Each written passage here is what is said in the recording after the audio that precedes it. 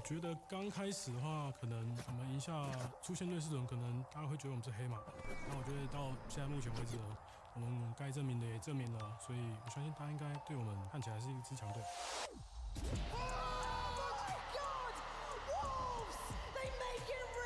They've certainly made a believer of me now, Lauren. 对于我而言，我肯定相信我们。It's Valorant Day, baby. It's Valorant Day. 每个人想法不一样，我觉得你也可以继续保持你的想法，但我会证明给你看。I think it's gonna be a banger match. Wolves, I hope we can yell at each other later on stage, and I hope we can make the match more entertaining. 首先，我觉得 PRX 跟我们蛮相近的嘛，都挺激进的，也能稳，所以我觉得这场对局肯定很精彩，对我也很期待。No one can copy PRX playstyle. I think we're gonna be scarier. You like to play crazy? I will show you how to be crazy. 狼队很渴望拿这个冠军。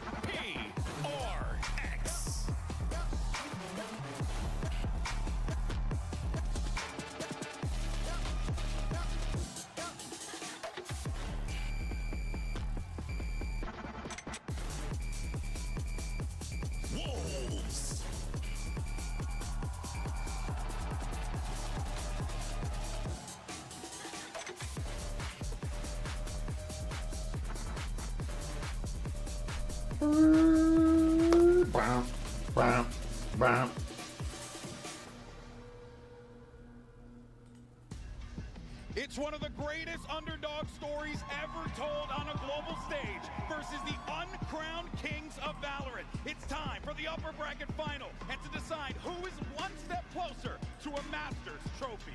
PRX and Wolves have both won on incredible runs, but it's a question of what a wolf is to a train. It feels like this is the opportunity for PRX. They came up from nothing really at the beginning of stage one, missing out on Bangkok to make their third global final and maybe finally have a chance to lift a trophy. And Wolves from going to taking down fan favorites to becoming one of them. And let's take a look at the Omen map select now, because PRX is going to be banned in Haven and Wolves banned Icebox. So information that is not displayed here. Wolves won the coin toss and decided to put PRX in the situation of ban in Haven, since both of the teams do not want to ban it. So do you think that gives them a little bit of an advantage, maybe? I think it does. They get maps that they're going to be pretty happy with. I think especially ending on the decider of Split. Don't get me wrong, PRX have been good there, they've been explosive, but I love what Wolves have been showing on the attack side of that map. I think their defensive protocols are also really strong. If we go all the way, that's a great chance for them. And it's the map that both of the teams have picked the most. I think that it will be a very, very fair decider, but it all starts with Lotus and what these two teams can bring on. Let's go, baby. Let's go. Starts against Gen G. Is it going to be the same against the PRX that will probably be super hungry for that final? And you can hear the crowd.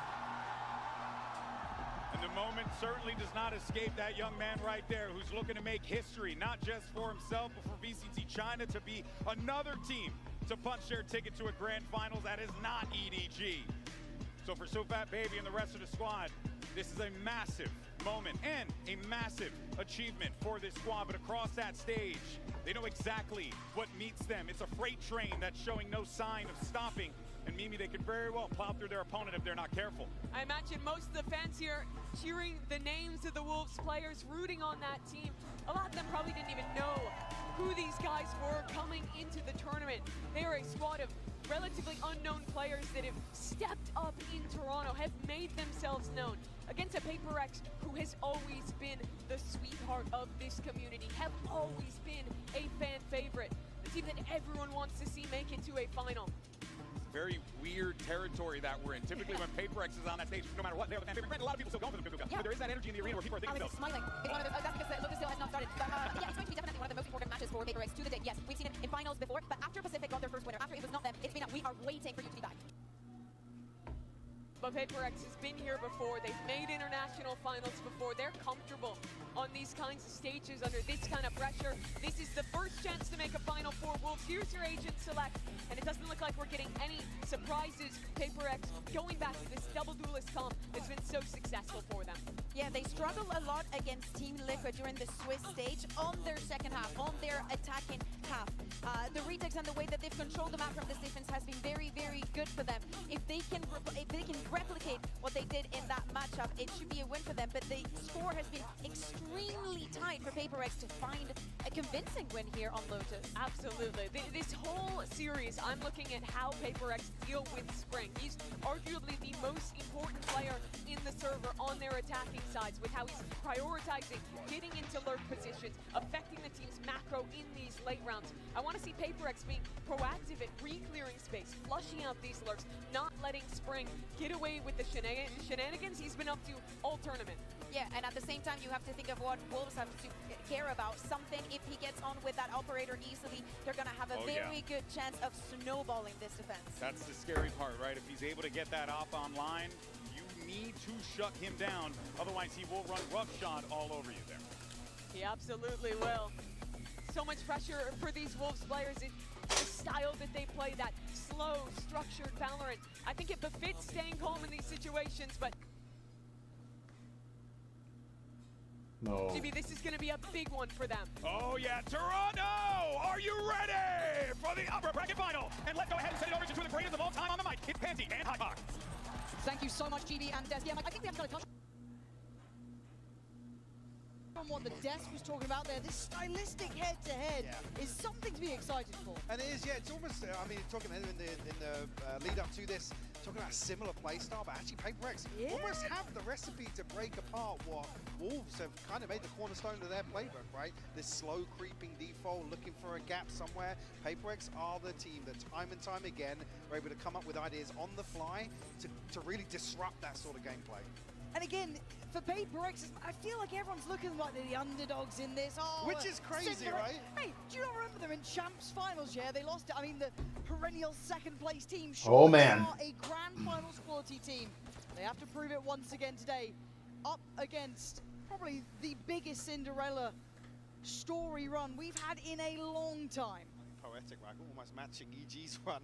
Very much so. Could be the ones to gatekeep once more. Bit of presence shown outside C initially. Devi actually taking a ton of damage there. He's got to back away and respect this now. 22 HP. Not sure if it was confirmed on the side of Wolves, but certainly something to consider as the round progresses. He's actually relinquished all control here. I mean, if it carries on in this fashion, Wolves have got a lovely beginning. And obviously for PRX, it looks like they want to try and clear some of those question marks. Work behind this. It's taken a lot of utility though.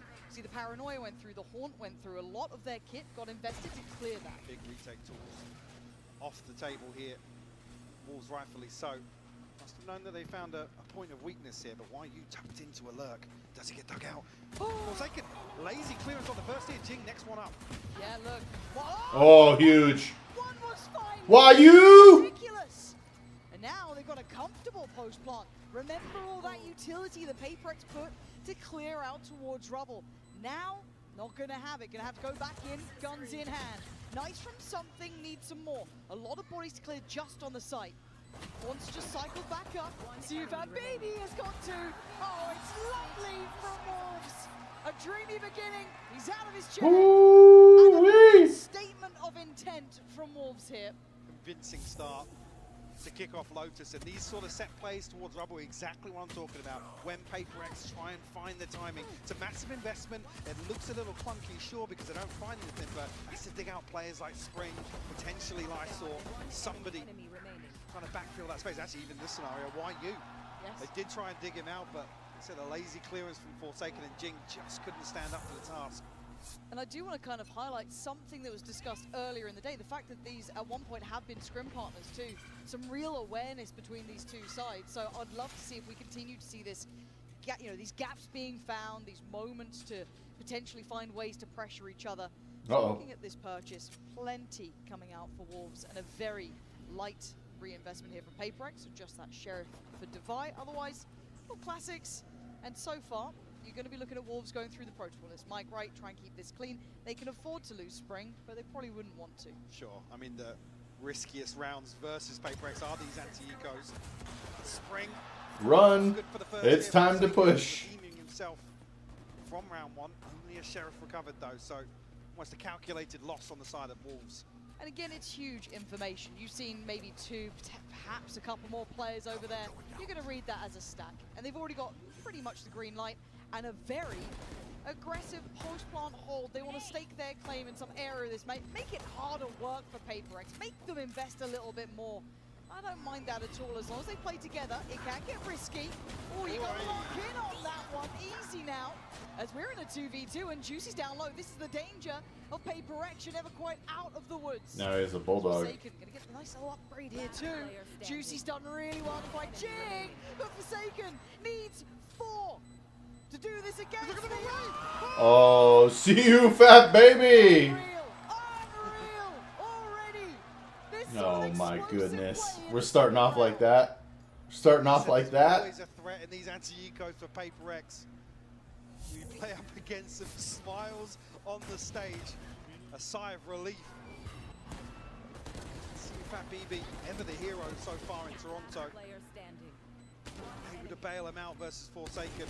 Oh, I mean, you're a lucky boy there. very, very lucky. Back into this now with a broken purchase. See what? Opportunity here for Spring to do some work with a scope. Outside of that, YU and Lysol just down on pistols.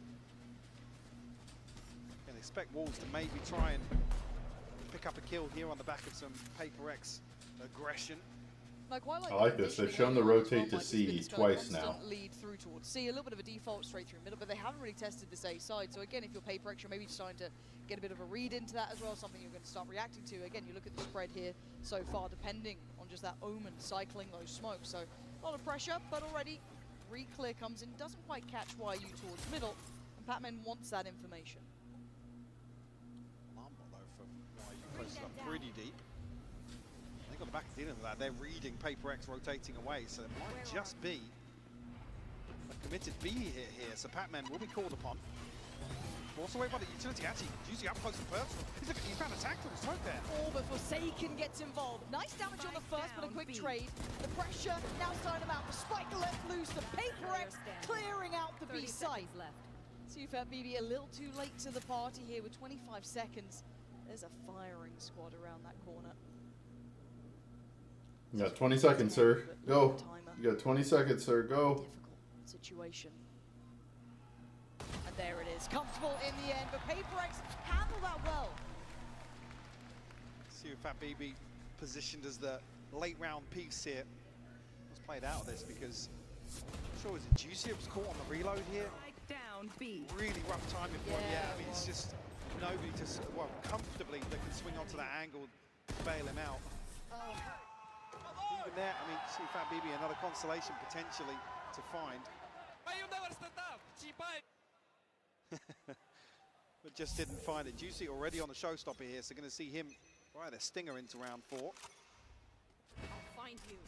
Expect too much of a pace shift here, but I mean, on the talking about early round protocols here, PRX dealing with the turret nice and early here. That's a set piece out. Juicy's been shut down. Oh, what a lovely little play to bring out of the back of contact. It's stunning, and it's rewarded them 2 kills. It's a great play. This is that evolution to PRX we love now getting to watch, right? It's not just that mechanical talent, that aggression.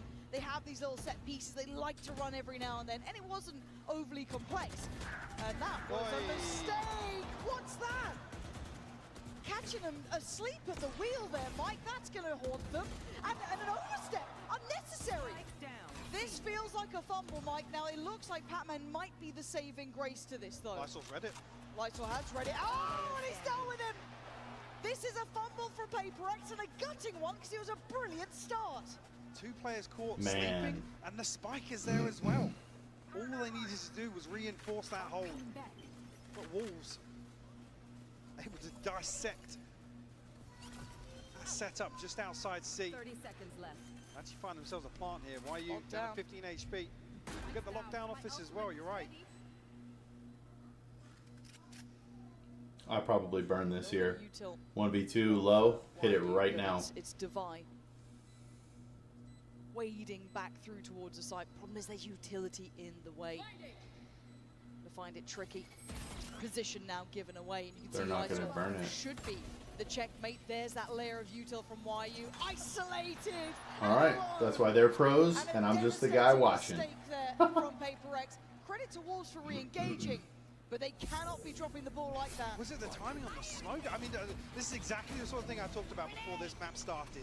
PRX being aggressive, picking apart this slow default and look for control. But here, I mean, both players, smoke drops. Yeah, I mean, that's just... But both, yeah. That is outrageous to see somebody caught off guard like that. On top of the box. And John, insult to injury as well. They're up out their seats. Yeah. They're giving it. 'Cause you know that's the ones that are going to tilt you. But back in, PRX have a very strong mental. They're not going to break off that. Alex might, but they won't. So PRX needs to kind of reignite a little bit of that focus. Yo. You can't get lazy in this. You've got to stay lethal. Something. Tries to do a little bit of early work, but can be warded away. And we've seen these slower defaults coming out from Wolves. Doing the diligent work, right? They've been doing what is necessary. We even hear damage trade-off that come out on top. Weakens something. So the purchase not there for PRX. And Prowler will force something even deeper here. Oh, how do I send through? Juice is potentially going to be... Oh, actually, the TP comes across from Lysol, so I'll still have somebody to back him up initially. And actually, Lockdown invested here, fully respecting this anti-eco once again. They're aware of the threat. That previous round. It was too early. I mean, PRX, you said it right. Those are the sort of rounds that sometimes they look the scariest in almost. But for now, Wolves finding stability here in the post plant. They've still got to keep it in mind that there is danger. Plenty through Waterfall. 4-1 split on the retake now. Juicy turns attention. Smokes great from them. Laban on the spray. Patman's got two. Patman has got two. Maybe a chance. It feels like it's dwindling. These opportunities passing by for them. As it looks like 4-1 will be on the board. And I'm waiting to see a timeout soon enough here. As something's on one. Gotta get locked in. As this has passed them by here. Silver lining, the best they can hope for as Wolves off to the Bam, one ideal health. start. Like, look, I know all of us have been enjoying this Wolves run. I think most of us thought this is where it probably ends. But you could argue someone said that about Gen G too, but Yeah. at 4-1, I'm paying attention. I mean, I remember coming into that Gen G series thinking, if they can pull this off, That's the one. because they still effectively had a lifeline in terms of dropping. Yes. There's no elimination on the line. And even here now, it would be such a big sigh of relief to escape that once more. 4-1 to kick off Lotus here. PRX, I mean, you don't ever really humble PRX. They will continue pressuring like this. Odin investment here from Forsaken, though, may lead you to believe it's a slower round. TP's actually stuck here, Lysol. Bold in approach. And that was pinged so quickly as well. It looked like so aware of this. And whatever the set plan was, feels like PRX read that. Well, I think it's on the back of seeing 2 or 3 bodies swing out from B there that maybe they feel like the extremity is going to be the weaker side of the hold, but Forsaken shuts that down. Certainly not, but a 3v5, I want to see discipline from PRX here. I don't want to see fumbles. I don't want to see mistakes. Great isolation. It certainly was. Now, Forsaken is going to do some good chip damage as well. Look at CUFAT Baby down on only 26. Spring's position given away. Look where the spot. No way he gets that kill. Oh. Ridiculous. And a 2v3 You know, is 2 not more are there. impossible. So they are just gunning it, right? They are running their little legs off straight towards C. They're going to leave one behind. Oh. Actually, the tap of the spikes. Drawn out the ultimate from Divide. I mean, Nightfall here from the plant as well. the pathing. This is now getting really dangerous, but YU set up the position well. All right. Divide, very diligent and nice from PRX. They pulled it Great together. round, You're great round. starting to see a little bit of that synergy shining. Hey, girl. Don't overinvest in this early round aggression. Able to peel away really quickly, and credit to Forsaken. I think potentially something up towards Evan. There was a couple of people charging out, like you said, instantly pinged. Again, you can't really fault the approach here, but bold to stick a TP into the back lines. And it got close, but I like seeing those fundamentals come together for PRX though, right? Doubling up, even in that chaos of potential plant on towards that B side. No, they pop the ult, they still stay very close. And credit to Divide, I know it's only one kill, but him catching YU basically keeps them safe. Otherwise, it's this kill right here from Divide. I find that to be the most imperative of them all. Very heads up work. Maybe feeling they'd have tried to have left a player behind, inserted a player. Still not fussed though, apparently. Still chilling. I mean, you got to be happy leading 4-2 here. Yeah. On the attacking side as well. Back to the drawing board though here. Well, as close to a full purchase here as Lysol down on the Guardian. The Wolves, Forsaken actually tagged up there. I'm not sure if he's actually confirmed any damage on the side of Wolves. Activity once more as well, and active clearance out past Mound. This could be nasty. Actually sees, and the pain shell is perfect! Jing gets down two. It's a 2 for 2. How the hell did they get 2 back? Could say almost favouring PRX in that regard, but something going to be played in here. Angles like that, this man hits those shots. Mechanically sharp as ever. Starting to read what they wanted. Similar scenes to before though. CFAT BB and YU. Trying to work the map here. 2v3. If they go here, they got to do it together. Okay, testing. Okay, that's... I mean, they're playing such high risk, Mike. It scares the life out of me sometimes. 20 seconds and a 1v2 Divide and Forsaken. I don't think he has time for this. Where are we up to now? 14 seconds. His options are so limited. 10 seconds left. They're both here. Surely not. Yeah, he's got to go for it. No chance. Well handled by PRX, closing in on the scoreline. So you've got to look for that composure again, building up a little bit of a cushion in terms of the finances. That's where you look towards some of these more sloppy kills towards the end of the round. Again, Jing 30 seconds finding left. 2 here to open. One Beautiful enemy little trap piece outside B. Wolves actually going to be the ones to pump the brakes a little bit. I'm out round 8 again. Decent sample size, I guess, already in the first half here. Maybe a little bit of an adjustment towards the latter rounds. Obviously, no purchase going to be available here for Wolves, so ideally towards round 9 here in terms of any game plan adjustment. And I guess actually in that regard, the first time PRX have really been able to catch their breath.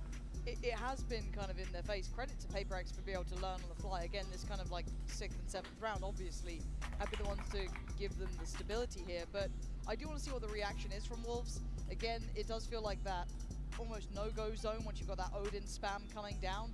It's not as lethal as it could be. I mean, if you throw in a Viper with it, right? We've seen what that can do. But still, as it stands, it's kind of cut off those options towards A, it feels like, kind of pressuring back towards B, those C hits. But it's the re-aggressors from PRX. Very little fear, even in those high-risk scenarios. We're a bit more used to it, I guess, at this point, and so will they be now. A 3 to 4, just Sheriffs. And a couple of classics. I mean, bigger picture-wise, both of these teams have so many reps this year on modes. I think it's 14 for PRX and 11 or 12 for Wolves. Yeah. So even here on the attacking half, I mean, if you come out with a lead, doesn't matter what it is, you've got to feel really good about yourself. So we'll have to ride this out on a handful of Sheriffs. Something going to tuck himself in between these smokes. Oh, it's nasty. And Divide drawing all No. eyes on him. It is only pistols, but it's Divide's like that. Sorry, something. You don't even get to play. Easily done. Uh-oh. Happy with that. Confidence builders there. A little bit of a reset here in between ahead of this buy round, and actually, we'll have the pit. CFAT BB has his ultimate. Juicy, just one away as well. Didn't even need the second piece of this setup. One enemy remaining. Building some confidence here. Bit of a Cobra round for Divide. He's actually leading The Yeah. border 10 and 4, an early 3K, I believe, in one of the rounds. Ooh, look at this stack. They're in the right place here, Mike. How far do PRX go in this? Deep flash. Look at this outrageous approach. Oh, it's been Wait, what? absolutely red. Jing gets backhanded there, and they couldn't close down on any of the kills. I mean, 2 things on the reveal. Not sure how much that box just sponged, but no damage. Face your fear. Coming through, it's only really Fat BB who's taking a hit here down to Whoa. 35 HP. Nightfall might actually be a bit of a red herring. Juicy should 100% get this. Expected to do here.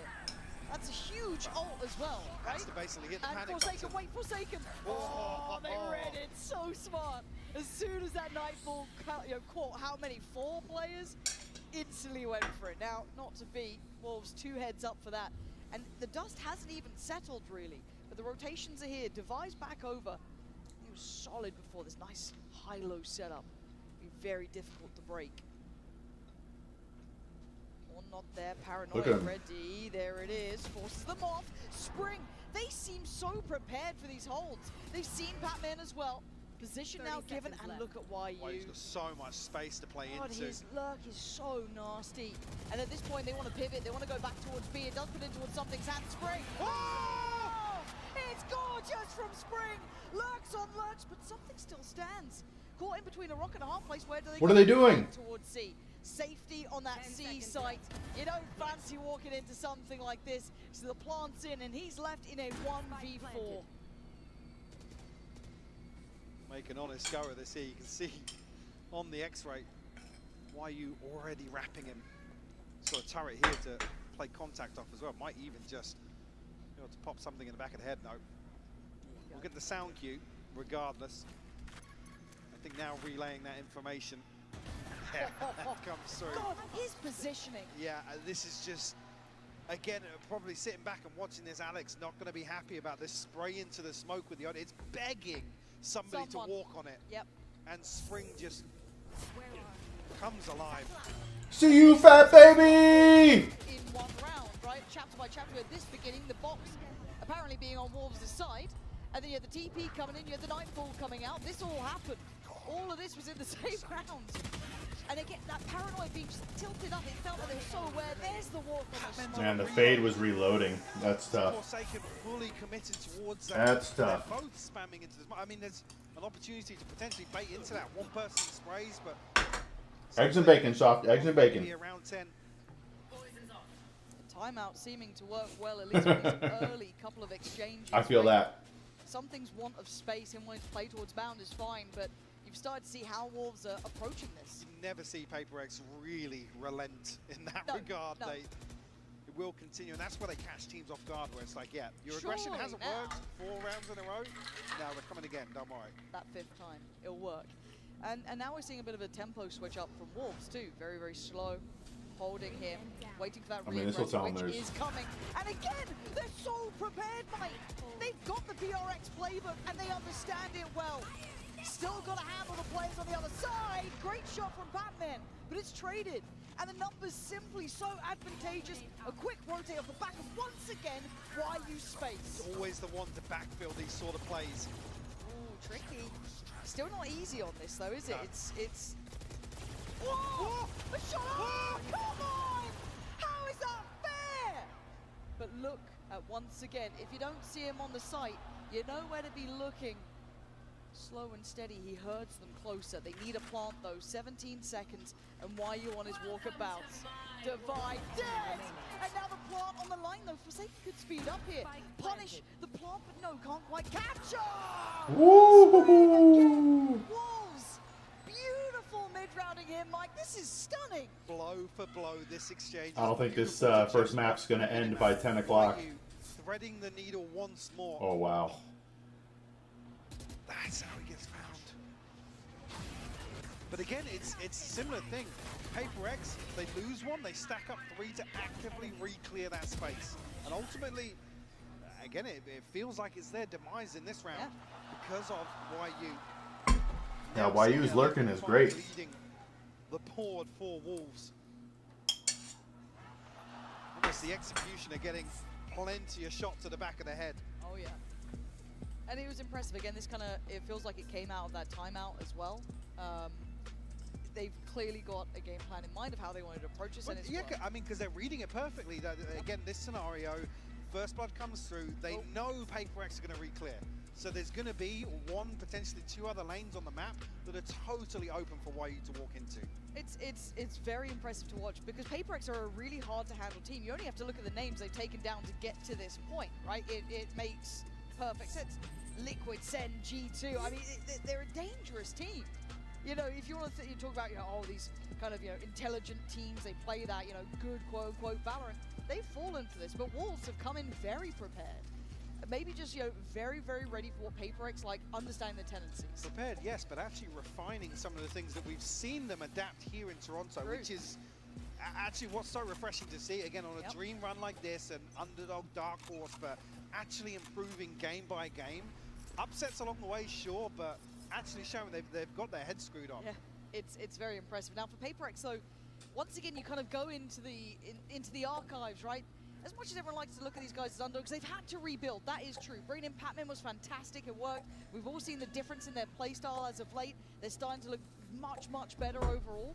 But these guys have sat in finals. These guys have been in Champions finals. They know what this sort of pressure's like. They are never going to be the underdogs in my mind. They're too talented for it. So as it stands, they need to adapt here. Just look what's happened here as well. PRX already drawn a player across. I mean, Divine now reconsidering, but Spring looking to pressure up towards Tree. Divine again, counter three, almost caught one here. YU now, again, shows presence on the other side. So Ice towards the minimap, look what happens. Immediately PRX looking to isolate the weaker side of this default, but they pick up the pace towards A. I like the intention, actually, I really do. But the problem is the stall out's fantastic from PRX. Denying that space being taken freely, they're here quickly. Wait. Something. Information galore in 25 seconds. We are now at pressure stations. Forsaken down on 30, has to respect the paint shell. A spray through the smoke here doesn't land, but something's does. They're dwindling in numbers. Super BD and Spring, the last two standing, and they are cornered here. This adjustment from PRX. Divine! Woo! Stunning from them, they worked it so well. Now that is a beautiful recovery, considering what happened elsewhere. It was paranoia, showstopper, so much thrown towards YU. And in that situation, Wolves just kind of need to go, you know, 1 for 2 in terms of approaching A site. They do that, PRX still come back. This is really nice for PRX. Again, even seeing that discipline start to an extent, right? That dose of discipline at the beginning, the second contact's made. A sprinkle of discipline. Much as we're going to get. That's as much as we're going to get. But honestly, I like that though. And again, those quick rotations, starting to read what Wolves are doing, identifying YU where he was. And yeah, the Agreed. trap is That would be pretty sweet. coming in so quick. Back into the mix of things. A buy for both sides, still lacking for some areas on PRX's side. You're going to see that Guardian still in the hands of Divide. And a stack up from Wolves. And on the other side, Forsaken, not too far, a clear towards Mound, and a wanted punish. You can see they're starting to read this maybe Mound pressure, trying to maybe toy with those expectations off of that fade utility. They kind of know Forsaken's the key stakeholder in terms of those set pieces outside C. Trying to shut him down here. Again, beautiful read or assessment, I guess, of the previous situation. And some people may look at these two teams and see them as just those mechanical monsters, but this is a really cerebral game. Yeah. So I'm really not a fan of see these the rotations on this rotations, fake. these adjustments. Spring almost. And now a moment of quiet here. That could slow things down potentially. Yeah, they're not able to kind of pre-take, I guess. The plant's going to come in. Now this should encourage movement here. Just going to kind of eat the Prowler, still close range, still able to use the shorty just fine. Weapon's not right and the knife's not ready. So a 3v3 in the post. Look at the position from YU. That is, excuse me, coming in from CFAT BB. He is still on the way, but they've still got to slow things down. YU does well. Lysol still has to hold ground here, and now the silence becomes deafening. The position becomes questioned. They don't know where he is, but they're going to hazard a guess. CFAT BB does well on one. Draws to fire off the defuse. Just needs to keep his cool here. This would be everything for him. Trying to play to the time, play to the tempo, play to the clock, and play him like a fair dog. Woo! See you, fat baby! This guy, time and time again, looks so composed in the clutch. It closes out a 7-5 half here, Lauren. Fantastic All set right. for Wolves. I mean, you're probably pretty happy with that if you're the Wolves, yeah? Brilliant from both sides, and again, on surface, you may have thought, it's not going to be this, really cerebral matchup, but this has been a wondrous affair. Really has. That's any sort of taster here towards the second half. Don't go anywhere, we'll find out very shortly. Yeah, we will, because we do have a bit of a treat as well coming up. We do have the one and only Mixwell standing by for us. So that'll be where we go into in just a second. So I can't wait to hear from him. He's been in these scenarios. Let's see how that feels from the other side. Wiz. Well, one of the perks of being here live during finals weekend is being able to run into legends such as Mixwell, who's co-streaming here from the venue now. Welcome back to Canada. You've been here before. What do you think about the crowd so far? I think the crowd is one of the loudest I've ever seen, to be honest. I traveled to a lot of tournaments in VCT, so they are doing a great job. Yeah, it's very exciting to be among them now. You have a little bet when it comes to Wolves. Can you explain it to everybody? What happens if Wolves win this event? I wasn't familiar with their game. At the start of the tournament, I said that if Wolves wins the event, I'm gonna go bold. So now I'm afraid I need PRX to win today, please.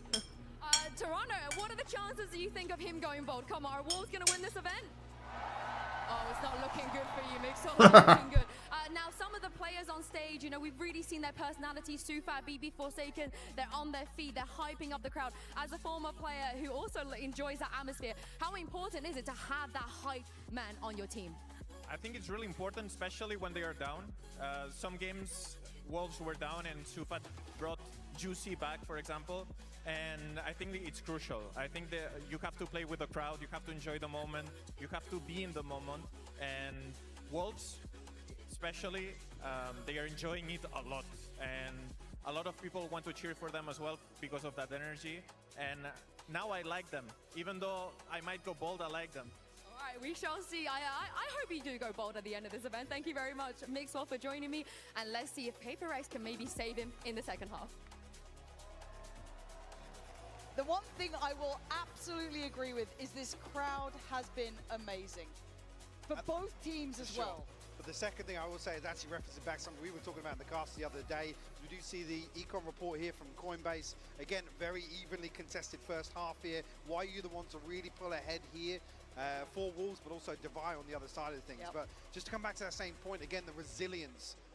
Juicy the other day, an absolute stinker of a first half. Yeah, really struggled. But again, the vibes never changed on stage. You could see maybe hints of frustration coming through, but that's where players like Sufat, BB really pay dividends in terms of a team's mental. I mean, we talk about the sixth man, right? Being that crowd behind you to get you back going. You almost need a conductor actually from the stage to be able to actually channel that back into getting a team back online, and Wolves certainly have tapped into that here in Toronto. All right, PRX now on the attack, 5-7. Divide, headliner, a big player in big games too. Don't forget what this man can do. 3 pivotal kills, GG's. and a stark reminder of who PRX can be. We dictate the pace now. You can't sit back. You got 4. We'll bring the fight to you. Now, why you in spring? Well, Whoa. just why you left now in a 1v5. An ace needed. The Jing gonna shut down. I didn't get a chance to say it. I was gonna say 10 Get off gifted. the second half with a flawless round victory. And you're right, I think what you said, controlling that tempo, making their fights their own. Hard to handle on all occasions.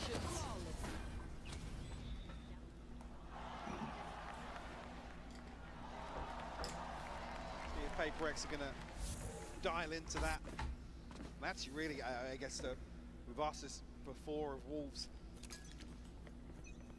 to kind of stabilize a little bit in the second half and really get to grips with. Man, the clip we posted on YouTube today had 1,000 views in like 9 minutes. I was like, uh-oh, is this gonna go viral? It has 1,300 now. Stack misplaced here, so the second successful approach towards A. Hopefully. Yep. And I get look towards Divide here, 2 away from his ult so early on. I mean, that could be there for the bonus, right? Huge. Well, it's like, yeah, it's third 3K or something.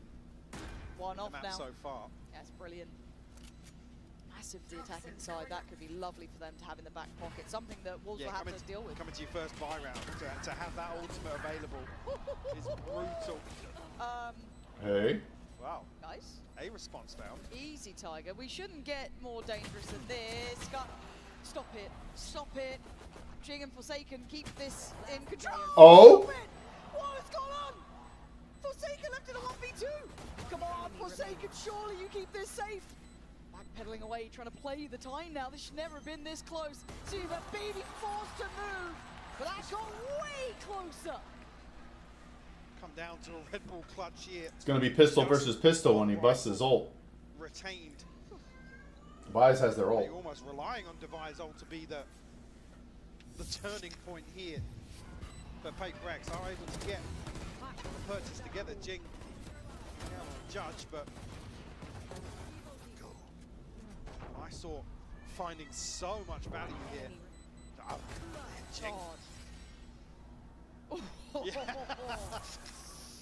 Okay. Blood pressure check required for Alex. We'll get the heart rate monitors out next time. Now, again, keep in mind they do have Device ult here.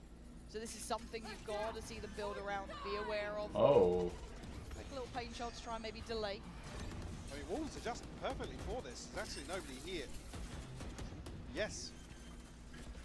Entry found, but it's a full 5v5 in the post. Sketchy timing on this. And it looks like something wants to try and hold this back. They're willing to try and brawl on the side. They're not sitting deep at all here. Something wants to draw blood. PRX still standing by. Oh, it's messy. And now there's an opportunity. PRX, though, banking on Jin. And you know he'll give you a couple here. Beautiful from him. Now down in the 1v2. Incredibly difficult for CFAT BB again. Not gonna happen. Jinx All right. that one. All right. Momentum is very much in their favor. Suiting PRX. Now one to the good, 8-7 the scoreline. 15 minutes until episode 2 premieres. Jing 4 on the round for him. Good progress towards the showstopper as well. But potentially what should. All right, let's have that for the next buy round here. Wolves down on a bit of a Shiko. No ultimates to their name. It's Fat BB the closest, and well, actually Lysor one away from the TP, but necessarily too impactful. Okay. Okay. And that's a recoverable weapon. No one else is here. So the game should be given away to an extent. Obviously now, the hit being noted by YU. Trying to buy time, but it's hard to hold this back, right? It's a flood of players, full kit. Nobody was watching, don't worry. We didn't see it. We didn't see it. All good, all good. PRX though, Oh, they're gonna funnel in through door here. Still get a little bit scary. And now Juicy does have that Vandal, right? Can they play him in? The post plant is purely on the site itself, Mike. There isn't anyone sitting deep. Well, I mean, he's got 4 sheriffs basically to rally behind here and try and make this rifle work. Found the first. Batman's fallen. Divine now. Gonna have to do work here. See if BB does well. Divine. Oh!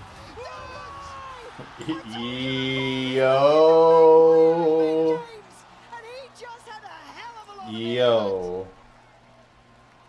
Blink and you miss it. One of the quickest aces I think we've probably ever seen. Look at this. And they needed him. They needed this. It was all going wrong. Oh, That is just magic. beautiful to watch back. He's going through it. They're getting close, Wolves, right? They're getting close on these rounds, getting a little bit scary. But the scoreline looking good for PRX. 9-7, a buy back in hand for Wolves, though. They have to stop the rot fast. This could be the round to find that response. I can see you, Fat BB's ultimate. This time around, obviously retrieve the orb outside C. There's a bit of a gap here with Forsaken solo anchor towards A. Obviously, Highest tiered sub badge? Man. Let me, second player actually to come across fairly quickly, but... Well, here comes the test. I think all it does for the tiers is add stars. It's like the same one, but it's like, you know what I mean? Like, they can't hear a thing here. it's nothing fancy. Unaffected, unfazed. 35 seconds getting close now. The paranoia burnt early, and Lysol needs to be ready. There's a lot of pressure coming his way. You're gonna hear the ults coming out to secure the plant, but Lysol still does the damage. Can't do the dance though with Forsaken, and that's a beautiful catch from CFAT BB, punishing Jing on the push-up. And now the plant gets hindered. Problems down mountain. Hey! At the door, and now it's just on Divide. Position noted earlier, they should be aware. But this man's dangerous, but not today. Spring's got his number. Ooh. Back within touching distance. Yeah, because I don't think it actually lets you community. Stop that string of rounds. Let's do subscriptions. Subscriber badges. Both sides. Yeah, all it does, I can't even change the, oh wait, upload custom flare. Okay, I did not know this was a thing. It's broken some money from PRX. Yeah, it has. See Yeah, how I mean, close these rounds have been. It's not necessarily been a walk in the park for that string of rounds. Very interesting. Jing looking to put this rifle to work. Start of round 18. He's had a feel-good round not too long ago. Ooh. Oh, look at that. Oh, they got him. Oh! You think Wolves are just another team? They're certainly not very ready for what PRX wanted to bring. Forsaken picking up what feels like the cursed rifle at this point. Just dropping hand to hand. Divided well last time in a scenario not too dissimilar to this, but not be able to get it this time. Yeah, handled. Wolves fully ready. Something just walking into a blender. Was it both nanos actually into that corner? The alarm bot was there as well. Yeah. Obviously the vulnerable taking effect. Second time. Yeah, it was. Yeah. Oh, hold on a second. No escape really. God. And actually, yeah, I didn't even. Yeah, Jing's forced into the line of sight as well. So One enemy. great little setup here from Wolves will actually get them a second round. Force a timeout as well from PRX. So we'll be required to stand on their own 2 feet now for the remainder. 9-9 the scoreline. I just keep thinking, oh, okay, PRX back to that 4 in the row. You start to have Jing popping off. You've had Divide doing, acing out. It looked good. But then these last 2, Wolves never feel like they look like they're under pressure. It's always possible with them. That nice little setup, the last 2 rounds, very considered. Find themselves in a really good position actually here in terms of defensive ultimates. They got 1 away from the lockdown. Springs 1 off the pit. Oh, true, yeah.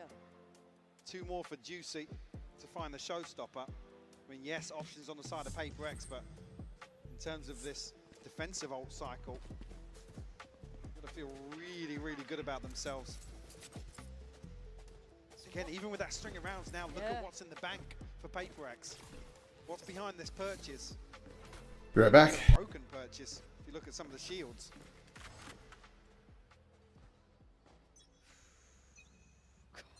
This feels tense though, because this was the one from the timeout, right?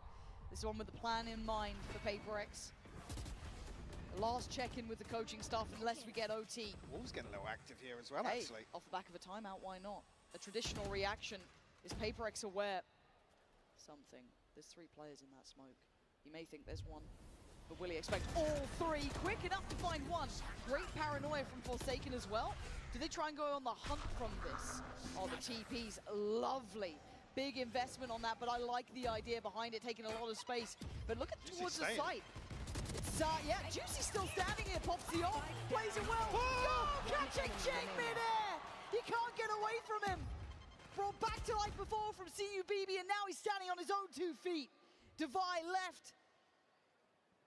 All on his own. Surrounded, and he doesn't even know it. You thought that TP might have cut right through him, it didn't. The Wolves still standing together, fighting together. Divide does what he can, putting up a stand, the Wolves taking the lead. executed to perfection here. Get a crucial trade from Juicy, but All right, you made me look into something here. Splash damage. I can't believe that even catches on Jing. Outrageous scenes here. Are you starting to believe now? The way this half started, I thought it was going to go kind of par for course, right? What you'd expect. The Wolves, once All right, again, I got different colors. Pink, green, blue, money not looking good for PRX. red, Stingers. It's a Sheriff, it's a Bulldog. goldish, and kind of rainbow. Brought together from the bargain bin basically here. Can they make something with it? Ooh, a little bit of chip on the way. Position now noted. Zubat BB on the site here. Still got C's and his Prowlers, but they are fastest. Lights all caught sleeping. Not expecting the pace. Juicy, a wild play through the smoke. Gonna find two, but Springs now here. It gets a bit messy, but it's working out, at least for now, in Wolves' side. Great here for Patman, though. Do you really go for that? He certainly doesn't feel safe to just stick the plant out, so they're waiting for something. Does have the ultimate here, but again, 2v3 doesn't feel good. And that chip on Patman too, they're starting to feel it. Something's going to have to go nuclear. Try and save the day, but none of these fights, these engagements are fair for him. YU does well, even Patman with 21 HP, and not a prayer to be had. Wolves again now, round by round, taking this away from PRX.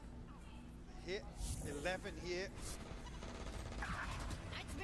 This is God. Getting into really awkward territory now. You can see. All right, let me see this, Wiz.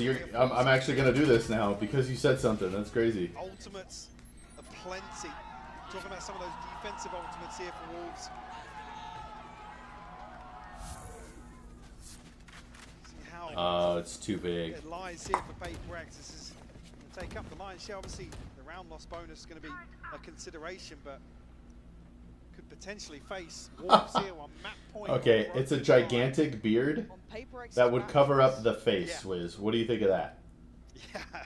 It all starts to compound here, but they're not there yet. 4 in a row, unanswered. But then, like, you wouldn't be able to see the dude with the hat and the beard. I don't know. It literally covers up the hat, the beard. You might see the glasses. You'd see the glasses a little bit. And the rest now Yeah, me too, me too. All right, well, this is interesting to know that... They were trying to set up for potentially a paranoia there. Oh, the paranoia was fine on one, but it doesn't quite Juicy. Still standing, still breathing. Forsaken gonna find the trade down towards Lightor. Nice from PRX. Unwilling to relent on the site now. Spring and what? Oh my God, what a shot. Couldn't get the second. Forsaken wants this. YU, a 1v3. Yeah, let me cancel this before I... Something special. But a lifeline for PRX. Jump spot towards street, that's from Divide. Time's been bought. Couldn't get the punish fast enough. Now they know the position. The cross should be the death of YU. I say should. Yeah, they're not giving him an inch here. Very well handled by PRX in the end. They had to keep their cool there. Almost a lifeline here in terms of the bigger picture. Brings it within one. Not allowing Wolves to really sit back on their laurels and rely on these ultimates. Getting so sloppy on that first kill. The paranoia almost setting things in motion, but Forsaken just... Heroics there. Just absolutely bulldozing his way onto site. Okay, this is a question. I have Patreon so that it's a... In the map, round 22. Patreon's the only way you get access to the Discord. Should I make it so that also Twitch gets access to the Discord? Yeah, it starts looking a bit scary, and that Jing's 2 away from his. Forsaken 1 off and 2 away from Patman's, but as I said, this feels like we're getting really... Well, again, you think about it as well, if you don't invest these ultimates early on, you never really get a clean 5v5 retake versus PRX, because they'll find a plant, but they'll also... more often than not, push towards spawn, try and find a kill. Making that setup. So Wolves do have any kind of set pieces around these ultimates. You're really looking towards Spring and YU to mitigate that risk and sit deep enough where not really going to be able to rely on it too much. But I said PRX, they're a team that reads into that sort of thing so well. Well, probably going to see a paint shell. I imagine maybe a C's perhaps, who knows, but you're seeing the way that PRX want to pass. Well, first time actually the stars aligned for a fight towards Rubble here. God, this could be right off the rip. Here we go. Already paint shell comes in, C's not going to find it, but the reveal is fantastic. Juicy going to go down, Forsaken doubling in. This is lovely from them. See if that baby does answer back in kind, but PRX aren't stopping. They want the site. And yeah, beautifully done by something. Yeah, that's stunning. Almost singular in approach, just banking on themselves. I mean, what Plant coming through with 120 left on the clock, it's a haymaker thrown from PRX and it lands. All right, now that you got me on this, Wiz, I didn't even know you could do it. Similar to those early What rounds would we be did see cool in the second flare? half. This shouldn't be possible. A 1v, it shouldn't be possible, and it isn't. Something in the Like, end on top will of the stop that subscriber sentence. badge, what would But be it a is cool thing to 11-11. have? PRX have found what they needed, but it's getting close here. The money's still in place for Wolves, and you're looking at those ults, they become such a heavy factor, but this reveal was everything. Lysor, unfortunately, still in the committed position. See Fat BB, unfortunately, I guess, just caught off guard by the flash. Tried to turn it, but even so, you connect that first shot. You've got The video premiere is PRX staring you down. PRX maybe feel as if they found the recipe here. Slower approach this time around. No resistance shown early on, at least, from Wolves. Exploration now, so this is both YU and Spring though. Spring's going to continue pushing forwards. Might even catch Divine Spawn. Yeah, trying to almost sell this fake, but Divine completely unawares. They hadn't seen this sort of look before, but if anything, it encourages his approach towards A now. Jing does have the showstopper as well though. Yeah, this is going to get tense. Both players stuck on the back of the site now. Ready for the swing, but not ready for the shot. Lysor hammers Forsaken, waiting for the pop. And the Ol and Jing's landed it. Big kill by 3-3 Jing. now.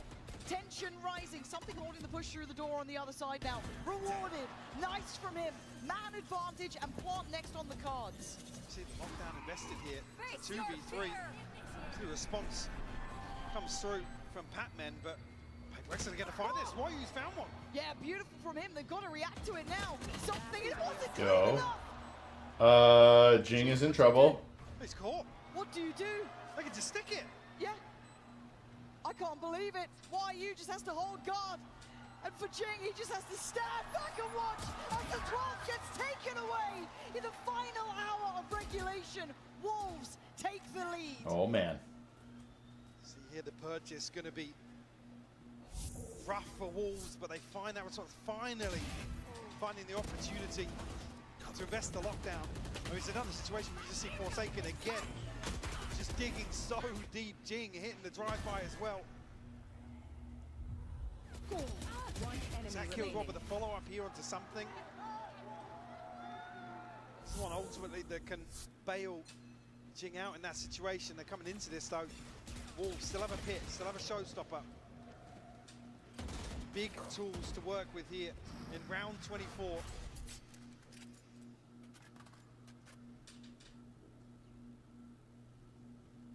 The moment of silence will drop. PRX poised now. Cover going out. Once again, it's like actually a big info there. Catch him drifting away here. Not Come on, Wolves. Close this out right now. It being Jing Before the premiere. the tip of the spear on some of these set pieces, but PRX are actually going to contact up. It all feels like the calm before the storm. Wolves almost scratching their heads here. They invest the pit over, expecting maybe that with that information, PRX are rotating towards C. There's the info, but are you ready for the hit? How do you play it for Lysor? Oh my god, he's going for heroics. Oh, he went for the heroics and it worked out for one. Not going to get a second as PRX now finds stability on the site. Into the post plant. Man, did he really think Yoru was just sitting facing the wall? No one's given him that yet though. The time ticking. for PRX here. This is good for them. Still on to play, Juicy has his. Ooh, for your vice girl. You watching now? The Cypher something does well. Gets one back. The showstopper does one. Wait, something got lost. And a trade for Spring. It's into a 2v2. It ain't over yet. You're looking at the post plan for Devi and Jing here. Can they hold on to this? Paint shell posted by some seconds. They needed to stay alive. That's big. Digging deep. And they're not dead yet. They're not done yet. We're going to You should overtime. have killed them when you had a chance. PRX bringing it back to 12 apiece. Of course we see overtime here on the first map of this series. An insane exchange here throughout the second half. PRX is showing a brazen approach. No fear. Almost their trademark game plan here. But Wolves, I gotta say it, seemingly up to the challenge. Everything gets reset now for round 25. This is tough for you, advice girl. I have Those ultimates will be.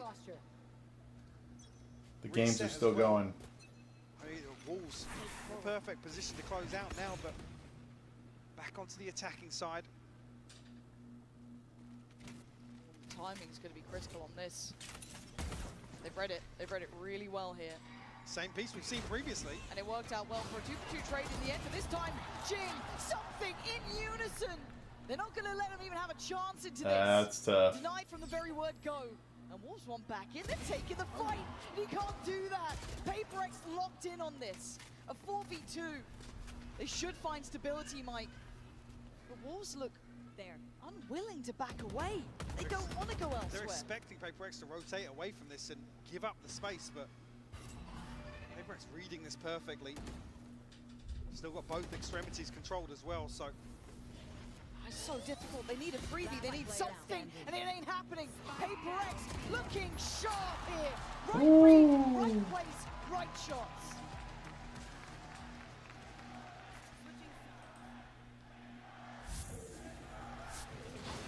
draw first blood. This set piece once more. The back of the C's nade. This time around, no casualties, no trade found. Enemy spike down. Able to stick the landing.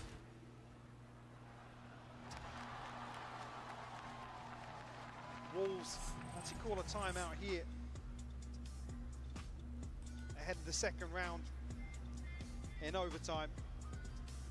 So impressed by PRX's mental here though, because they've been put through the ringer on this. Again, it's pressure on them more than anything, right? If you're Wolves, you've already done more than expected. Looking in fine form today.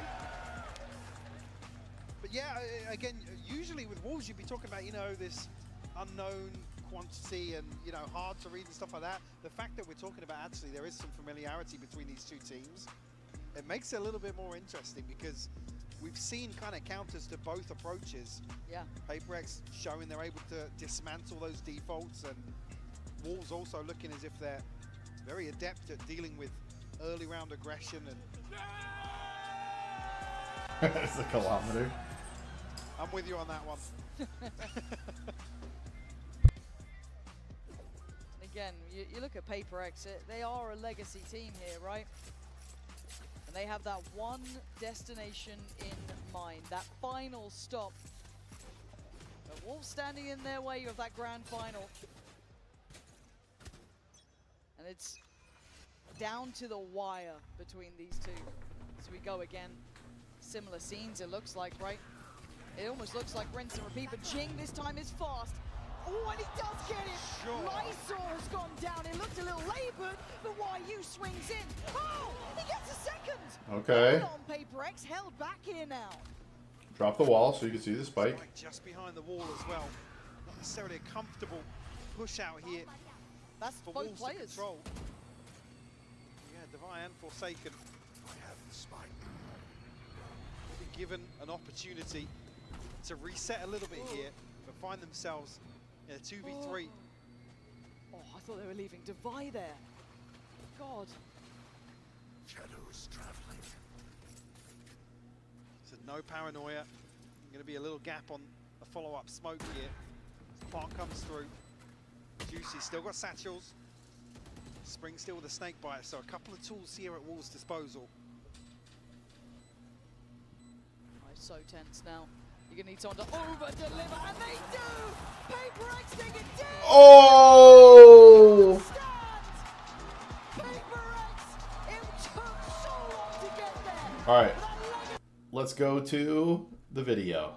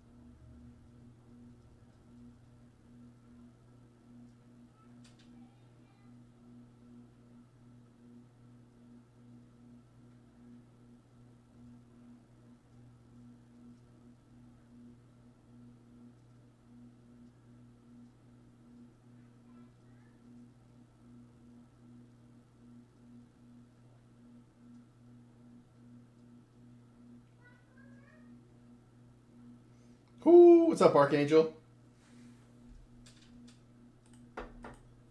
We just had a banger first map. But the premiere is going on right now as well.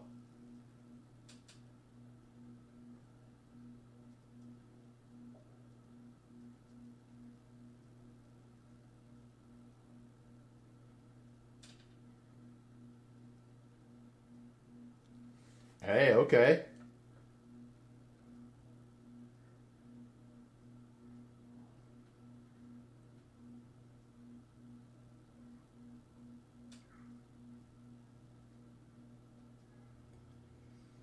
Are you going to build a banger PC? Or, like, what are you thinking? A budget PC or a banger PC? You spending $3,500 or you spending $2,000?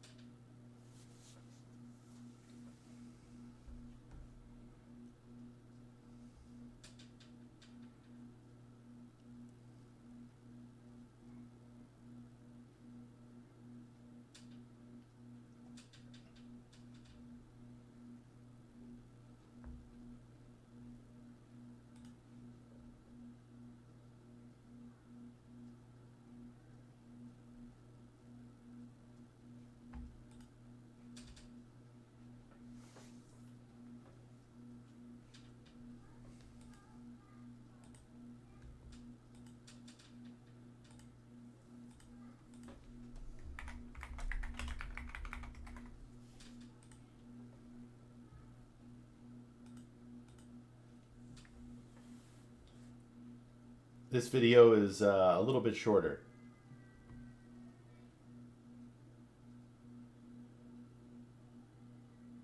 It's 10 minutes.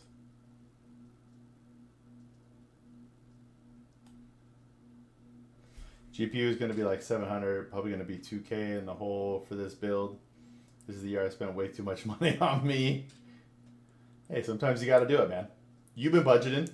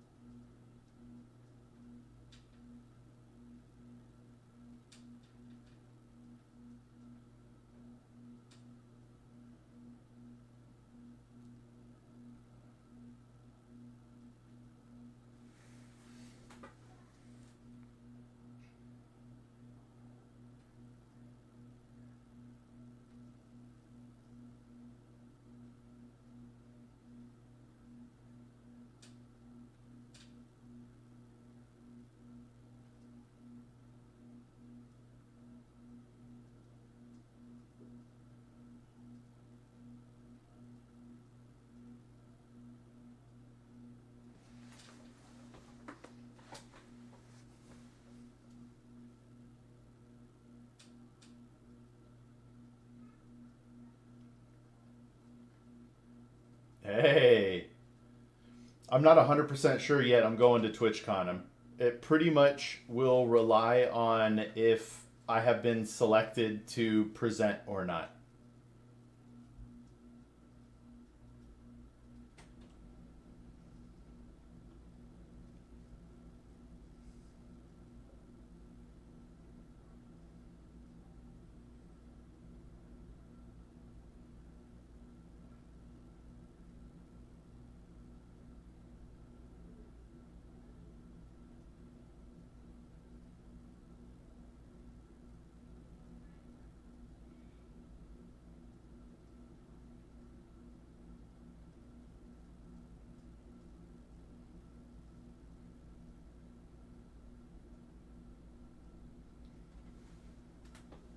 Another one of these spam bots, dude.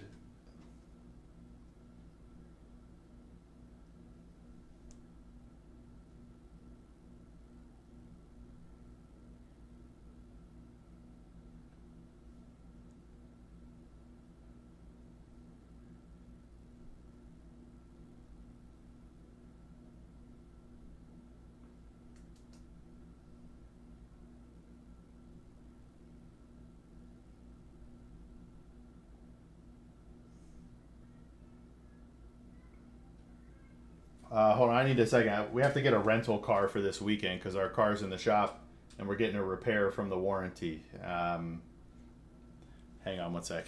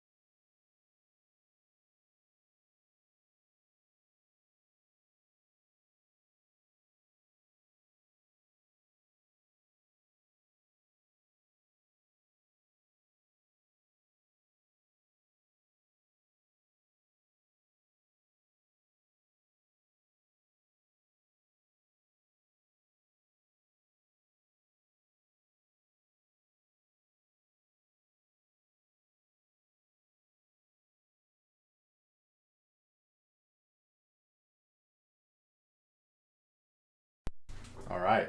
I go just have fun, buy some overpriced merch, support some smaller artists.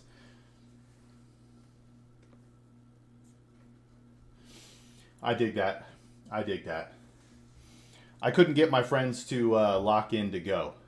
That was the problem.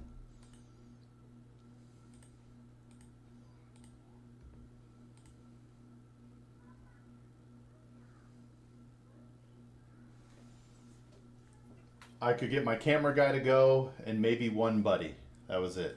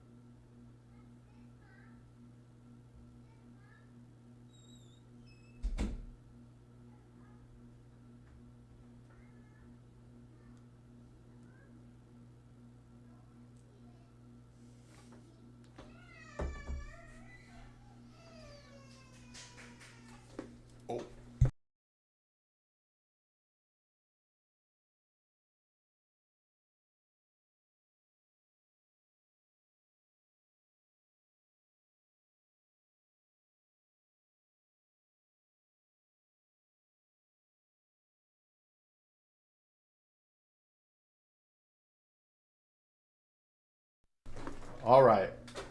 Is it not back? Good call. Good call. There we go. Thank you, brother. Thank you, brother. Last year worked out so well because my friend and her sister went. We took a friend's trip. Oh, SeaWorld. So again, you've got to have been starving to truly understand hunger. And for I really wanted to go, but last year I went with a group. We had 5 of us. And then 4 of those people decided not to go this year. 2 of them broke up. One of them was the brother of one of them. And then my buddy didn't like how much walking there was. Close and personal shot actually for second caught on the retreat back. Yeah, maybe not thinking he's going to fill that space yet, but there is still 2 players on this side of the map for PRX. So Patman's still here. Jing's still on this side too. So does he fill the space main here? Again for Wolves. And it looks like PRX wants this back, but it's just going to end up being a brawl, isn't it? They're ahead of the smoke, but what's the util on the corner? There isn't any. So Jing and Patman do really well. Eventually they trade it effectively though. Wolves keep the man to the good, and they get the site for themselves. Man to the good, something down to 34 HP as well. But 2 sheriffs on the side of PRX here. Good pack a punch here on the retake. For a spam, actually, exchange back and forth. Still got a drone in play here for CUFAT BB. That is lovely.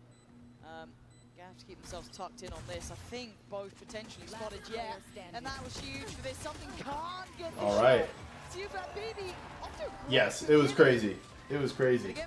Man, I didn't do any push-ups today. I'm supposed to get back to push-ups, so I'm gonna do some push-ups right now. On Lotus. Did deliver. Enemy remaining. To repeat it here once more. Something. So you can get that economy building, as Mimi mentioned, what he can get done with the operator potentially on the defensive side, always a factor on Ascent. Right here. Oh, we're back to the grind.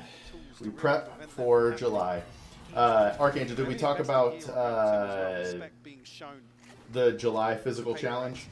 I'm going to be doing 100 push-ups and 10 pull-ups a day in July. Other buddies are going to do different things. Much more than that, but so looking for further progress potentially. But again, a reminder of that last map too. These rounds aren't free. When it comes to that second round, even if it's just a sheriff, even if it's just classics, PRX will make something out of it. For now though, again, it's a considered approach from Wolves, taking their time around the map, doing their due diligence, and CUFAT BB will be working towards, as said, that, or I imagine probably getting priority on that here. caution needs to be shown. That deep haunt over towards B, you should have seen on the mini-map. Pretty indicative that no one's there. Hey, that's a really good dot. A really good time. You might get really hurt on that. Or not really hurt. Really ripped on that, because you'll do a lot of reps. Around the cage from Lysor, but I don't like YU going by himself. 30 seconds left. They need to find progress somewhere. Dangerous, especially with players like Jing tucked up. In a very deep position. Laboured, but YU comes out on top. Yeah, the paranoia goes into sight, so they should be able to kind of springboard through this. Unless someone wants to smoke, now you can't. Now you're held back. It feels like the anti-PaperX, doesn't it? But they still find a way through.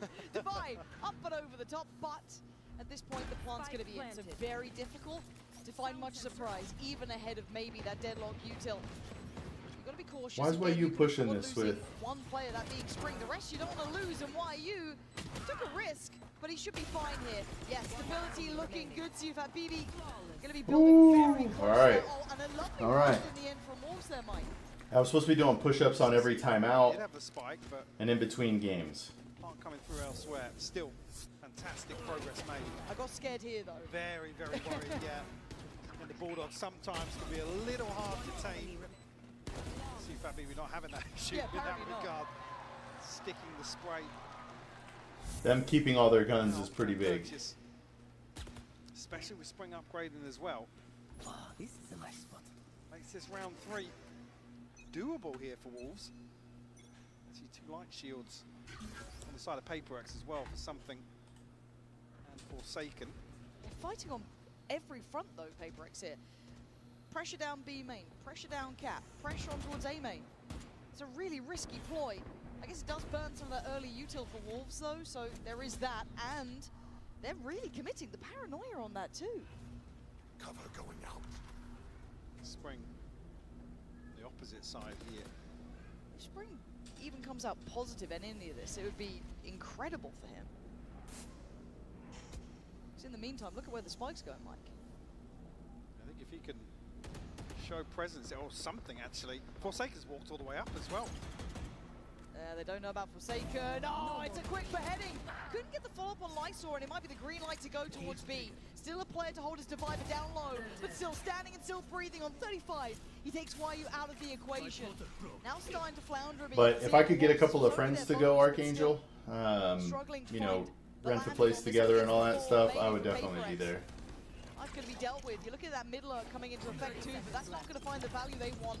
And yeah, something clean within. Lysor still making something of this. Spring still got his paranoia. If he can get through here, oh my god, it's risky off the back, but still. And now the smoke dissipates on. Oh! The smoke going down on CT opens up chance here. Divide tries to find that second before the paranoia lands, but 8 seconds now. Yo. Stop it, Wolves! One by Come on, one, Wolves. they're taking down PaperX, and Jing seems unaware of the possibility of Spring being so close. Smokes of his own and a couple of TPs. How do you divide and conquer this? I do not know. But all eyes drawn to that potential in the smoke. Jing steps forward, smoke goes down! Ooh. Mike, All I right. can't believe what I just saw. Conversion on the bonus here. Talked about the threat with all those Bulldogs. It looks like PaperX initially come out with a win to catch this kill. Look at that Bulldog just doing work. That Wolves are descending upon B site for some key pieces of utility, key damage towards Divide in that initial exchange. You can finally. Pays off massively. for It's Wolves. funny, the coach is so famous So for his the upper hand reactions. here to kick off map 2. And I'm waiting with bated breath, right? Because that's a huge start for them. Because I feel like once you get PaperX on the attack, they come into their own, right? Able to control the tempo, kind of do what they please. But if you could stake a good claim for yourselves, the opportunity's yours. Why you? Quick reminder, the PaperX are lethal no matter the weaponry. And that is going to be an upgrade for something. Might pass that over depending on the shield situation, but still, good stall here. Oh, And right, yeah, drone cancelled. massive. Patman. Is he going to get to live here? There's a lot of targets that all could be sent towards, and yeah, grabbed. But Divine in the meantime, going to take down Juicy. Hold on, this is not completely secure by any means. They're in a 3v3, sure, but look at the HP of Lysor. See if a BB does have his ult, but I don't think he can get away from that default plant spot. So Spring waiting. Now sees that. Forsaken, are you aware? Going to be held up back towards Heaven. The 2 players on site can focus towards short. Nice from Spring, but he goes down. And now something and Divine need to come together in this. Somehow figure it out. The deeper off angle from Lysol was lovely. Leaving Divine. What a shot! You got one more of those. You've done it before. You had the ace before. The man is a monster, but he's got to prove it now. And CFAT BB has been ice cold in these. He knows the time. He knows the tempo. Oh! From Divine, though. A belting shot. And once again, See you, fat baby. Uh-oh. unimaginable. The Red Bull clutch here for Divine. Continuing to deliver here today in this series. One enemy God remaining. damn. Just give the man a sheriff. Another three-piece for him to add to the list. It's rough as well, the reset again. Default plant spot safe initially, but that position from CFAT BB to gamble. You can get a cheeky half defuse in, or you can go ahead and stick it. It forces the hand, especially with the recon bolt being used so early on. Wow, are they triple pushing out? Look at that deep line, already adopted by something in that operator. Sit towards that. Prowler going to be clearing. No one nearby now. My ult is ready. And the ult gathered too, so a nice early step, but a fast mid take coming out from the Wolves. Potential to backstab this. I think they're reading into maybe some deep presses. Yeah, we'll catch the backside of something for sure. And the second player. Ooh, that is bravery.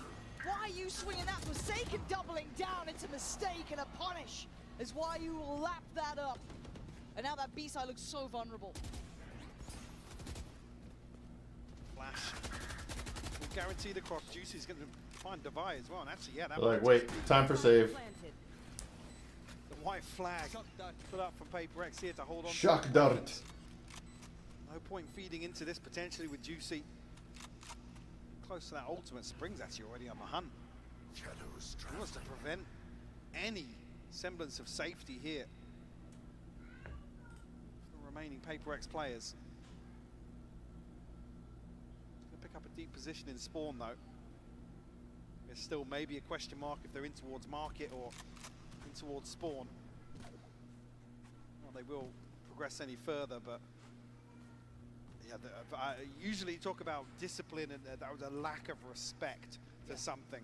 Yep. Yeah, did he even get a shot off? Why he was just so quick to that? Yeah, they seem really aware. Again, this kind of it's not necessarily that regional matchup at all, but you know, scrim partners and the information on this ahead of that swing, it was really well dismantled. Yeah. Again, Forsaken's fault as well, just felt it was too late to be going for that. There's no trade to be there. I think, yeah, again, once you notice the drone that's come forward, you're not just swinging onto YU there. Again, it's almost an expected response here from PRX. They deal with the trip. They want to post something on a much deeper sight line. Again, the Prowler's sent through as well. So it's actually Wolves that have the upper hand in terms of the information game. It's a question mark for PRX, actually. Who's behind that? And the punish, unfortunately, there for them. Will leave them at a 4-1 deficit now. Timeout called. There's a purchase. Considering the rifles behind this, maybe want to make a play for an orb here for something to offset that slightly. It's Forsaken going to be riding the stinger coming into this, but already a fantastic start for Wolves. Looking composed. Yep. As well, just hearing from Fade talking about how much actually those days off have paid off, because they've had, like we said, with the comeback in Gen G, the resilience shown, that takes a lot from a team, even if they're all smiles and on their feet on the stage and stuff. Behind closed doors, no doubt that reset absolutely necessary to continue here in Toronto. Yeah, spot on. So for them, it is now just how long can you keep this up? How clean can you keep this game? PRX so far with that one round, but of course did have that timeout. Can hear the ults coming through as well for something. YU's kind of had their number on this B side, but it feels like they're getting the right read here. But you're going to go through the pit on this? No, brave enough to go for the ult orb, but that's about all she wrote. But that mid-cross is dangerous now. I think I did just hear something pop the knives. necessarily looking like as bad a situation here for PRX. I must wait a They moment. try and navigate their way round the pit. Looks like it, right? TP back here from Juicy to potentially collapse on B side very quickly with YU Spring. To do that to something, can we just like highlight the fact you're doing that to something twice now? He's been outswung. If you don't think these Wolves are gunners, you are absolutely wrong. But now they've manipulated the map well. Now they want to maybe hit that cross back in again, and this is where those Stingers are going to start suffering. You're not in the right place for him, but Jing's still going to hold his ground. Paranoia primed and sent down through. Tries to escape and he gets out, at least for now. Patman's found Mike, Story's got support. Spring, oh, see if that BB, they're just flying in towards him. Patman, go! Yo, Patman. He just got 4 there! Puts himself in a deadly position and delivers here for PRX. I need to watch that one back. It just jumps down, able to get behind this so quickly. Oh. Beautiful stuff from him. The heavy machinery. No semblance of comfort back in the coach booth whatsoever. Operator back in hand now for something. All stacked up in mid now. The smoke will obscure for the time being. Who's next? So Juicy going to try and pave the way. Actually, right, threads it round the corner there. And something seems unafraid at all, and he gets out of danger. Trying to combine it with a Hunter's Fury, but it finds no value really. And now Forsaken just stands his ground. This feels like it's fallen flat here for Wolves. PRX getting a good read and a good idea. It's going to need a hero to stand tall. Spring's done well towards Batman. Doesn't expect Defy, so close. Great trade for Defy there. And now just 2 remaining, Juicy and Sufat. They save, no? In the 2v4, Mike. Unless something's given to him for free. I mean, it would be a tilter. I mean, they should find a straight 2v2 on either side here, but the issue being something is posted up. The operator. Again, not many tools left to. Actually, no, I haven't said that. Recon and Juicy with a full belt almost. Trying to send it for the fake, I guess. 30 seconds left. Nice idea. But it's not going to dissuade these players. They don't need to move. PRX can sit in this formation now, and I think actually Wolves. Because they don't get a bite. Yeah, looks like a cancel. I mean, YU 450, Spring 1350, and 10 Lysol seconds left. struggling to scrape together any funds here. PRX will find their third. Keep things honest in the start of Ascent. See how the ultimates play here. It's only a TP for Spring, and as you can see on PRX now, absolutely nothing and a million miles away from anything, to be honest with you. So a slight advantage in that regard, but it's not much. I mean, Lysol going to be potentially the next key ultimate for the Wolves. I've got to say as well, for me, good start seeing Patman find a bit of impact too. He's been a really good player for them. Yeah, a quiet map one as well, so seeing him come online, certainly a positive. Oh, Forsaken, got the timing so right. He's so blind. So a good bit of spacing and trading from Juicy just to swing that. But the next layer to this is still something. There's no pressure towards middle, but he's very paranoid about it. They want in on this. Still not noting him. The stall's there. If they try and disrespect it, it's going to be brutal. And it is. Yet way too difficult in the way. And Juicy, what is that? You're 1 HP. You're not meant to be doing this sort of stuff. And now Spring left in a 1v2 as well. So unwilling to deny that scale up towards B was their right idea. They're wrapping the spike as well. Let's see. Both Jing and something. He's got his paranoia, smoke, TPs. He's got a bit of kit here to play with though, Mike. He's left guessing. They're Potentially, fast, yeah, going to get himself a clean plant. Shadows traveling. With the smoke towards CT kind of implies he's not expecting this wrap. Certainly does. TP should be noted too, that paranoia. What do you do with it? Yeah, a little interested on that, but the corner, slow peek, saying going to get you past something. And he's going to take a stand on that one. But it felt like Wolves were so headstrong in wanting to hit towards that B site, but the scaling up just didn't feel right there. Initially, That first kill was it Forsaken? Yeah, Forsaken gets caught here with the flash. Revealing area. Again, you look at the minimap at that moment, and there is a huge gap in the PRX defense. So happens. I mean, Juicy picks up a little momentum, but that kill there, he was down to 1 HP, and the shorty connects from here.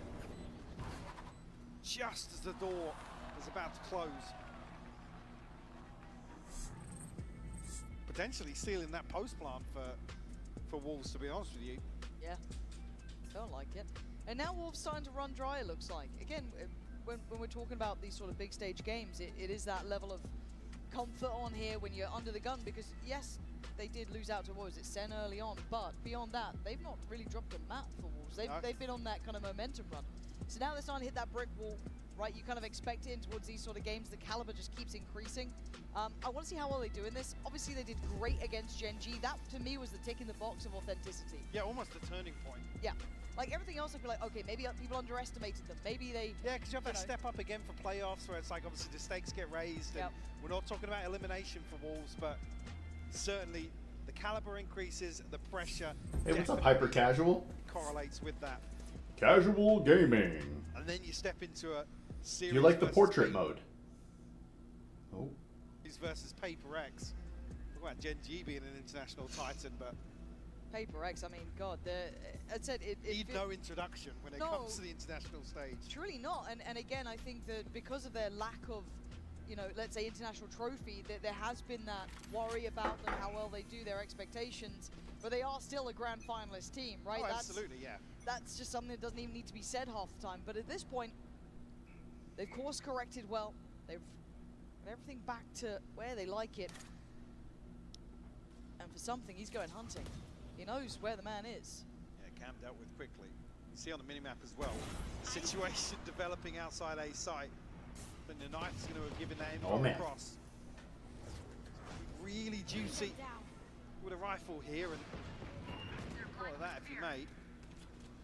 Man, get him to burn utility very for... classically PRX as well, but a dangerous position for Forsaken. He could get out swung here, and he is on his own because you saw the rotation. Hollow Messenger, hello. Welcome to the channel. I'm a financial advisor. I'm a certified financial planner professional, if that means anything to you. I worked at Vanguard for over 13 years, and now I just give free advice to anybody who needs it. And set up here, preventing any rotation back towards the B side of the map. Hatman still commanding this space, and actually Knife will reveal everything if he threw it. I mean, probably still knowing exactly what's going on. Yeah, look at the wow. Snake bite and the fragment. Oh, this is an awful sight to have to try and approach. Basically dry at this point. Yeah, my bad. I got you now, replay. Down, but okay, guys, you were planned for this. And Divine looks like he's trying to do everything himself. What on earth is going on here? Something that's unfair. That's a bit of bullying, but I like it. Man, he just teabagged him. That's crazy. And I've got to say, Wolves looking a little bit shaken by this. Yeah, and I guess, I don't want to say lost for answers, but unable to really troubleshoot with some of these approaches that PRX are displaying here on the Sen. Do you see it? Again, good for two on the way in here. Yeah, surprise. A moment where Divine can't ping down Spring.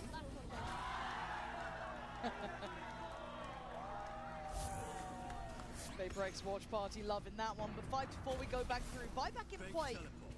And it looks simplistic in approach, it looks direct, and something looks to turn this operator into a shotgun. I mean, he's feeling himself here. It's a really risky play. It's now been... Oh! Great target selection! Catching Sufat Baby just in towards the Aldrone. And he's still standing. He looks like he wants to absolutely pop off here. And he is. One by one they come. And one by one they fall. Can he find that final man as well? Why you? Wait, so what happened with his ult? But something's been dominant about this so far. The double swing. Position noted. Something's going hunting. Hungry for his 4-3 already in the round.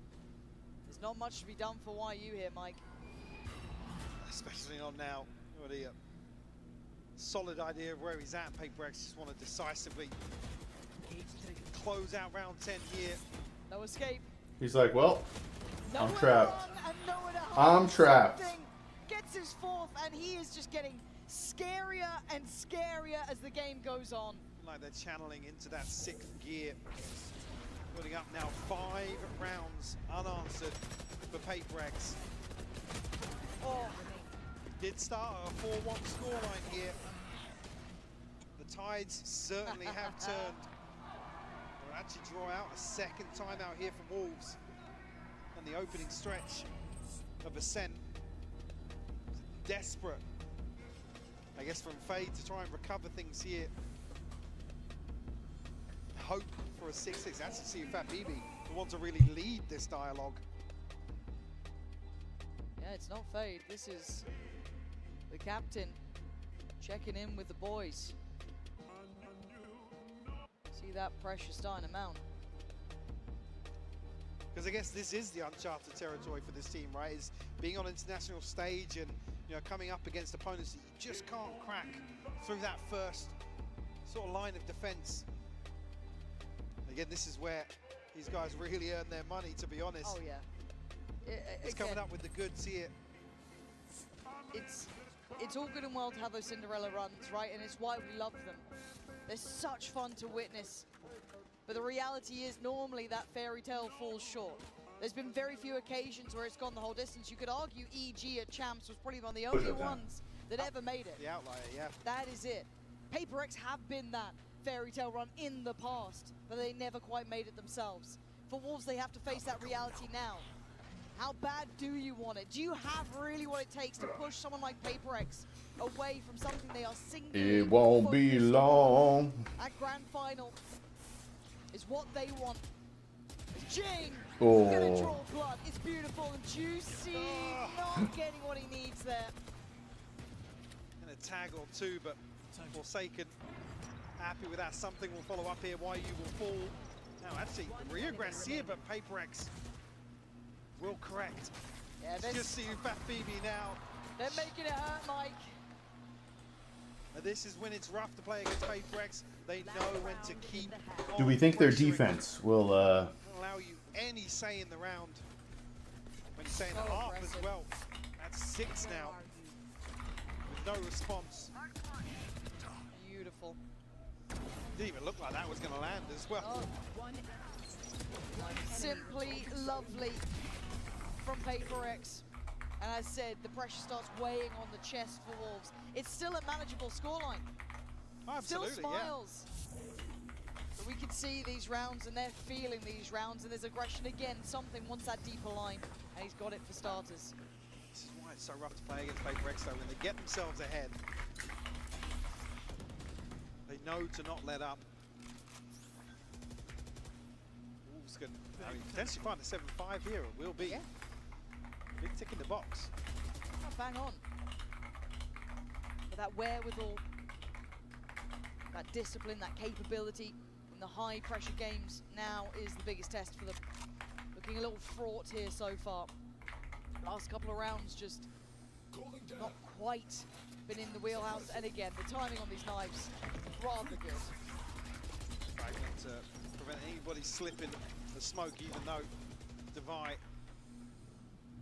on watchful guard here, tucked into logs, because I mean, PRX can sit in this formation. Oh god. I mean, Device just, he does get caught playing ahead there. That is one thing that's worked in their favor. He tried to lean a little forward, gets punished. Oh. Forsaken, the Guardian in this one, keeping them at bay. And look at who slipped towards the site in the meantime. Jing still here, doing the dance, does it well, takes down another. Forsaken popping up with 20 seconds. The leader for the Wolves side has to stand, and he can't. Well, that's how it goes sometimes. Let's see. Such a commanding scoreline. Really is. Wolves' resilience will be tested once more to try and come back here. He said 7-5, doable 8-4. I mean, it's a pistol round 2 potentially that makes this such a huge deficit to come up against. Yeah, they've got their work cut out now for Wolves. This is a tough scenario. PRX singular in their goal, eyeing up that grand final, but they're not there yet. One more half stands in their way. So they need to prepare themselves. And it seems like we're about to send it over to Vansili with Sid City standing by. Thank you so much, Pansy and Hypog. We have a hell of a game so far, but I'm joined on the floor right now by Sid City. Toronto, give it up to Sid City. Sid City, how are you doing today? I'm doing good. The energy in the stadium is insane. Yeah, exactly. I mean, the last time we had a chance to speak with each other, it was during an Americas matchup in LA. What's the vibes like here in Toronto in a sold-out Masters Toronto? Yeah, I think it's insane because the East Coast and Canada hasn't had an event like this in a long time, and Los Angeles always has events like this. So the crowd, I feel like you guys are like super excited to finally Right back. here in person and watching the games. Like, you guys are insane. Toronto, you're excited? Hell yeah. And now you have some experience playing in Game Changers before, so you have an eye for skill. In this matchup so far between PRX and Wolves, who do you have your eye on so far? Okay, honestly, at first I wasn't gonna say this, but after that ace with the deagle on that diffuse round, Divide. So does that mean Divide and PRX are taking a series? Yeah, I mean, I got PRX rocking on my sleeve right now, so I think they're gonna scare us a little, make it a close match, but I think PRX is gonna like close it out. I'm sorry, Wolves. I'm sorry. You've been great though. Well, Wolves, you know what to do. It's time to Thank you so much one more time, Sin City. Let's bring it back to the game. Silly sending it on that. He's such a bold man. You know I think what I mean? he's actually been rehearsing that for the last few days. That's what I've been hearing in the hotel. A few howls, yeah. Yeah, fair play. And they're going to need a couple because 4 rounds isn't many, right? PRX sat on 8. You can see on the Coinbase Econ report kind of just the lay of the land, really. And it has been a bit of the something show in my mind. He has elevated. I was worried after that first round with the operator. It didn't seem to phase him. He was right back into business. Yeah, and I think the issue being now coming into the second half, you see the string of rounds. It's been collected by PRX. Wolves haven't had much of a say in some of these losses. Yes, coming down to maybe a 1v1 here and there, but all the crucial kills feel as if they went PRX's way. Like I said, we started at a 4-1 scoreline. Now, it being 8-4, a pistol and a round 2 can often seal the fate of the team. Juicy on the line here. First contact made, that's 2 players, and a third now noted. That's a lot of info. See if that BD is being bold about this, but he's been revealed, he's been just about everything, but they've weathered the storm. Yeah, I think initially there, the further investment in utility implied that PRX were going to follow through, but maybe the Prowler catching on CUFAT BB made them think there's potentially a little bit of a stack. Ooh, the timing on this. I saw. Lovely timing on that, but something is free. A little bit of a Dinkbo going to do some serious work. The Spring's already down low, now even lower. Cleared, Forsaken, Divide, trailblazing their way forward. The A site is their goal, and the plant's going to be in. All right, we need some fat baby magic. Fat baby magic, let's go. A couple of members of PRX tagged up, but certainly doesn't swing this in Wolves' favour. Have to overcome the odds here. PRX just poised for anybody to step out. That's it. Oh, finds a second. Okay, it's not over yet, but YU's going to come into this as well. Jing's quieted him down, but CUFAT Baby's going to see both players, basically. He's got to know where they are, but he a desperate attempt to get them back here. But PRX take another step in the right direction. The brink of double digits. Again, as soon as they find, I guess, what they perceive as a point of weakness, they follow through. Wolves not able to even backtrack.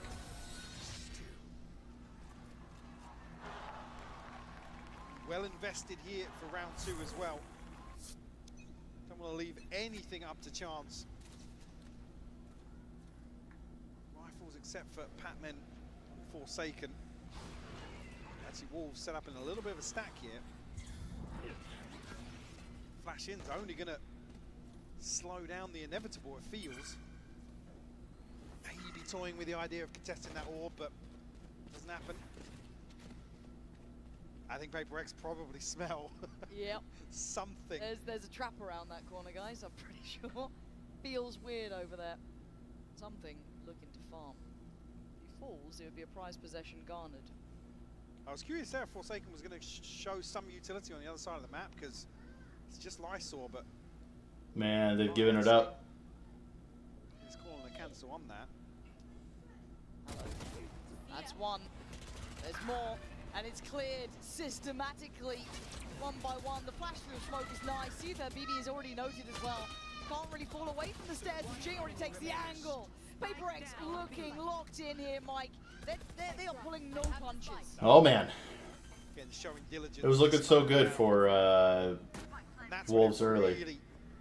really flips the switch. Wolves the ones to left, kind of to sweat in this scenario.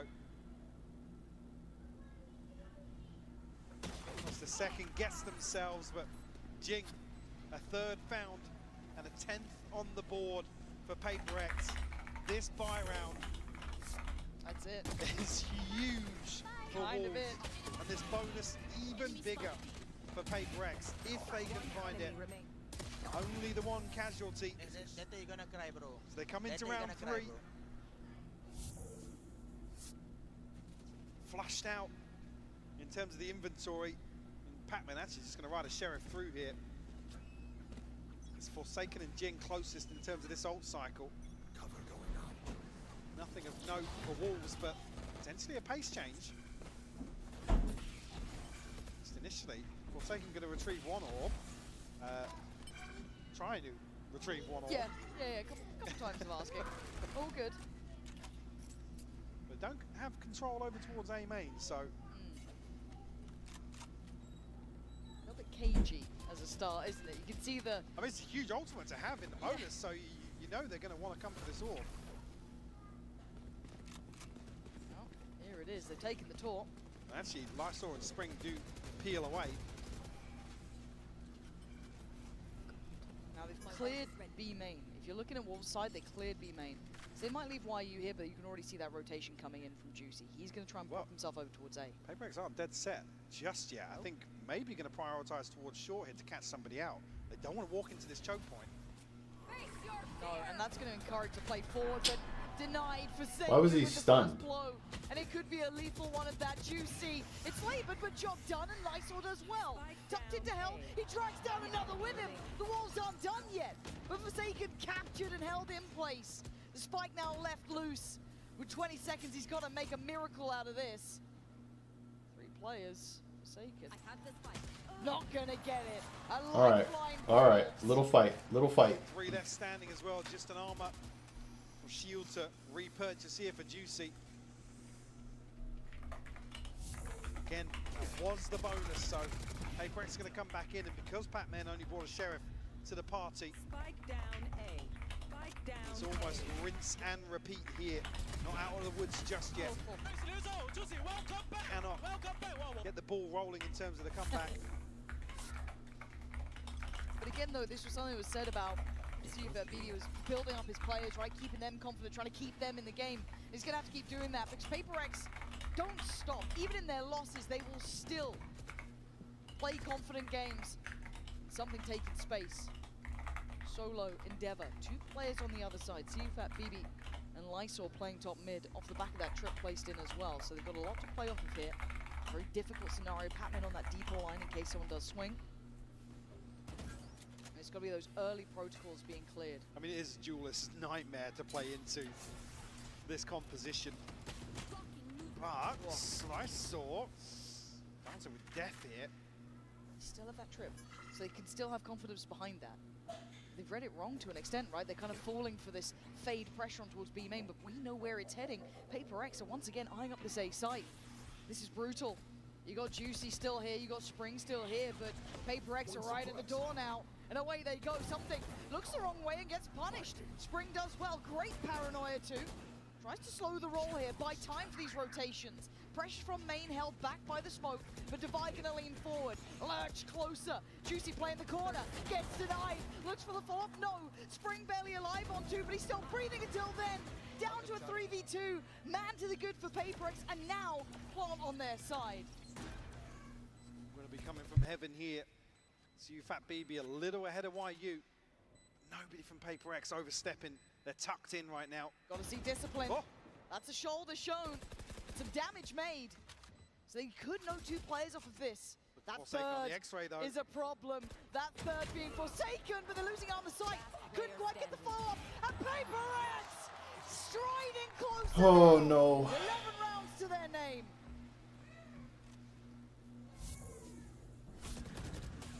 A tough loss here for Wolves. Like I said, with the bonus being as well invested as it was. One enemy remaining. Oh, now seems daunting to approach this round 17. Oh, you get that sinking feeling in your stomach, Yes, don't for you? sure, yeah. Your money's rotten. You haven't really found a way to handle PRX. Maybe your chances existed and died on that first map, but they're not out yet. At 11-5 though, you can start hearing that music play, can't you? That 12th round looking likely, but in its way, good couple of sheriffs, Ghost, and a team with a whole lot of hopes here. But for PRX, they've got their own plan in mind, and that's a big investment and a big shot. Lysol lands it, so Jing's gone down. That's a weapon recoverable if they want it. Yeah, and PRX actually aren't in a position to capitalize elsewhere. They're spread so thin. Spike not committed anywhere just yet. So that man advantage will stand for the time being. No weapon recovered though for Wolves. Oh. Nice from Patman, big kill there on towards Juicy. And that knife should reveal at least one more, so do they need to turn away from this? Or do they just keep stepping forward? It feels a little headstrong for my taste. They but did not get that You kind gun. of know what you're in for here. Lysol was the one to do the damage. It looks like they're trying to trail up towards heaven. Something bulldozes forward. YU, great shot. 25 seconds, and Lysol still standing. Has to go above and beyond here. One down. He's doing the dance. Oh, it's so elusive and evasive to try and land those shots. Siufet Bibi was so far away. Spike planted. Batman is low. Forsaken is not. I know. Oh, Hail Mary! Oh. For a second, I thought it was possible. But 12 found, and the final stand has to be now for Wolves. This time PRX able to wait out, navigate their way into this defense. Get everything they need. It comes down to a fine margin once again. PRX undeterred in terms of the finances here. A couple of ultimates starting to rear their heads. The side of Wolves actually. A few members just one away from some of these key ultimates, but whether or not we'll even get a chance to see them. Juicy, Fat BB, no command here from Patman. Okay. Anti-setup though, which is nice. So they're still going to get a bit of a reward from this, right? It starts feeling very, very likely. Layers of ults though. Lysol could be in trouble here. Fat Baby trying to get on site, but Juicy goes unattended, unchecked, and he's rewarded. Great kills on 2. Finding more would be mythical at this point, but for PRX, they are left in tatters. Mike, I don't know if they could do it, just these 2 players. Desperation play from Batman. Has got his man, but Wolves stay All right. off what feels We're like going an on at least one more round. The fight is on. Clinging to life here, the neural theft being the catalyst for PRX. They know they have to fight for sight then. I think Patman what down to just a lick of HP. Yeah. No chance for them to sit back and try and defend that, but yeah, Juicy really the one to stop this from spiraling out of control. One enemy remaining. Second ping paying off there. Breaks the money. Yeah, it does. Still got ults though. I say ult. And it's a scary one with something. He's had a really good map here. Can they deny him now? Can they stop it now? Spring forced away, looking a little shaky, but something's fallen. He's caught on the trip, nobody broke it for him. Which is a little bit worrying. That could be a tilter for him there, because that was meant to be their kind of, I guess, main part of the piece. Yeah. Like I said, it's a nightmare for a duelist to play into this composition, but you really need that second or third man in line. Deal with that sort of thing here. Juicy deals with Jing handily. Oh, I really like that Worried trip. that he'd found like a, the dream gap to try and punish, but not to be. So PRX try and do what they can. And Wolves aren't allowing it. Patman does well towards site. Enemy remaining. Sufat BB still on the back lines. Doesn't need to overextend himself. Waits for the swing. Wolves control. All right, all right. Is this hopium or copium? Hopium or copium? That's when we start. Yeah. It takes one round. PRX up to 12 here. And that is a frustrating one for something. Yeah, again, just looking at the minimap, there's two members here down in Arch. It's time to happen. And again, I'm not saying dealing with a trip and something goes wild there, but Bladestorm invested in that sort of round in particular. All right, sounds good, Soft. You never want to see a Jet having to invest a knife to deal with a trip, especially with two people in close proximity. Find you. But necessarily a big deal, all things considered. Back to work though. Looking for revenge up here. Yeah, this time he wants in. Sufat BB playing top mid. You know, the rest of the team split throughout. A bit of a default coming out from PRX. Maybe trying to catch some of the aggression. Jing's got to be cautious as well. Gonna spell out Lysol. And this is a creep towards A though. Look at the pressure. Spring's in potential trouble. Does have his paranoia if he needs it. Investment of the ult going to come down on the other side of the map though. Juicy's going to clear and give away that there's no one here, but they don't know about Jing. He's been able to slip ahead early. They don't know about Jing, and now you do. Like a knife to the heart, but Spring answers back. Trying to watch. Oh, Spring! Woohoo! Spring, let's go. Goes absolutely beyond all expectation, but it is a 2v2. Don't think it's over yet. Spike is there. It's picked up. Sent back away, plants coming in. Look at the pit as well. Oh my god, this is going to be down to the wire, isn't it? Divide disconnected towards A main. You're going to have Jing tucked towards site. Spring. Boy, just missed him. The timing, unbelievable. Spring trying to play the game, and Jing now going to be doing the around the world here, but they've given up position. This could be a mistake here, but they don't know about it. Obviously, they don't know about it. The pit's going to fall. And now you're looking at Jing. Divide strikes first. Why you? Hold on again. Can he take down Divide? Let's go. Out of nowhere. Wolves digging deep. Why you? Spring tees it up. Why you? Closes out with a Red Bull clutch here to keep Wolves alive. I can't believe that. Look at this round. This from Spring. You know it's a mad play when even PRX don't expect it. You know that's a mad one. Don't interrupt. 3 bullets left for YU. That's the killer instinct I want to see, though. To be able to do that against 12? Oof. And I gotta say, frustration, rightfully so. They give up the pit. They play themselves out of line of sight of Spike. Yes, it needs a miracle, but it's Wolves you're talking about here. It's still only 8 rounds. We said we start paying attention at 10. They've broken the bye, but it's still PRX. They can do it with classics. But something seems so unwilling to let go of this mid pressure. He wants it so badly. So Juicy's got to be careful. There is a world where he could get timed on this one. Those stingers, very, very deadly. We're going to go down. Camera here. Doesn't need to overstay his welcome. Could do with some support on CT, though. They do have an open path straight across. Divide going to deny that. No one's going to be able to help out YU here.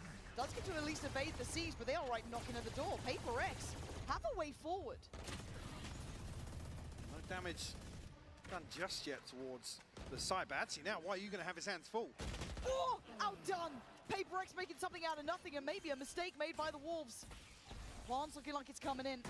You're looking at that late mid lurk as well coming out from Jing. Juicy tries to make something of it. Takes away Forsaken, but the number's still good. PRX hold the advantage here. Divide could be timed in this, though. It's all going a little topsy-turvy. And of course, this is the round to do it. Lysol asked so much of. 3 defined, and he falls. Round GG's on a Thrifty. Hey, you know what? I'm not mad about PRX being in the final. I'm sad Wolves are not in the final. now locked in for PRX. Further elevation on the side of PRX today, overcoming. Quickly become a fan favorite here in Toronto. Still, got to come away from this series with their heads held high for your Wolves. Yes, absolutely. But PRX deliver an absolute banger here. and a 2-0 victory over Wolves. Yeah, spot on. Again, a lot of credit to Wolves, and they're certainly not done yet, but again, call them the uncrowned princes, call them what you want. PRX have another shot at this now. It was never about just getting to a grand final, though. It was always about that final step. The first to lock it in here in Toronto. Who will they be standing up against is the big question, but a great performance here, 2-0, Mike. They've got to be happy with this one. Absolutely, and for me, Patman and Divide being two key stakeholders here for PRX. Divide for me was absolutely on the money. How many even said this is a guy that's been under so much flack. Yeah. Because again, it typically doesn't slip into that same sort of ethos and the visual check, I guess. It's tough to really see his role within this roster and I guess the play style, but man, today, shining bright. Yeah, I said making those big plays is his value alone in some of these maps. It's exceptional. How do you look flashy alongside some of these teammates along the way? So, yeah, beautiful stuff. Time to go. Time to do some more push-ups. Just want to see how far this goes for them. As I said, as soon as it's ready, we will head down to that Verizon post-match interview. I'm sure we'll be jumping down there in a moment. Yeah, it does seem as though we are ready.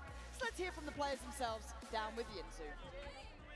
It's been 2 years in the making, but PRX are finally back in another grand final. I know, Jing, you're a man of few words, but I gotta get your reaction on this because, JJ, this is your third grand final on the global stage. How does this compare to LA and Copenhagen? I think now we have like more experience, so hopefully third time's the charm. Hopefully. And speaking of that experience, you know, your very good friend Forsaken and you've been through a lot. This has to be kind of annoying as an interviewer. I think he's doing a really great job as being a leader. He's like keeping the whole team hype and keeping all our energy good, and I think he makes everyone really excited as well and really hyped. So yeah, I think mood is really great now, and hopefully we carry on the momentum to grand finals. Okay, I have one very important question. The crop top. We have been promised the crop top in Pacific. We haven't seen it. Now you're in a grand final. Are we bringing out the crop top finally?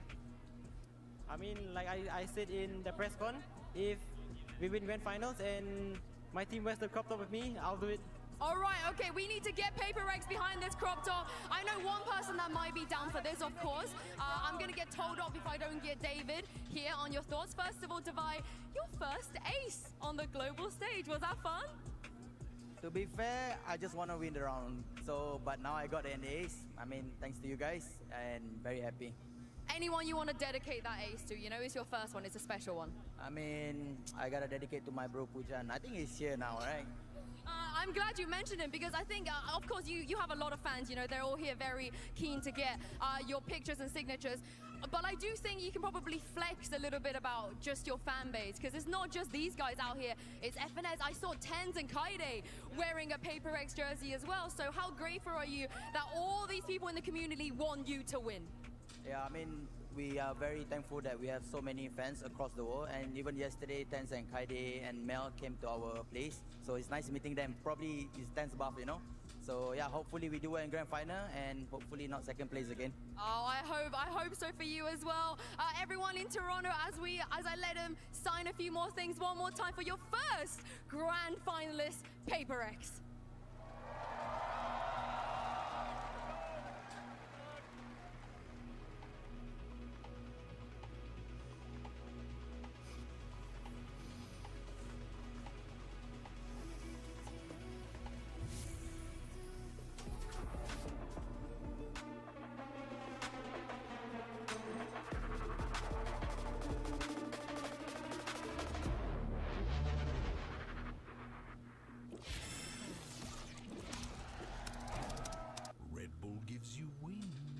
Might have heard I'm going through a little upgrade with my tats. So when Verizon announced that everyone gets a free phone on any plan, pain-free, count me in.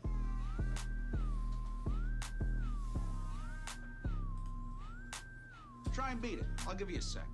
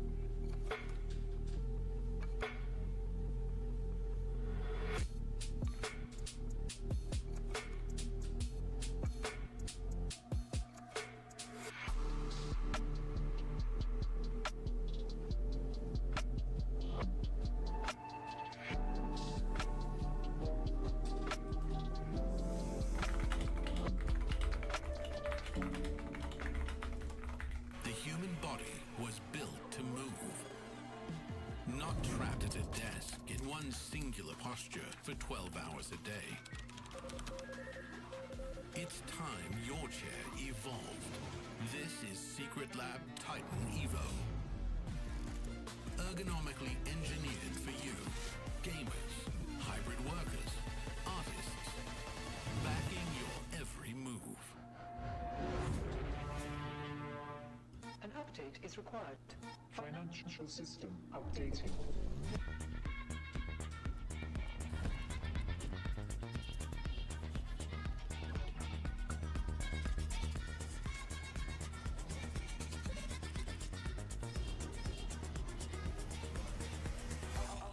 System updated. We will dance together. The future of money is here. Feels good.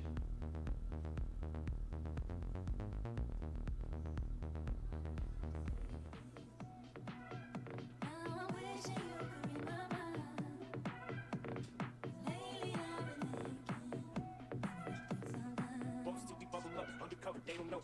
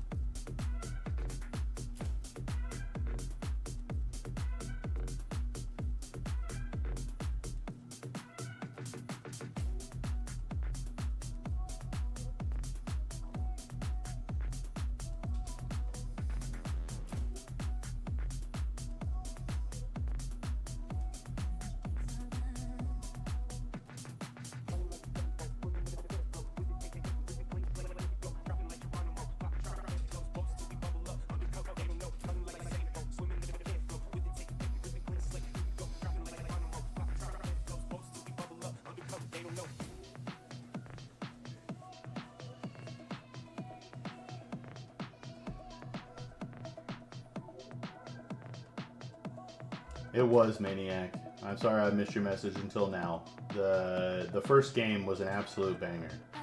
Second one, it's time to ban this Nebula Echoes guy. I can't take these guys anymore.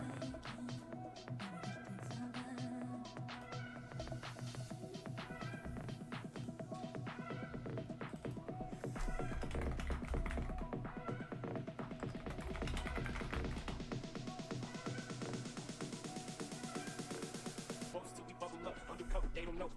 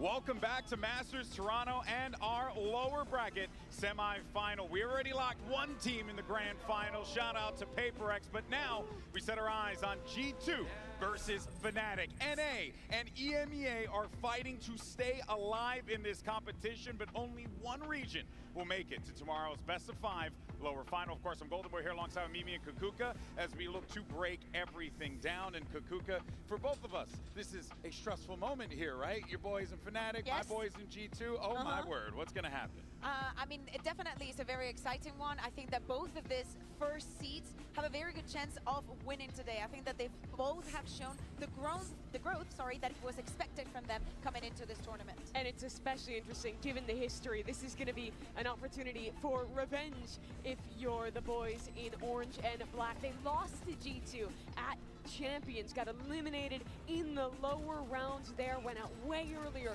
than they would have wanted to. That was still back last year before they lost out on Dirk, before they had to make all their Sorry, it was roster the other way around. changes that- Fnatic kicked G2 out of the tournament. Ooh.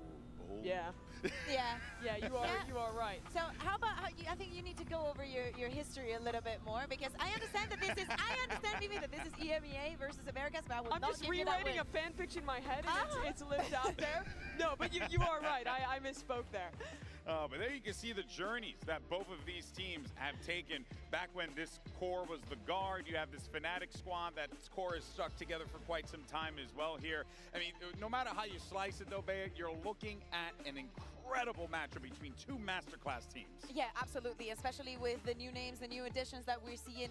It's not like Joe is going to be especially a stranger to Fnatic. I think that the question is more on Kayak and on the other side. But again, to me, is how G2 has adapted to the Tejo meta not being there, but also still implementing him with some changes that we've saw them make the other day, and Fnatic is finally finding their pathing. Yeah, it seems to be the case here. Now, ahead of this elimination matchup, Yinsu had an opportunity to catch up with Trent for a quick word. If you ever had questions about what Trent think of Tejo, I think it's pretty clear now. Speaking of the Tejo, your coach spoke about the importance of taking risks. How big or small of a risk is it to reincorporate Tejo? And what are your thoughts on changing comps mid-tournament? We've changed comps before, so we don't think it's too big of a risk. And we were very confident in it. We like the idea. And yeah, I mean, I just like Tejo a lot, so it kind of fits. How much do you love Tejo? You know, I know you're wearing the t-shirt, but how much? I mean, I like him so much, I got a t-shirt. Based. Thank you very much for your time. Where do I get that t-shirt? I want the t-shirt. You love Tejo too? Yeah, I have my I Heart Emmy shirt, you know, but now I want my I Heart Tejo shirt. Gonna build it up. It is funny to see him wearing that, because they did go back and show us the Tejo in one map here, which was a bit of a surprise, because G2 in Americas, in Bangkok as well, was pretty much the most Tejo pilled you could be. They were playing that agent almost every map, and they've had to really give him up going into this tournament versus a Fnatic that was never as into the agent, so didn't have to make as big of changes. But despite all those switches, G2 still had this unbelievable comeback in the Gen G game to stay alive here. Absolutely crazy on this icebox that we're seeing right now. At some point, Gen G gets to 11 rounds, and 11, folks, is all they get.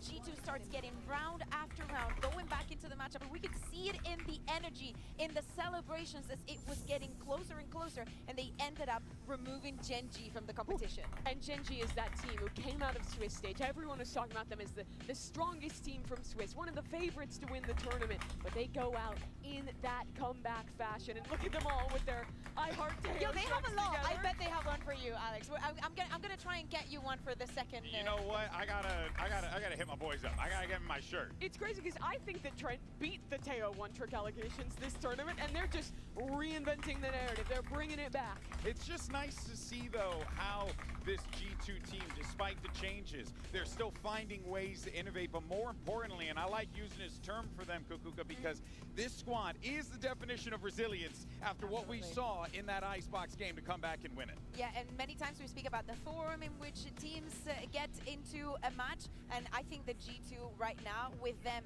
changing them back, because I assume that when you're seed 1 and you're seeing all of these teams playing without the Tejo, even if you had the idea of, I think it's still viable, I think we can still use it, you still have to go back to the drawing board when nobody picks it. But I like the fact that they went back on their tracks and thought, hey, I think that the way we use it, we might still make it work. Yeah, there's ways to innovate. That's the beautiful thing about Valorant. Even when you have an agent that might get quote-unquote nerfed, there's plenty of ways for you to integrate these agents into your compositions. G2 is a prime example of that. But it goes further than that. as well. And let's actually take a listen on G2's comms and hear what VALORANT had to say to his team in the big moments.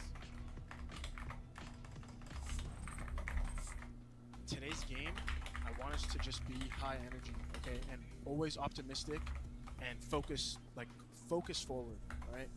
And once we win today, the whole tournament is gonna look at us and say, "Oh shit, it's G2 now. We have to play G2." Make this a proving point for yourself and for the team and for everyone around you, okay? We're gonna change the narrative of the tournament today, all right? But it starts with us believing in each other the most. Help your boy out. I want energy today, guys. If you guys want to get hyped, if you guys want to yell at them, whatever you want, do it. Play like underdogs. They're the ones who said we're going to take us out easy. They said that. They said that it's going to be like just like last time at Shanghai, 2-0 quick victory. If you guys want to shit talk them back, go ahead and do it.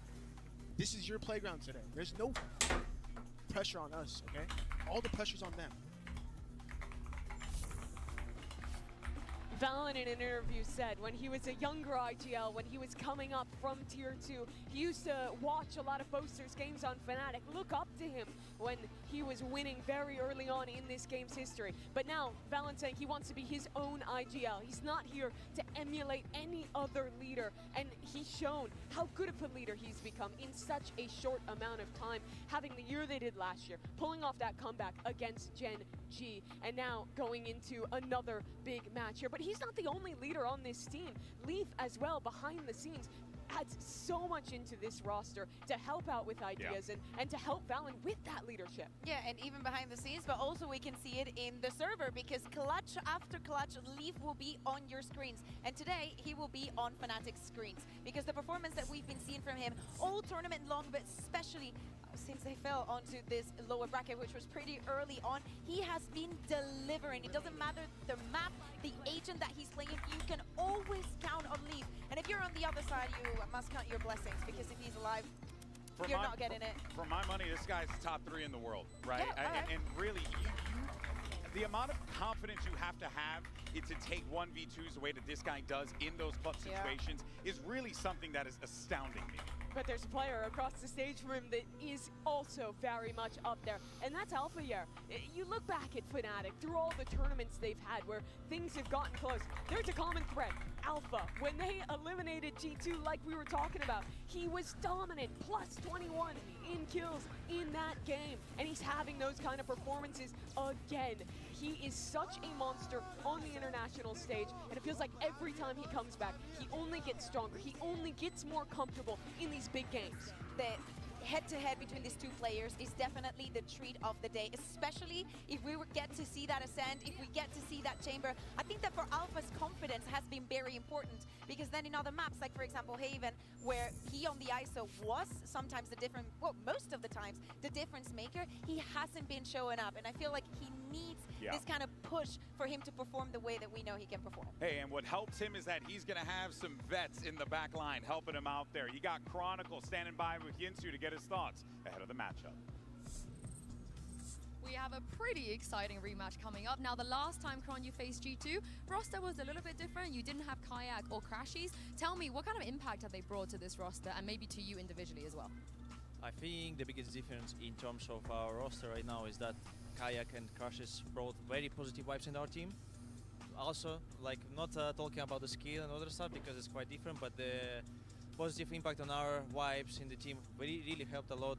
Right now I also have to focus on different stuff, not just like thinking about how to make my team control my team being much better in terms of positivity, mental, how they like feel before the matches. I trust them, like they trust me, and we are doing good.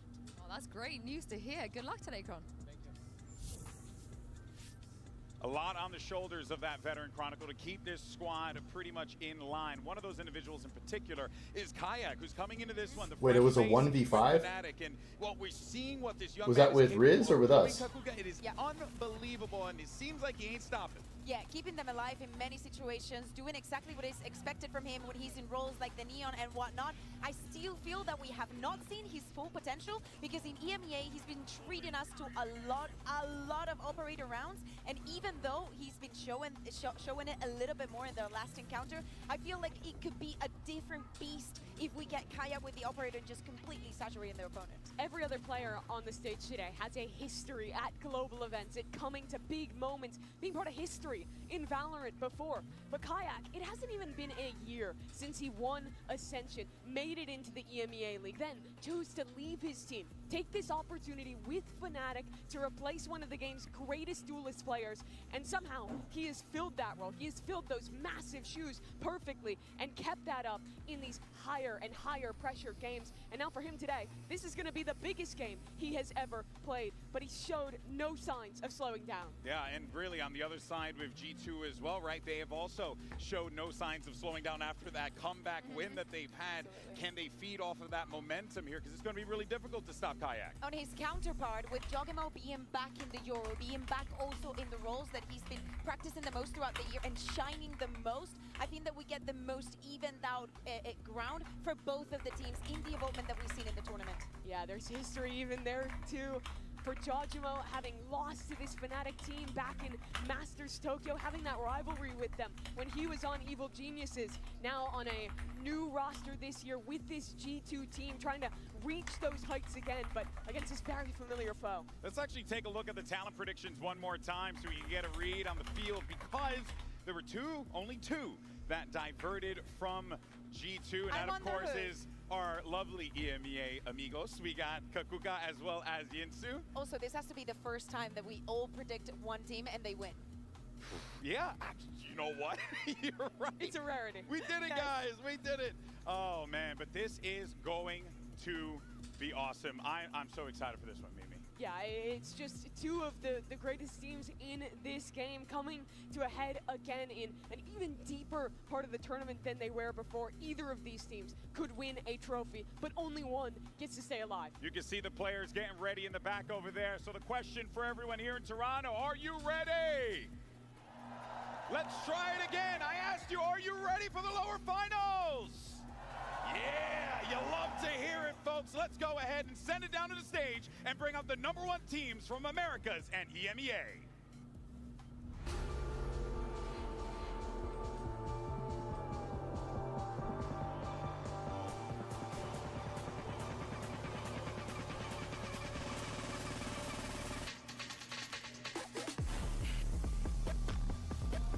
G2 Esports.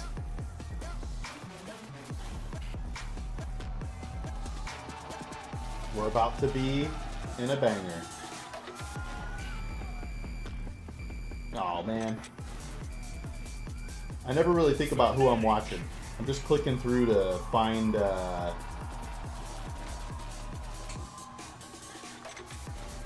like the POV of what's going on.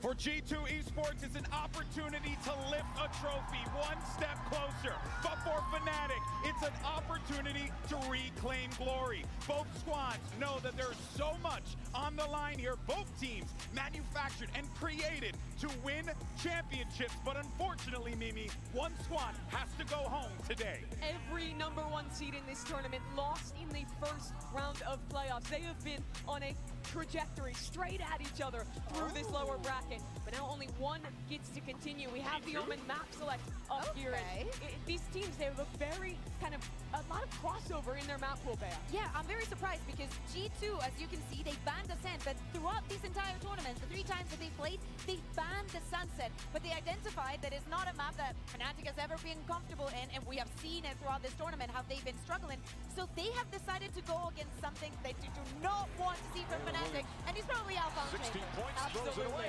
Fnatic looks terrifying on that map. It's a very good choice from them, I think, in the bans. But despite being able to have that target ban, these are all maps where Fnatic is very comfortable. Yeah. Maybe they looked a little shaky on their Haven earlier in this tournament, but you look at their year as a whole, and these are 3 very strong maps for them. And there are also 3 maps where, unlike G2, they haven't had to change up a whole ton. They've been playing these same comps for so long. Yeah, I really hope that we get to that last map, to that Haven, because both PRX and Wolves ban it, so this could be the last Haven in the tournament. In fact, it's either that or we do not see it again. But as you were saying, Mimi, I agree. The first 2 maps, they've been good for Fnatic. In fact, this resembles of EMEA, Fnatic banning Pearl and pick and split. We've seen it 3,000 times. But that first map, that Lotus, I think that we have also seen showing from both teams. This is one of the maps. That'd be kind of sick, Soft. There's definitely going to be many more plays with you. Understood from the way the Fnatic was playing the other day that they're literally back the same composition, playing the same way. We saw that Wiz, after you went to bed, we won another 1 or 2 games. Forgot how many. You could watch a Fnatic VOD from Oh, you know what, Soft? I thought about asking you that last night. That's right. But I was like, wait, it shows your name on screen. They can do that, but they're still so damn good, even when you know what they're going to do. A lot of teams chase They should not do the same today. the absolute peak in the current meta, right? I think G2's a great example with how much they optimize the tail meta. Fnatic, Oh, maybe we just played one more game, Wiz. it is all about just perfecting that down to every detail, and their Lotus is the Yeah, we just played one after. doing so. The fact that they Yeah, man, Ty had a good game. still strong after all this time. 7 first kills, only 3 first deaths. And that was the game my man was locked in. Locked in when he saw somebody on A main. He wasn't dashing, he wasn't getting out. He was fighting. I mean, I'll tell you what, I'll sweat my butt off in there. Okay. All right, I had to question a lot of things there for. I also think that Icebox team, I know you're going to say no, had potentially 2 Smurfs on it. Level 38, level 59. Fnatic, they have become crowd favorites. You see Boaster playing And they up to still them. got dunked I think on. he's trying to do his jinx on them that you've seen in some of the little videos. Always trying to do something. Although I guess Riz is level 50, but he replaced his account. I don't know how many people have a history like Riz. Any surprises, G2 Also, in the last game that you played, Wiz, we won the game 13-4 with Yulia and I dropping a combined 9 kills. 9 kills. Again, control infantry with the Odin, very old stuff, but especially with this Teco, I think that G2 is going to be one of the Soft did have a perfect game, and you were close to perfect. That helps. Snowballing rounds, this could get too easy for Fnatic, but right now they should be like, hold on, they picked Lotus. Are we this obvious? Because we've been having such good results in the map. Yeah, could it be a trap, right? That one has to wonder, but at this point, right, both teams are going to go out there, play their game, and hey, you just got to see where the coin lands, right? That's you all it is. absolutely do. You have to look at the battle between these leaders. Both Valen and Boaster as well have been so good strategically. I appreciate that, Soft. I felt like trash. The trash feelings from the first game carried through to the next. There's a gap in experience. When Boaster was winning trophies, Valen was bringing this team out of tier 2. That last game was actually fun though on Pearl. I don't know what it was about that game. It was actually fun. I was less hating on myself, and then Wiz is like, Woke always speaks so highly of himself when he plays Valorant or whatever he said. Listen, It's like, these are facts. How about Fnatic wins? And since we have crashies, you're still making it onto the lower final. You know, I can't concede that, but I don't know. I'm a bit of a G2 stan, so you never know. You never know. I wonder what they think. You know what? Great call there. How about this? Toronto, who you think's going to win? Let me know right now. We got a little bit of all over the place. All right, is it Fnatic? Is Fnatic going to win? What about G2? Oh, that is a reaction for G2 Esports as they get ready for this matchup. Players setting up on that stage. Oh man, I'm so excited for this. Toronto, let's make some noise as we get ready for this lower bracket matchup. Here are your casters, Brent. Although this is going to be the slowest game in Valorant history. We might be an hour and a half per map. Yo, what's up, Yuli? to carve out their own spot in the history books for VCT itself. Two teams that ended up in the lower bracket right at the beginning of our playoffs, and both of them trying to pull off the improbable, the impossible, but not for them. These are two teams with the most confidence to know that they can do it. And two teams that you've seen make historic comebacks within maps. You only have to look to recent history for G2. You're thinking about comebacks on Icebox. Well, the team on the other side has pulled off legendary stuff themselves. This is NA versus EU. EMEA, they haven't won a trophy since Fnatic themselves won those back-to-back tournaments in 2023. And that's what... All right, I'm going to do push-ups before this game starts. These are two teams with similar styles as well. The lower bracket with players such as Chronicle looking to continue being the winningest player of all time. Jorgamo looking to join the list, a tiny list of players who've won champs and masters. Only Sassy there. There's so much rich history, but only one of these two teams is going to be able to make it through to battle Wolves in the lower bracket final.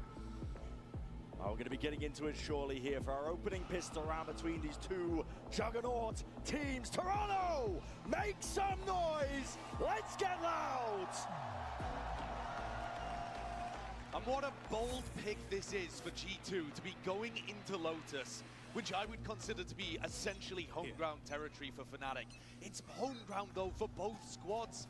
And G2 taking rebel control as Fnatic get ready for a trap play at front B.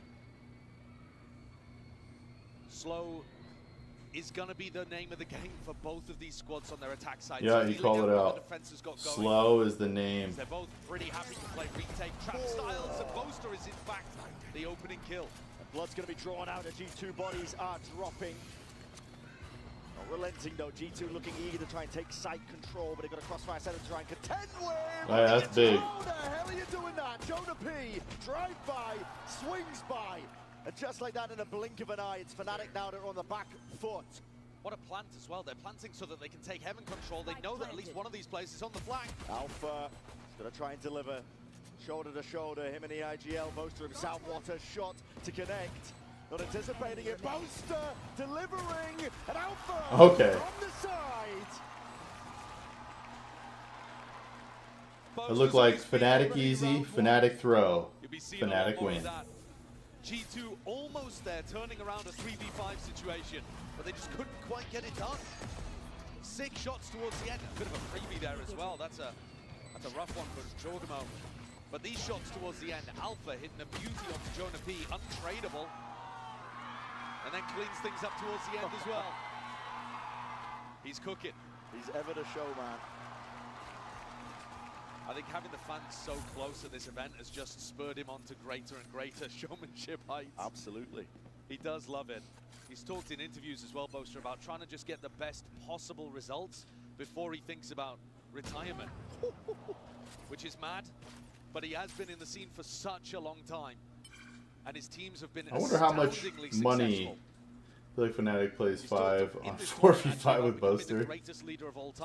Alright, so you actually think Boaster's a good IGL, like an above average IGL. Set it in stone.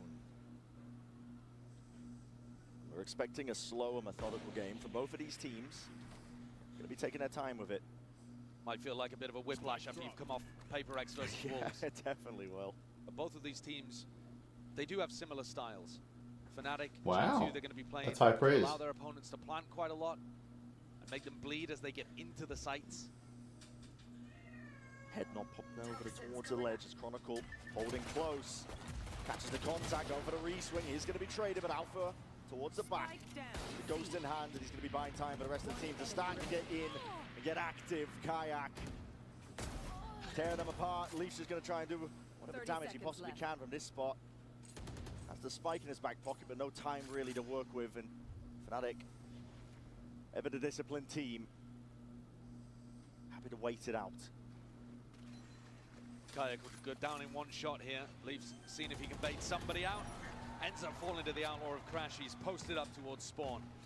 So fairly clean at the end of the day. Fnatic managing to keep 3 decent bits of weaponry heading into their bonus round.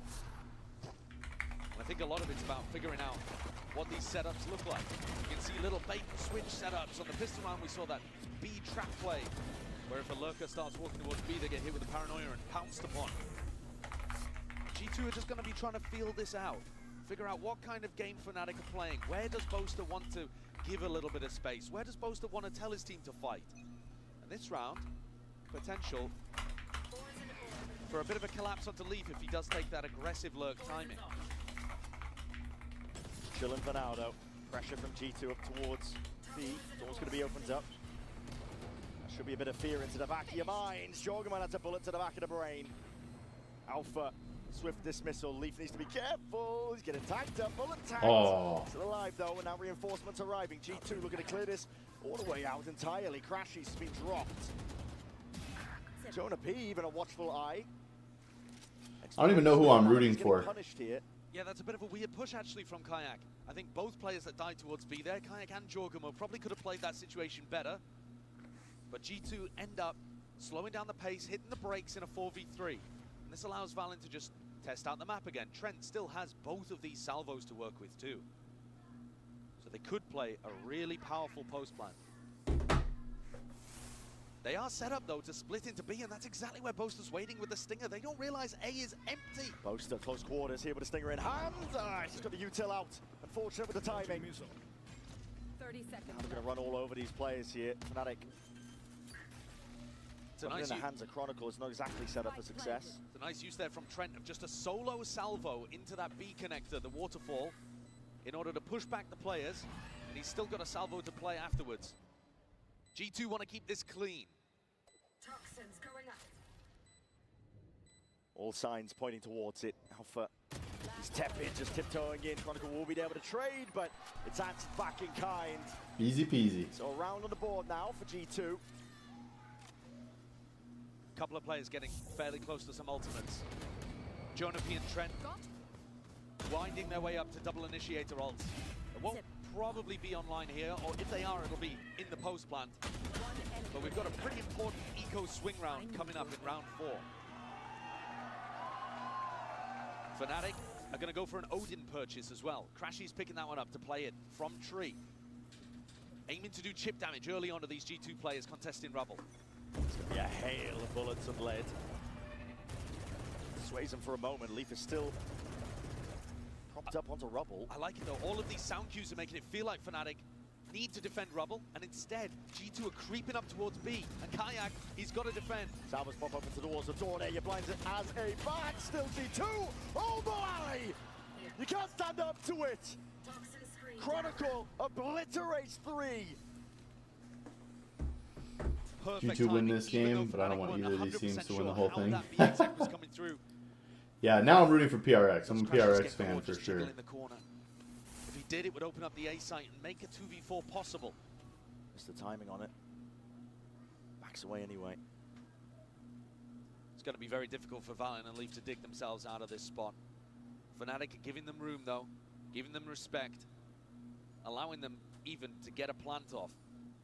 Assuming that they'll be able to win the retake with bodies, and with the paranoia, with the C's, with the horn, tools that they still have to be able to work with. Should be a clean retake indeed. Discipline still there from Fnatic. Wing it out. Jump spot of Crashies. He's missed the potential timing here. Just swinging wide. Trying to take that fight towards him, but smoke into your face, Valen. Has to really just try and get a move on. Now he's onto the side. It's an off-angle play from him, but still player advantage. And the paranoia is beautiful. Splits them up with just the right amount of time, but no way! Woo, Valen. What a beast! What a play there!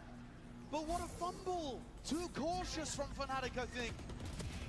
Talked about the fact that they love playing to give their opponents respect and play the advantage in the retake. But the paranoia pushed Valen off onto an off angle, and they just weren't there ready for the trade. It was only Chronicle that swung through off Alpha's contact, and he only had about 6 health to work with. Yeah. Lose a really important eco swing round here.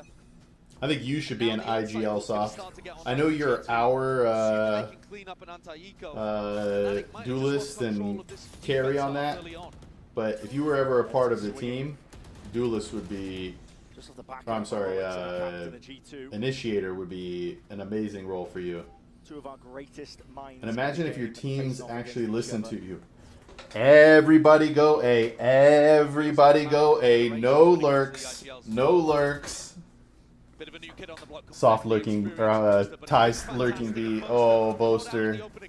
Twice already in the very first quarter of this map. Yeah, he's just standing in the middle with his util out. That's not good. It's not full steam ahead from G2. There's still a level of caution. Fnatic are stacking this with multitude of bodies. It is the Yes, you did. Yes, you did. The read here from Valen is perfect. Be careful here with a Oh. potion in the hands of Alpha. That's snappy. Quick scope straight to the head. He is taken care of though. Chronicle's still trying to at least square up, take a fight, posturing ever so slightly. Taking it with the off-angle play. Crashies is highlighted, lit up. There's no more. So G2. Last night was probably my most fun night of Valorant. I know I was crying on Icebox, but last night was probably my most fun night of Valorant in a while. I really enjoyed it. Recently in their games has been spectacular. And those are the danger moments that you need to be able to add in there. But otherwise, G2 dealt with that really quite cleanly, even though they went into the stack in the end. And here's the ults that we were talking about. But Fnatic, by saving, have managed to get Kayak an operator in his hands. Looking to try to get him posted up over towards A. That's where the Odin is as well. And only Alpha defending here on C. Pushed off immediately. Salvos meant to push off the early line. Doors opened up. Hello, Lee. Might get an early fight sooner than he potentially anticipates. He's going to play his life, try and back the hell out of there. Trent over the shoulder, that bait and switch. Crashies, I think, made the call to fight with Boaster and didn't realize that Leaf also had backup. Yeah. In came Trent. Yes, he Down went did. the IGL again of Fnatic, who's having a rough go of things here. You're like, wait for my drone, Ty. He's like, all right. Still have the lockdown to try to play retake. Drone's out. I'm going in front. I'm going to tell your drone what's in front of it. But it's difficult to get value out of the pit here in the mid-round when Jorgamo still has his dimensional drift to clear everything. But here it goes. Yeah, using it nice and early. Just trying to spot out the most of these players. Don't know if he spotted the off. Yes, Kayak. Time to strike. Choose it. Hey. It's instinctual. The wall was up. Just anticipating G2. I do love Jorgamo. It's G2 who are left with that player disadvantage. And massive ultimates dropped on the side of G2. They can no longer set up a pit of their own in the post plan. So if G2 want to win this round, it's got to be proactive. I think Fnatic, they know it. Crashies and Kayak are waiting for this push. Palace sees it. Jorgamo's going to be backing away. Reclaiming his space now. There's an I4. Trying to lay claim to a lot of this towards it, but there's that up angle. A whip from Kayak with how he's been playing. K damage kicking in. Gonna TP. Valen's barely out of there. Trying to play the crossfire setup. Chronicle wins his fight out, and that's going to be the lockdown to secure. Fnatic have all the advantages here. Everything in the world going their way. And an investment of the ultimate just to make sure, just to absolutely guarantee. Yuli, did you see that we won a game with a combined 9 kills, you and me? And it was the easiest game of the night. Would have been a disaster. But Kayak gets good value out of his op, and honestly, the way that G2 were utilizing the Yoru ult, Fnatic read the timings, and they just knew that people were going to start pushing up off the back of it. Chronicle has got great reads on that kind of stuff. He's been around the block. One of our most experienced and one of the greatest players of all time. You look at accomplishments. The accolades, man. He's already got 3 trophies. If Fnatic can somehow pull off this lower bracket run, he will just be out miles ahead of everybody else with 4. Making a serious case. One of the greatest of all time. G2 feeling pressured into the timeout here. And I think there's been a pretty serious shift in Fnatic's defense now that they've got the operator online. They are still finding holes over towards A early on, but what G2 are struggling with is being able to take the site without getting caught by one of the Fnatic players who's just trying to get one and back up. It's not like Fnatic are trying to defend the sites to the death, but they're just trying to grab one G2 player and then back it up and always force G2 to be the ones that have to overfight. Oh man, it's a timeout. You gotta do some push-ups.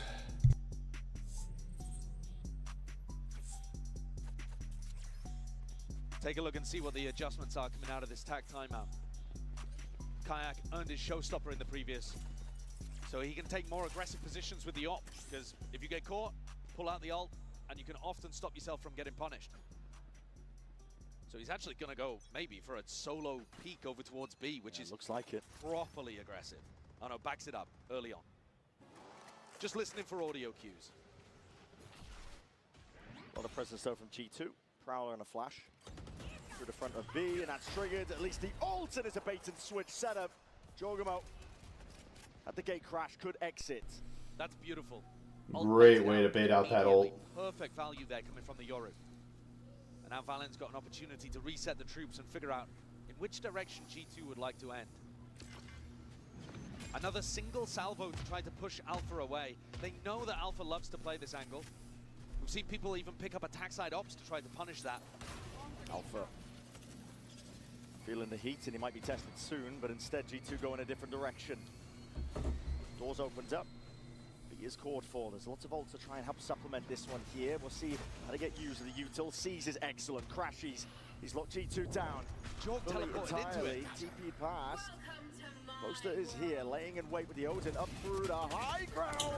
Attempt there made. Chronicle just the one before the trade is in sight. Now with that pit, he's going to be laying down towards it. Armageddon on top. It's a great ult. Clearing out a lot of the extremities. G2 trying to hold on.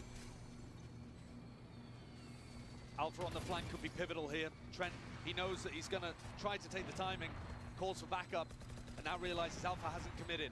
Repeat. Just gone down there. I'm not sure if these are just stray shots coming through. Alpha. Perfect. Alpha getting that is incredible. Instantly now the drone, and a connection spots him out, highlighting across the board. Leaf is going to back away, trying to play his life. Sliders of corners, snaps towards it. Woo! We're getting some heroics, baby. Ridiculous. Perfect reads inside the pit there for a player who's well within the race for tournament MVP. Look at how tight the timing is on that one. Jorg just escaping with absolutely no damage done. Crazy kill onto Jonah P there too. But what I like from G2 is that they were hyper aware of the threat of Alpha here on the flank.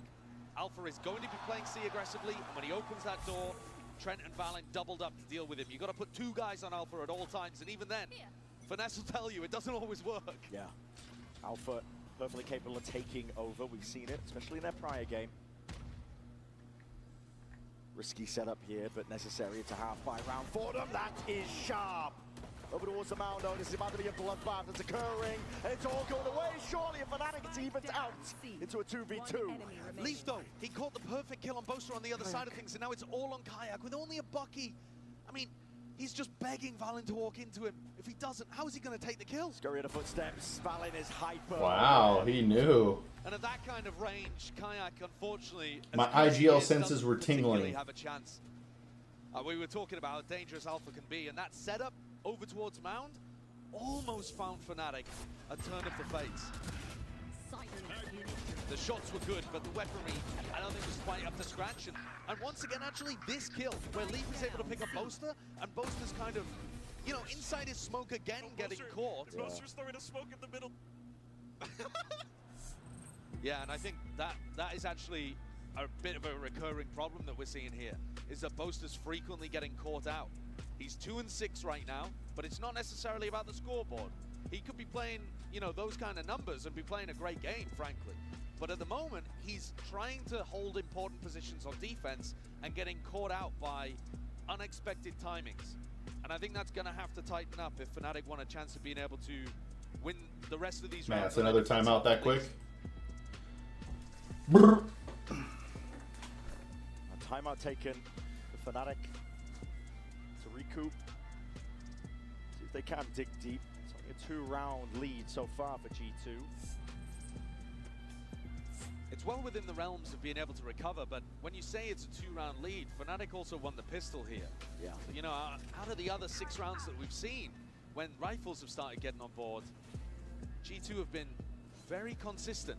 And this time, no operator in the hands of Fnatic. They don't have the wealth to be able to put that into Kayak's hands. And once more set up to go for some kind of B split attempt. The spike headed up here and a potential for a wrap through Blue Room. Potential for a brawl as Fnatic is stacking 3 bodies. Trying to retake some of that rubble control away from where Leaf has just been lurking. Leaf, he kind of needs to kill that Prowler to create the threat that he could still lurk. And there's a pop in play. They want to try and get a move on here. This is G2. Trying to see if they can lay claim to that B site. Still rain down a hail of bullets. That's just from Boaster. He's going to be supplementing the fire. Just trying to make it nice and awkward for G2 while a flank occurs. Do they have enough people to be able to deal with Chronicle? There is massive pressure on Leaf right now. Tested. Only just a one. This is Fnatic now. This is their time to shine. They've got a lot of control now towards B main. Flip at the site though. G2 looking to try and take this one up through heaven and a reflank of Valen, but time needs to be played. It's already taken away. And it's up to Trent to see if he can delay, but smoke in your face, what really can you do from this spot? Timing is taken. Into a 2v2, they're gonna know where these players are. To smoke, obfuscates, hides the intent.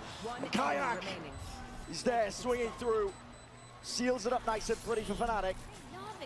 It was down because Valorant is really loud. A couple of the G2 players left in the clutch, and it almost looked like they didn't know where the plant was. I forgot why I keep my stream audio so low.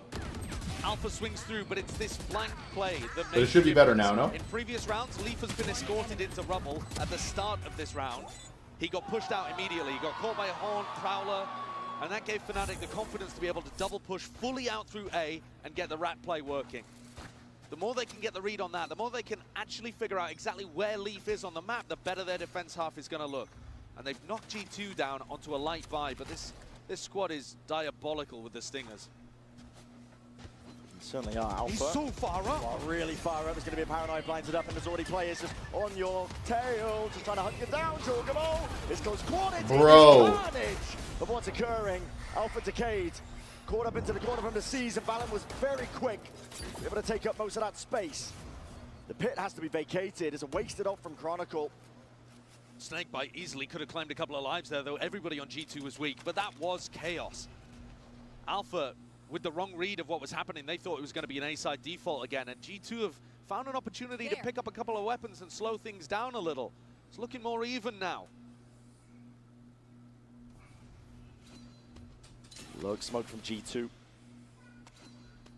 Praying that Fnatic would go for some form of re-exploration, clearing up the map. And I think this is a really important situation where you've got to look at Boaster again. He's going to be doing this jump spot.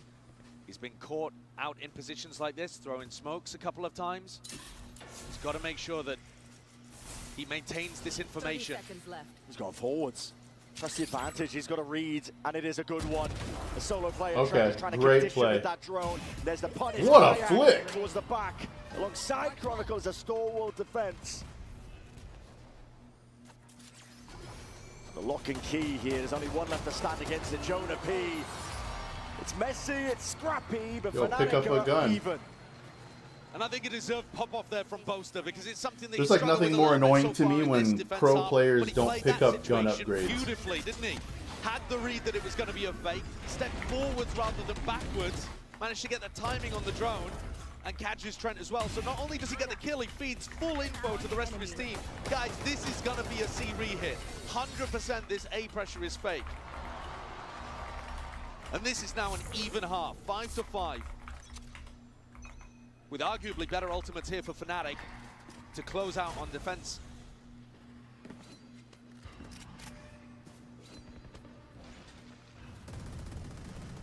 Door's going to be opened up. This is G2.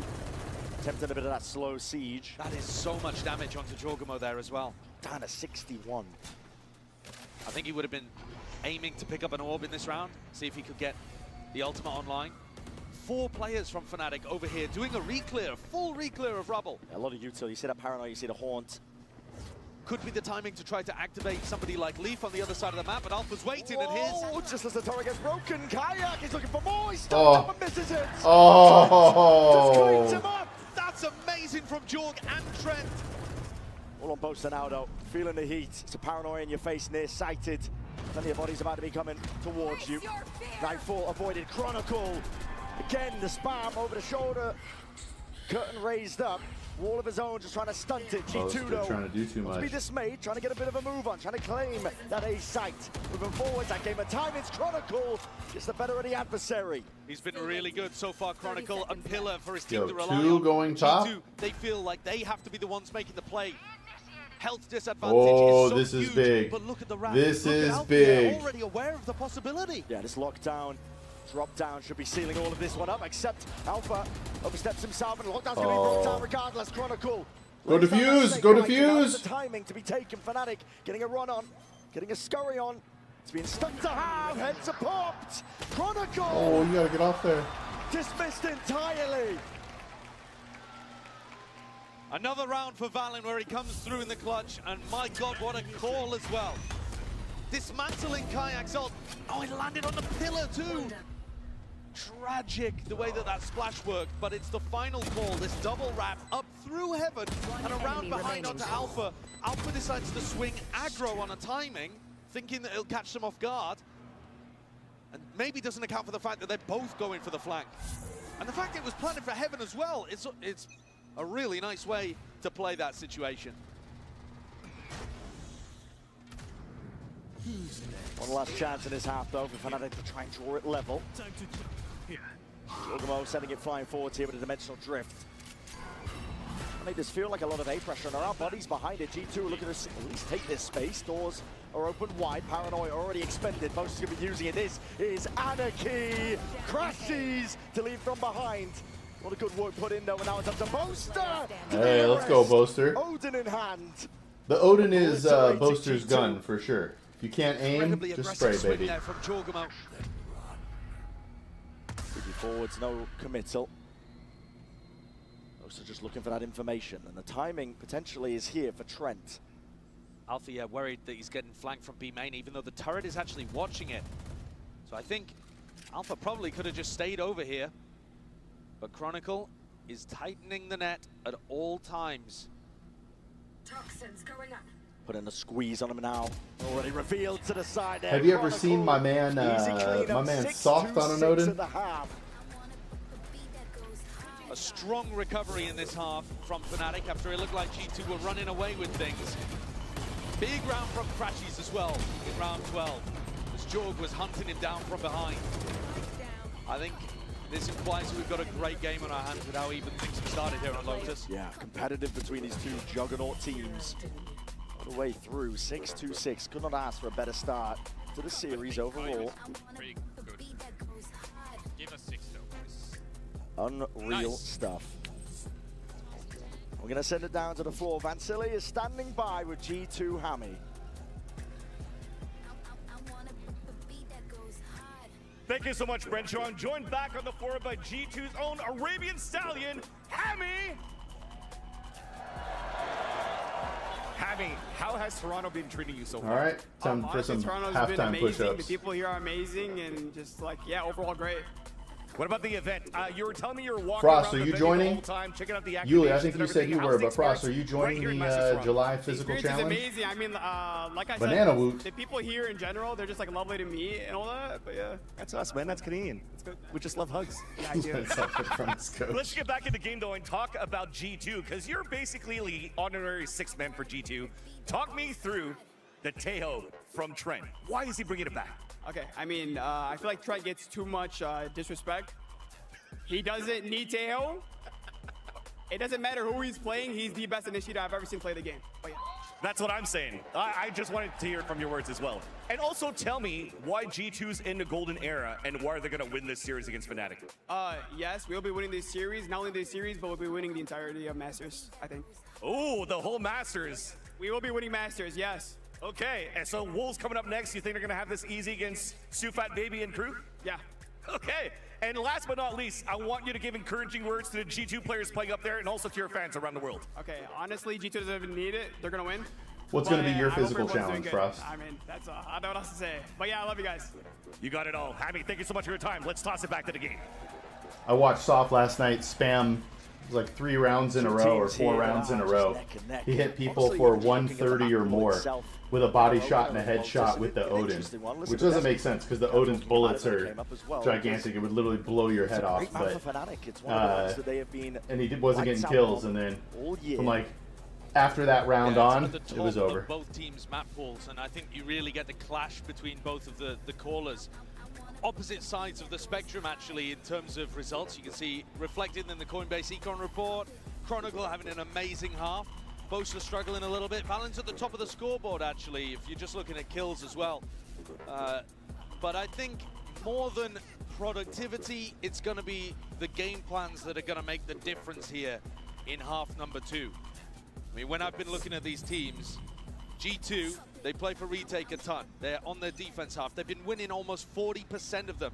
Fnatic are winning post plants 83% of the time. One of those stats has got to give today. Is it going to be Fnatic closing out these rounds cleanly? Placido Styles leaping into the fray across for that info. Leaf break the Prowler. Back himself out, and it this is going to be such a boring half. Fnatic. They are the slowest team on the attack side that we have, but they're extremely diligent with it. They use the time to make sure that they dismantle. How many times are they going to get a planting with under 10 The clock seconds? can sometimes be Bosa's worst enemy. But Alpha might be his Now best they've friend. broken the map. What an opener for Fnatic. I mean, that should be signed, sealed, and delivered on the pistol round. Fnatic with a potential here, a great opportunity to win both pistols. I just think they're both the slowest, but Fnatic is definitely slower. Definitely slower. I haven't. The meme is about Fnatic. Jorg might be going for a bit of a re-exploration. Guys, there's 15 seconds left. Let's do something. Space, but it's all on Valent to defend here with one Are they going to end up B? Are they pivoting into B? Actually, maybe Jorg will get his chance. I do. They want to try and go for the B here. There's only 25 seconds left. Fnatic. What is the call? Bit of a scramble, but they're going to land over towards A. All right, let me change that from 10 seconds to 15 seconds. How many plants are we going to get under 15? And this is all covered in time. Kayak is there. Cutting down his two players. It's a pistol round in the back pocket here for Fnatic, and like you said, it could make all the difference in a map like this. Absolutely flawless. I mean, the damage from the first hit, collating through onto Jonah P. And then how clean Kayak looks with these shots coming out from his ghost. Kayak is so good, dude. It's a beautiful round. It's clean, it's sharp. Whoever it was. I mean, Kayak, I think you should probably give credit to your newest player. It's going to be tough for G2 to recover from this kind of situation. You will sometimes see them force, even on defense, but this is not one of those times. G2 just playing for money in the bank. Another really important thing to pay attention to between these two teams is who has more of the utility once we get into post-plant scenarios. In the previous round, hello. Yeah, they're going to be gearing up. It's paranoia in the back pocket. Primed by Valen, looking for signs of life at the spam. Surely that's it, but they're actually waiting for a little bit further. There it is. Now the go button's going to be called for, but that paranoia did not connect. Chronicle. Unbelievable form. And Alpha. Clean up Judy. Alpha said he's on one. Pushing through. Just allowing the players on Fnatic to build up more and more towards those ultimates. Players getting streaks and Jorg. Trying to get cleaned up. It's nice for the class to give it the damage, surely. But the round, nevertheless, here to Fnatic. Chronicle is 19 and 10 right now. He's been amazing. He's just been so calm. And like I said earlier, he's been a rock that the rest of the team can rely on in these difficult positions. He's not making the play to change the round necessarily, but when G2 force the aggression into him, he just collects it and absorbs it perfectly. You can't get past him. So Fnatic with a bonus round, but a bonus round that they've also forced an attacking operator into. Just punish Leaf. He's been peeking this one often. The defensive setups differ. though. G2 making changes to it. Quick dink there through Mound. There needs to be some call for help. Shot wide and through. Leaf is on essentially single digits. Barely alive. Region Armor eventually going to be kicking in. Both teams getting a read on what's going on here. Fnatic realizing they're fighting super heavy over Mound and trying to react into A and realize they got caught by the drone there. Decide to hold on for a moment. But G2 also got the read that there's an attacking op, so they'll have to be hyper aware of areas that Alpha's going to try to peek. Door opened up here by Chronicle. With a fake pressure, trying to pull some of these G2 players. Man. Done so successfully. Yeah, it's really nice. It pulls all of the attention from the defenders towards Ready the door. to blast your stream from meh to OMG. This was the area, remember, that G2 were fighting over, so it's likely they would have left. Frost, did Yuli tell you about my Indian friend who came in last night? C, but the spike now. He literally came into my YouTube and was like, hey, how do you feel about India? And then he said YouTube deleted his message. 30 seconds left. Jorgamo are not budging. Leaf even just lying in wait. There's 4 players defending this area of the map. Yeah. Are they pivoting B and trying to connect with these guys through the door? Maybe. Door's broken. No clearance onto the corner. Yo! Has his back. Moser just got his life saved, bro. Watch is what he's saying. That attack side operator, but time is still becoming a bit of an issue, and shots are rattled. You can feel it. It's getting hectic. It's getting messy. Trent cleaning up onto Chronicle. Time is against them now. Yep. It's fully against this Fnatic Yep. squad. G2. There's another round. That was a Fnatic round. Easy. They played themselves, Stack bro. the bodies in the final moment now over towards A. They almost got punished for it as well, though, Brent. That round is on a nice edge. You see Chronicle come through from tree, and he's got players running away from him. I mean, the fact that Leaf also gets caught in this situation, the Guardian Barrel just sticking out slightly, but it's this kill, Trent on Chronicle, that I think really changes the game, because G2 then can commit fully to the retake and the flood. And Josh is begging them to play time at the end there because there was no opportunity for a plant. Very fast play to be made. An operator picked up into the hands of Leaf now. Punches Kayak. Yeah, I think it's a great call to go for the defensive op for Leaf because they know that Leaf is going to be on this line. They're trying to punish him with marshals, with attack ops. And if he's got a long-range weapon of his own, he can hold it down. He's got to be careful here. Spots the body. How do you want to play this one? Backs himself into a corner. He does have a little bit of support from Jonah P. Poison's off. And one of the things that this G2 comp is really good at is being able to passively regain information in the mid-round from the Tejo drone, from the Prowlers, from the Haunt. They have used all of those now, though, and only Jonah P's Haunt will be coming back later on. There. Chronicle just sticking around to try to break that. Make it feel like they could be going for a C re-hit. There's the Haunt, though. Chronicle breaks it. But the shot comes from so far back that G2 already have the read anyway. Valorant's going to be seeing signs of life definitely occurring now. Cover going out. A long con here for Fnatic, just trying to earn up a few of those ults. Really working the map in the process, and they found themselves a slight gap in towards B. Fnatic have been ending with these B splits a ton. I think G2 are fairly ready for this. Jonah and Jorg. Jonah sat down onto the side here and spots it, catching the contact, a bit of spam as well. Comes through, this is Alpha and Chronicle. Laying claim over towards this site. On to B in the plant now to go down, nothing to push this away. Crashes managed to upgrade to a Vandal. Can he strike a dagger blow back to his own region? Huge upgrades. Stun. Has to be sidestepped, Leaf. Just snaps at the crash. He's an off angle by Chronicle, baiting out with the first shot. Now you're going to see that discipline coming through. G2 never without I wonder it, how and it good has brought it Fnatic would be if they 8-8. quit playing Both themselves. teams playing that round pretty well, honestly.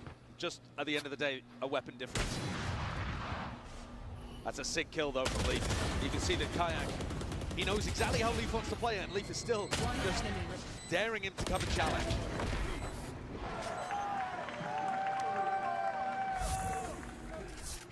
Fnatic have a lockdown to try to work with here. Difficult to counter. But G2 pretty happy playing the retakes as well. Stacking 3 bodies over towards Mound, expecting Fnatic to go for a punish of Leaf. And Leaf is holding it. They want it to feel like it's just Leaf with a bit of solo pressure. Way ahead of this one. Still, they're going to reveal their hands. So rifle shots ring out.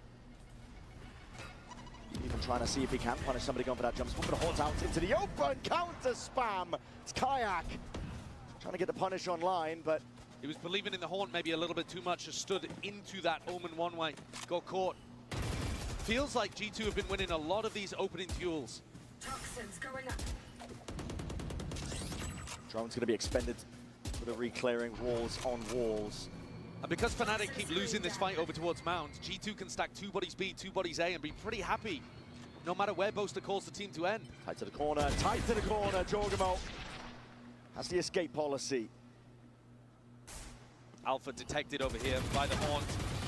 Just trying to spam where he might expect it to be, following the traces.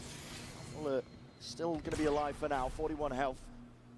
And in a 3v5 like this, you don't really want to invest the ultimates from Alpha Air and Crashies unless they can find a pick beforehand. 30 seconds left. But look at the time. This is one of the problems with how slow Fnatic play.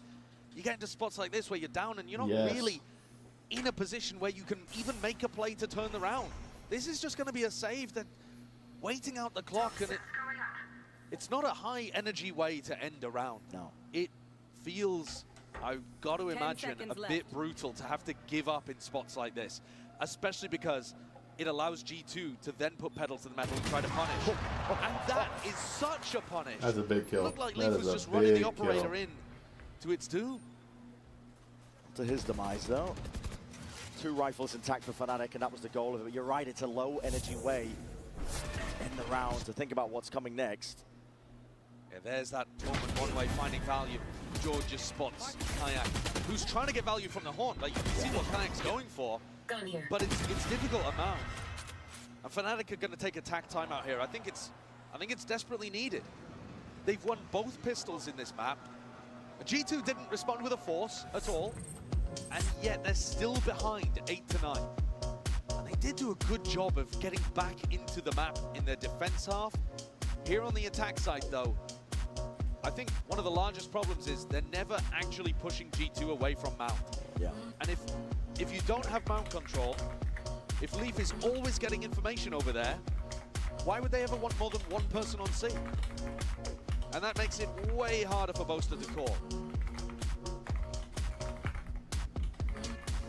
Might be time to change the tempo around coming out of this tag timeout.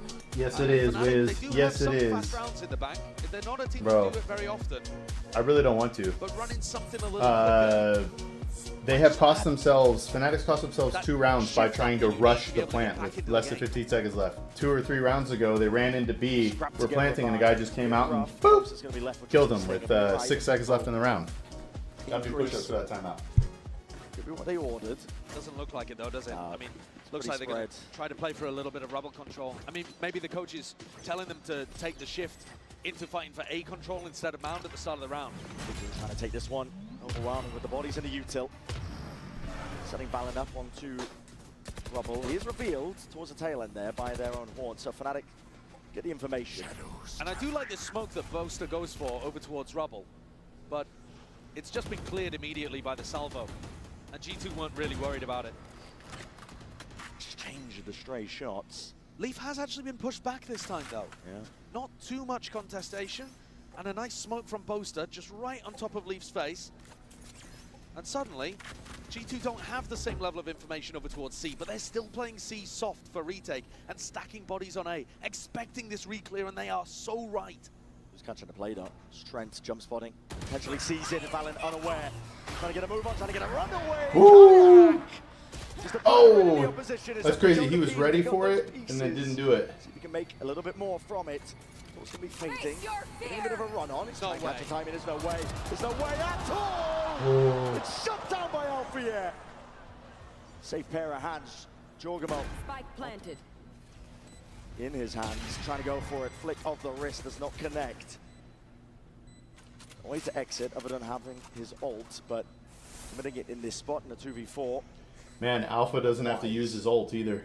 No, he's still even getting a wrap around. He's still going to be able to afford an op in the next round anyway, so Last player standing. when Joel gets caught. Fnatic getting it up to 9 here, but I think really you've got to be looking at how G2 executed in some of those moments. They had the right read, they knew that it was going to be an A re-clear, but they didn't have somebody taking contact well enough for Valen to play off this. Kayak snuck all the way back in off the back of Chronicle's Viper wall. And then I think you could argue the execution here wasn't great either. Jonah finds the timing, utilizing the fact they're on land. It's difficult to hear these kind of footsteps, but he can't land the shot. And Alpha shuts it down. Alpha once more is going to go for the attack side operator here. Taking a peek. Seeing if he can punish a jump spot on A. Same explosion of util from G2 looking to take control towards A Rubble. Both players up. This smoke is a really nice adaptation. Coming out of the tactical timeout, it really has neutralized Leaf and allowed them to regain mount control. I mean, look what it's done. You've got the pull from one of the rotates. You've also got this gate crash and spawn as well to try to support Leaf. And it's just softened up the A side of the defense.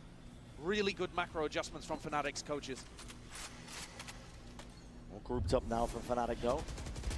Trying to push players off away from A Rubble and just trying to take it slowly, steadily, but still that's bullets raining down. Jonah P is there. Nightfall preemptive, and that's going to be a tag onto absolutely everyone. That's crazy. The information they were looking for. He used the Nightfall to slow Fnatic down, not realizing that Fnatic was going to slow themselves down anyway. He's tucked himself in. It's a dangerous spot as well for Chronicle. He gets support from Alpha yeah now, but he's the one with the spike. Nala broken. Leaf will respect it. Off onto the corner. This is 25 seconds left. Where is this ending? 25 seconds left. Look at this dude. He's having to sprint. And that means Jonah has a chance for redemption after his failed play in Tree in the last round. Spike's disjointed though. They've already got players in and through. G2 looking to try and flood defend this one all the way. Dimensional drift spots it all out. No guessing game whatsoever. 9 seconds, and it's all dropped down. It's all crumbled. Fnatic, Chronicle. It's cheeky with the kills, consolation prizes at the end of the day, but it's not a round win. That's what Fnatic were looking for. Dude, it's crazy. Second time in this They're half, so frustrating to watch, dude. And you won't see any other team in the tournament that loses as often as Fnatic. Guys, we have 23 seconds left.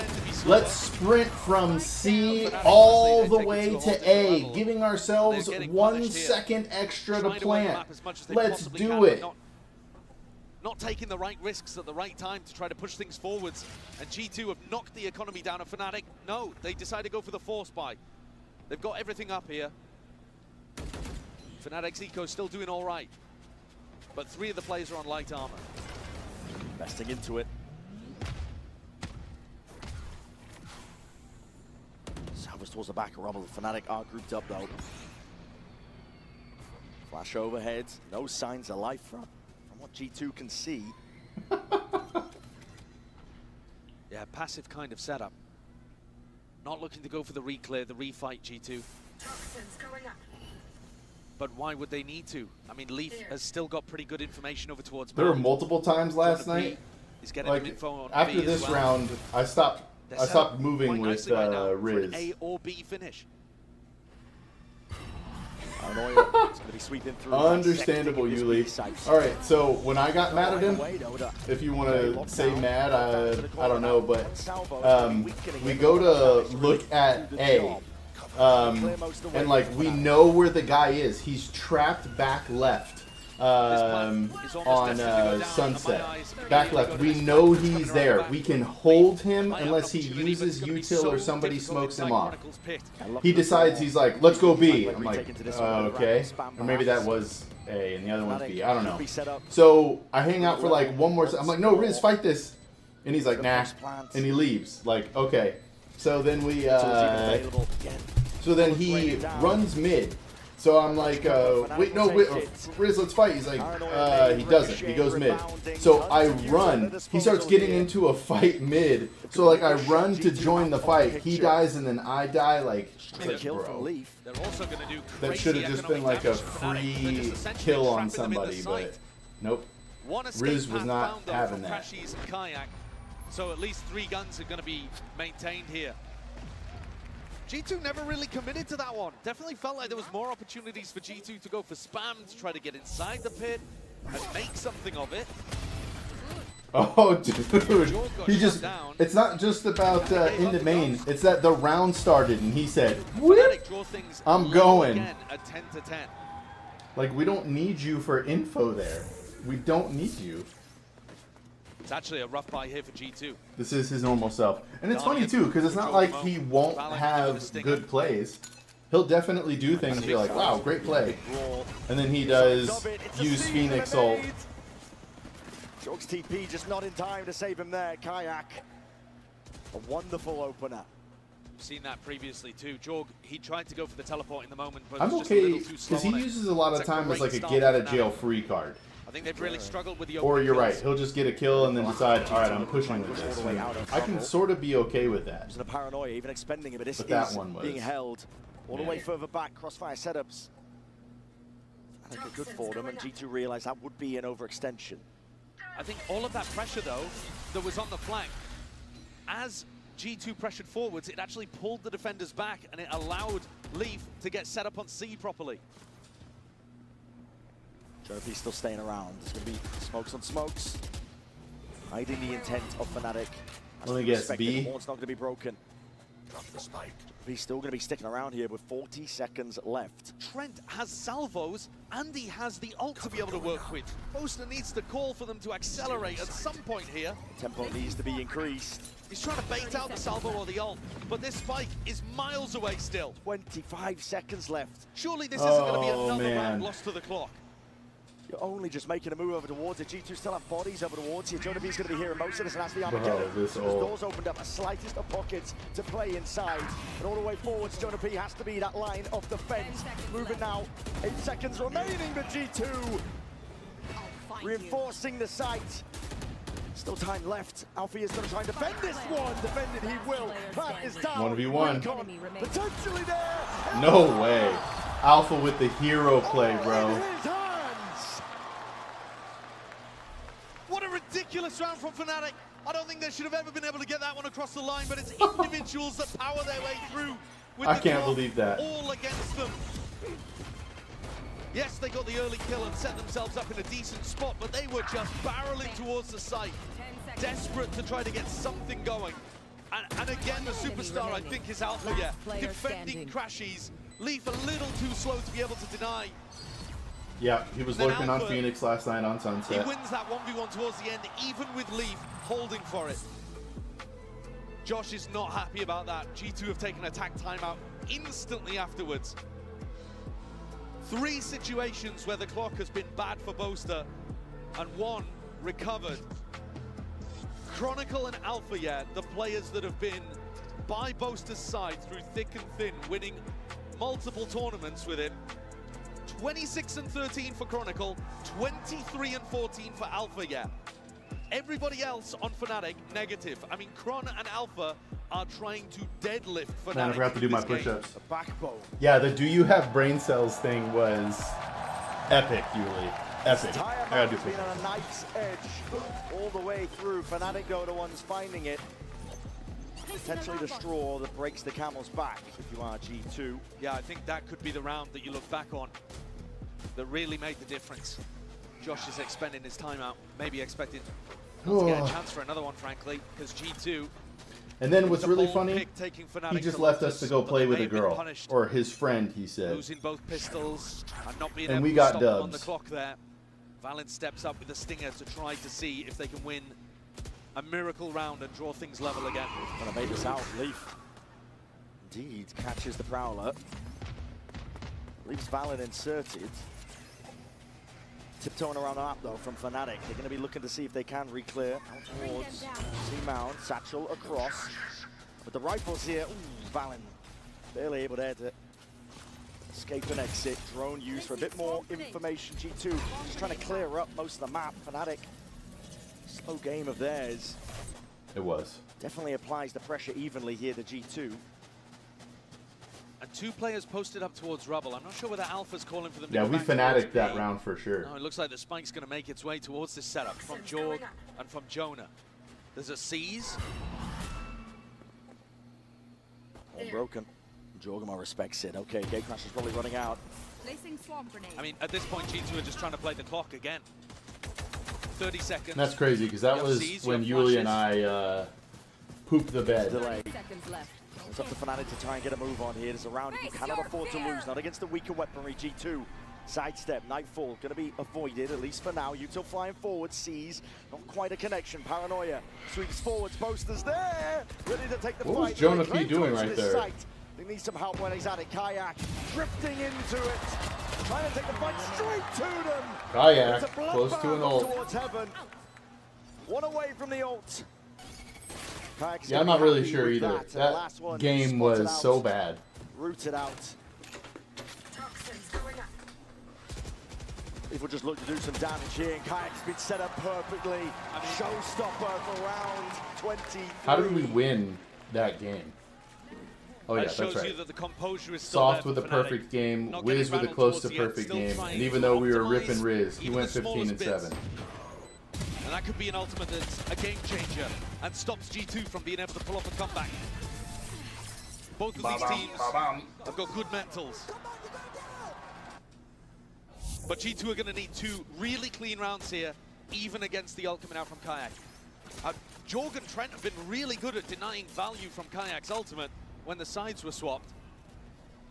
But I think a showstopper is exactly the right kind of tool to complement Boaster's slower calling style, because it will allow you just to open up the sights towards the end of the rounds. Now to speed up entirely. G2, they don't want to be budged. Draining themselves here. Leaf and Valin out towards C Mounds. Stray shots forwards, but now here's the pressure. Prowler broken. Stray shots, you know that Valin's sticking around. Leaf. Valin eventually going to concede that space and give it up. On either side is a deep drone and a deep push. G2 getting active over towards A. Alpha, yeah, has a little bit of an opening on B. But this fight over towards A could define the round. Alpha's in on B. Yep, Alpha is completely cracked over the B side, and now putting a squeeze, a pincer play. Yikes, look at this position Alpha's got. Dissipated. The other one's left scrambling, showstopper down. Dude, he's wasted his... Oh, man. Cleans it up. Yoru is like the best bait Replays left to for... stand here. Boasted with the plan. It's going to be sticking this safety in the back of his mind, because Crashies is watching it all. Leaf slipped his way in, found that timing and that gap. This is it, surely. Fnatic on the cusp, on the brink of taking map 1. G2's map pick, it's all on to Leaf. 6 bullets left, timing not there. It's a 13-10 finish here for our opener between these two. Split would be the third map, or it's going to be the second map? And it's a deadly duo for Fnatic to finish things up. Alpha and Chronicle. I'm not gonna lie, seeing the transformation in my arms over the last like 3 weeks has been kind of nuts. I forgot what it looked like to have muscle. But it took everything, double pistols and some big moments against Crazy posters in the short shorts. But that's on G2's map pick of Lotus. Now we look forward to the split. Fnatic's choice. It's the second map, huh? Already with a map under their belt, they can feel it. There's momentum behind I'm this gonna do team. push-ups, and then I'm gonna go to really carve out your spot in history. We're gonna be stepping away. Up next, GB and the analyst desk will be breaking it all down. Right, who are we hitting up first with a super fight? Jorgamo with a super fight. It's coming in 100% from Bray. Super fight. Right, who is Trent? All right. Where is he? Be right There back. he is. Right. Oh, I'm cranking it. Superfly! Valin. Oh, I feel like I need to IGL diff Superfly. I'm hitting him with the foot.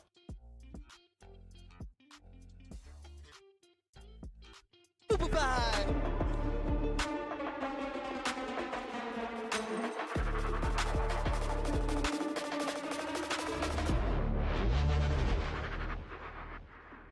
Face your death, cause you play a roulette with each step I progress, no less. Go ahead and place your bets, cause we know where we at, we know we top tier. Cause all the hate that you bring, we know it stops here. I'm taking off like a rocketeer and stopping here. It's strange how they cannot see the future, but see profit here. Wait up, we gon' always win. Promise that that's not a promise, yeah, that is a threat. You know that I promise to bring the team commas. When the whole team win, that's when you flex. Win, and I'ma do it again. Watch me win, then watch me do it again.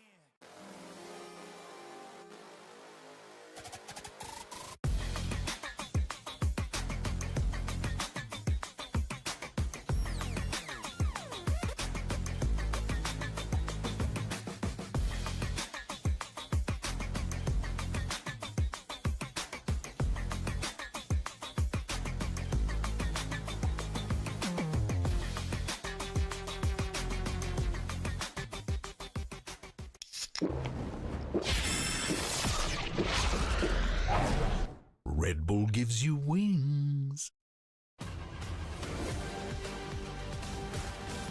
Hey! Let me show you how to fuck stuff. Oh man, I was just getting warmed up.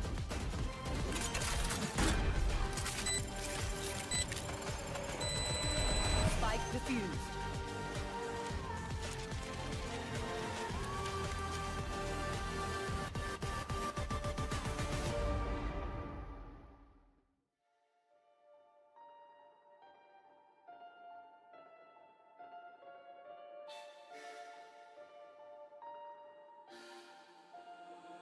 Don't play with your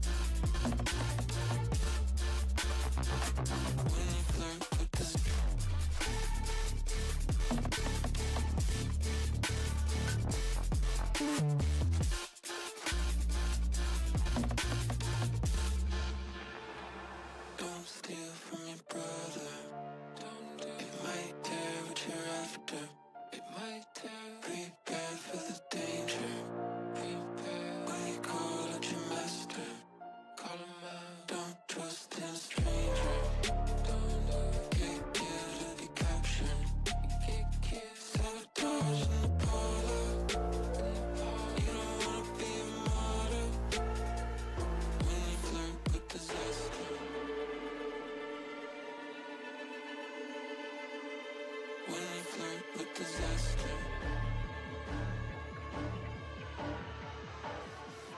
When we flirt with disaster.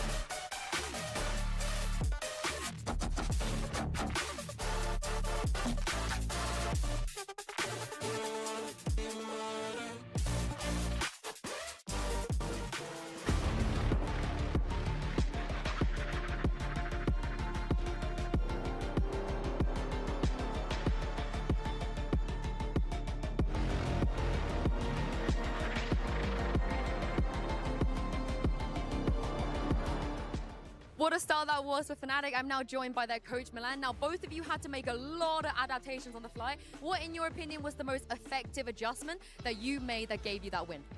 I think during the timeouts we told the boys to stay calm, focus on like what they're giving us and just processing information a little bit better, and I think it made all the difference after that. Oh, it did indeed. Thank you very much for your time. Welcome back, everyone. As we look to break everything down, we have a special guest here. Put your hands together for Coach Kaplan of Sentinels. Good to have you here, brother. Thanks, Good, man. as Happy always. to be here. So let's go ahead and dive right into it. Cap's going to be here to help us out and guide us through the game. And first things first, let's actually talk about what the coach of Fnatic was talking about in that interview there, Yeah. because he said, hey, I needed to keep the boys calm and ready to go, and we saw the results of that in that round 18. Yeah, absolutely. The adaptations, Kaplan, from this team, they had such a great sequence of different attack side ideas of how they approached that. Yeah, they had a hard time fighting G2's comp head on, and after this timeout here, you can see they just make some light noise, a fake TP and a smoke, a classic Boaster smoke. Kind of keeps G2 occupied a little. Then they go back, re-clear the C side, come back A. Just started to take the game a little bit less head on, and I really feel like the next few rounds built the story. They did it again, then they kind of snuck out A together, and then they just took a head-on fight. And I think it really speaks to Boaster's IGLing, that he was able to take that timeout and just keep building on it. Yeah, because we were talking about that a little bit, right? Like, a lot of people always are giving big credit to the coaches coming out of the timeout and what game plan they did, but there's always going to be different things. Your opponents do different ults that come online. It is really difficult for an IGL to kind of perfectly sequence those rounds together, even with input from a coach. Yeah, exactly. It's just really, really impressive. Yeah, and let's not forget, too, Jonah P had an opportunity to get a nasty 2K in that situation, and unfortunately was shooting cotton candy at his opponent, and it was like, oh, get this off of me, and then they just shot him, and then that was it. Which, those heartbreaker rounds, man, those are the things you do not want to see happen. But that does take us to our HyperX reflex moment here, because this one's on the other side of the field, Mimi, with G2's Valen. This is what you want to see from the team more consistently as we get ready for map 2. On the attack side, G2 had to see, seems to have a read about finishing B in a lot of these rounds. Alpha. Almost every time it felt like on this attacking side, they were getting posted into post plants on this site. And this team, even without peak Teo, which is what a lot of people attributed their post-plant success to, they are still such an incredible team at setting up in these kind of rounds. Here it's some incredible shots from Valen, but Trent on the nerf Teo, balancing his utility. The way guys like Valen and Leaf are repositioning means that G2 is one of those squads that is shutting down the retake so often. And Fnatic, one of the teams in this tournament who is trying to retake the most. So a challenge for them to get back in on this G2 team. Yeah, just insane. I mean, just in a spot like that, Valen just has nothing to do but move his crosshair around. He's in the middle of nowhere, and he really knows how to close it out. Yeah, truly finding ways to succeed, but it was not going to be enough there. Fnatic managed to squeak them out there. Now we're going to hear from the coach of G2 as we get ready for map 2. We're moving on to map 2, and G2 have a chance to redeem themselves. Now, Leaf was such a nuisance, as he always is. On map 1, I think Fnatic really struggled to deal with him. What kind of role can we expect on map 2? I think it's more of the same. I noticed that Fnatic likes to enable their best players to really shine and take their duels, like Alpha. Took a little inspiration of that. I'm like, hey, Leaf, you should go contest them. You know, like if they're gonna take the space, I want you to put them down. So, yeah, I mean, we're just greenlighting him a little bit more, and we'll see what happens. I look forward to seeing it. Good luck on map 2. I do love to hear what he's saying there, because Leaf to me felt so strong when he was taking those risks, when he was playing as a C anchor, Kaplan. He was constantly walking back into space and finding a ton of success there. Yeah, absolutely. Taking the op up on Viper, like constantly had the info. Even after getting a pick, he would find a way to get back on that line and be able to say, hey guys, they're not coming to C. Don't worry about C. Just look out for that A hit. But to that point that he was talking about Alfier, though, that's exactly what we were seeing from him, man. He was I needed that break. for those plays, It's so hot. It was so hot in this office. And it did feel like Alfier, with that confidence, it's very hard if you're Fnatic to like be like, hey, you know what, guys, we got to play off of that. We got to feed this energy here because Alfier is giving that to them in spades. You absolutely do. Kaplan, I mean, Fnatic plays a bit of a weirder comp with this double duelist, the Yoru, the Raze. Talk the viewers through what should they expect out of this comp going into map 2? Yeah, they have a lot of different looks here. They're able to move the Viper Lurk around to different spots. Sometimes they throw a really neat orb mid that makes some pressure. They can go fast, they can go slow, but they do have to respect the G2 Breach. They should have a little bit of a hard time fighting head on for any space against the Breach, kind of similar to Lotus actually. Yeah, it's gonna be big. G2 lot staking on this game. They lost in Champions to this team 0-2. Got sent home by them after the amazing tournament they had at Shanghai, and it would be a really similar story again, making it to the finals in Bangkok. If they were to go home here in top 4, it would definitely be a disappointment for those boys at G2. Oh, without a doubt, and you can see Fnatic taking their time with this agent select, having the conversations that they need as they get ready for this map 2. Could very well be the end of G2's story here in Toronto. Toronto, do you think that's going to be the case here? Oh, a lot of no's. Do you guys think we're going to map 3? I think people just want to watch more Valorant here at the Enercare Center. That's the most important thing now, Mimi.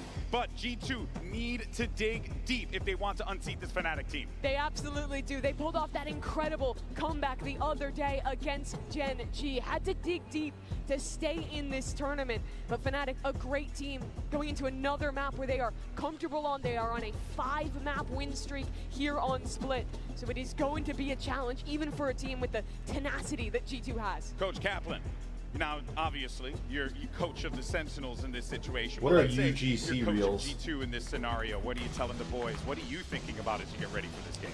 Yeah, hey guys, remember what we talked about? Remember what we planned? There's no doubt they know what they need to do here. They already played PRX, playing a similar comp on Split. They've got the User-generated experience, they've had content? time to review. They just have to make sure they stay trusting their ideas, despite the fact that their tournament life is on the line. Kaplan, you've played long series against G2 this year. You know this is a really hard team to put down, even when you win a map early like that. Yeah, it is really tough. They know how to stay composed no matter what, and then you start making mistakes, and they just watch you make them. But you know what I have to lean on, though, is the fact that on the other side of the field, you got Boaster, who's just been getting up and taunting his opponents nonstop. And that has to be so infuriating to play against, Coach. Yeah, it's definitely tough. I mean, I can only imagine for the players who are up there, but when you're constantly reminded of the opposing team's confidence, it just makes it really hard. And bringing that energy for him. He's so comfortable in these positions, had to come back when they've won trophies in the past. Missed out on even going to Bangkok. Now an opportunity to make it top 3 here in Toronto as that final EMEA team. Everyone else from that region out in the group stage. Went home early in this tournament. But Fnatic staying in it despite the roster changes, despite bringing a rookie player into this tournament. Do want to inform everyone, a little bit of a technical hiccup on the stage. We're going to get that sorted in just a little bit. So you'll stick with us for the time being, a little podcast. You know, you can't complain about that. Wait a minute, just got told I'm a liar. We're going into the game, everybody. Let's dive into the action. Toronto, make some noise for Brent and Sideshow. We're going to need to see G2 dig deep, show that resilience that allowed them to come back versus Gen G. They're going to stand a chance against this Fnatic squad because both of these teams are aiming for greatness at this event. Both of them are looking to go that much further. Jonah P, though, quoted as saying very recently, it's going to be a complete failure if we lose now, a disappointment. We're already thinking about the finals, and I think that just less pressure and more their own team's expectations. They want redemption for Bangkok. But Fnatic stands in the way. It's apparent. Okay, fault line. Alpha has found a pocket to play in. Even on this angle. Nothing crazy though from Fnatic. They're expecting the reclear. And expected they will least be rewarded. Alpha. I'll take that tries to ghost. wait. Thank you. Jumps on the chance. Now TP going to be layered in towards the back of that site. I mean, it's a perfect read there. Really good control. They know exactly what G2 are going to go for. And now they've got themselves a 5v4. And Fnatic are never going to over-rush in these kind of situations. They can Well, sit 5 back, different play the NBA player players. advantage. Oh, wait, was KD one of those? Or is Allow going to be Chronicle one of maybe those? to work a little bit of pressure over towards A and try to pull people off this hard anchor position. Fnatic just trying to keep G2 guessing. Jonah P. We got to pick, that guys. fault line. Let's wait until there's 15 Contact seconds elite left in the is round from before we behind. do anything. Fnatic, maybe. Full fade utility and being dumped right now over towards A to try to pull people. There's only 2 now ready to defend B. There it is. It's going to be sailing up and over towards it. Exchanged evenly, but out of satchels in hand. Alpha. That's a great shot. Straight into the fray. Leap is there. Right, so back with the flash is even better. Jonah P is going to do a lot from this spot. And Trent does supplement. There's still a player disadvantage for them. Time running short. How do you get yourself in through the back of this? The heaven lurk. Heaven lurk is what they're waiting for. That's on the timing. Crashies just laying around towards the side. He's already dropped down, but he wasn't expecting it.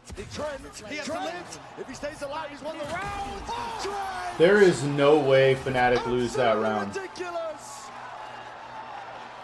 That's an unbelievable way of the pistol round to finish. Trent is completely surrounded. How was Fnatic not embarrassed by rounds like that? I know they won the last map or whatever, but They lost dude. track of where he was. They knew that he'd been over towards spawn. But I think Crashies was searching for him, didn't realize. He was just tucked right behind that box. He didn't even need the final kill, but he gave us it anyway. That's pretty absurd, because I think Fnatic should have been able to wrap that one up and win 3 out of 3 pistols so far. That's kind of facts. G2 rewrite the narrative. Skipping past a lot of this util is going to be the Prowler. Kayak taking that space. Straight shots fired down. That Bulldog, not exactly the weapon of choice here, but with the horns followed up. Leaf is here. Fill in the gap to the defense. Oh, and the C's into the snakebite combo to give Leaf a third. That's kind of facts. Leaf now actually going to be approaching a Viper's Pit if he's able to clean up the rest of these players. Looking for the last few. Spots it out. Chronicles, drop 2 of them. Spike accessible to a degree, but Valen is quick to recover. That's what Leaf, a really big anti-eco round for him, gets very close to the Viper's Pit. Not going to have it online for this bonus, but could be a difference maker early on in a crucial rifle round, especially if G2 can do a little bit of damage in this next to the Fnatic economy. A rare quick round as well, Fnatic taking a lot of round control very early on. But you're expecting, again, quite a lot of these rounds, even with the double duelist, to be slow paced from Fnatic on their attack side. I know Kaplan on the desk was talking about the fact that G2 got some experience playing against double duelist compositions, but PRX and Fnatic This should be are 2-0 pretty much into a as far bonus apart as you for can play the same comp. And the bait setup. Alpha just trying to swing off of that. Catching. That was great bait. Onto the jump peak. He did get an aim punch as well. That was a Phantom 140 headshot. But I'm really interested in this battle over towards B main. You see it here from Kayak and Jorg, just kind of feeling each other out. On the pistol round, Jorg got baited into walk re-clearing B main. But B main control is super important in the current meta. Smokes propped up, recalled. We're going to be left guessing. There's haunts and action occurring onto every extremity right now. Pushing Chronicle out of the path. Jorgamo looking to potentially take a fight here. Knife out for Kaya. Oh my, that's unfortunate timing. I mean, that's a weird decision as well, isn't it? That was a super weird Chronicle. decision, bro. Chronicle gets the better end of it after Valen had already retreated. And now Valen's alone and isolated on the A side with the Paranoia as his best friend. Best to anchor single-handedly. Reinforcements arriving in the form of Trent, but he doesn't really have a weapon to his name. Just a classic and a bit of Utah. They can hear it now. Smokes are going to start to be laid down, blossoming. Haunt reveals. And not even the exit for Valen. Just trying to TP out of it, but just opened his body up wide for it. So Fnatic, methodical approach towards it. Trying to hold back the onslaught now that G2 are trying to dish out. No one is ready for Alpha. Yeah, that's a nice cleanup from Fnatic. Really good positioning too. Even if Alpha hadn't been able to close out with 3 kills, Boasters waiting in vents as a backstab.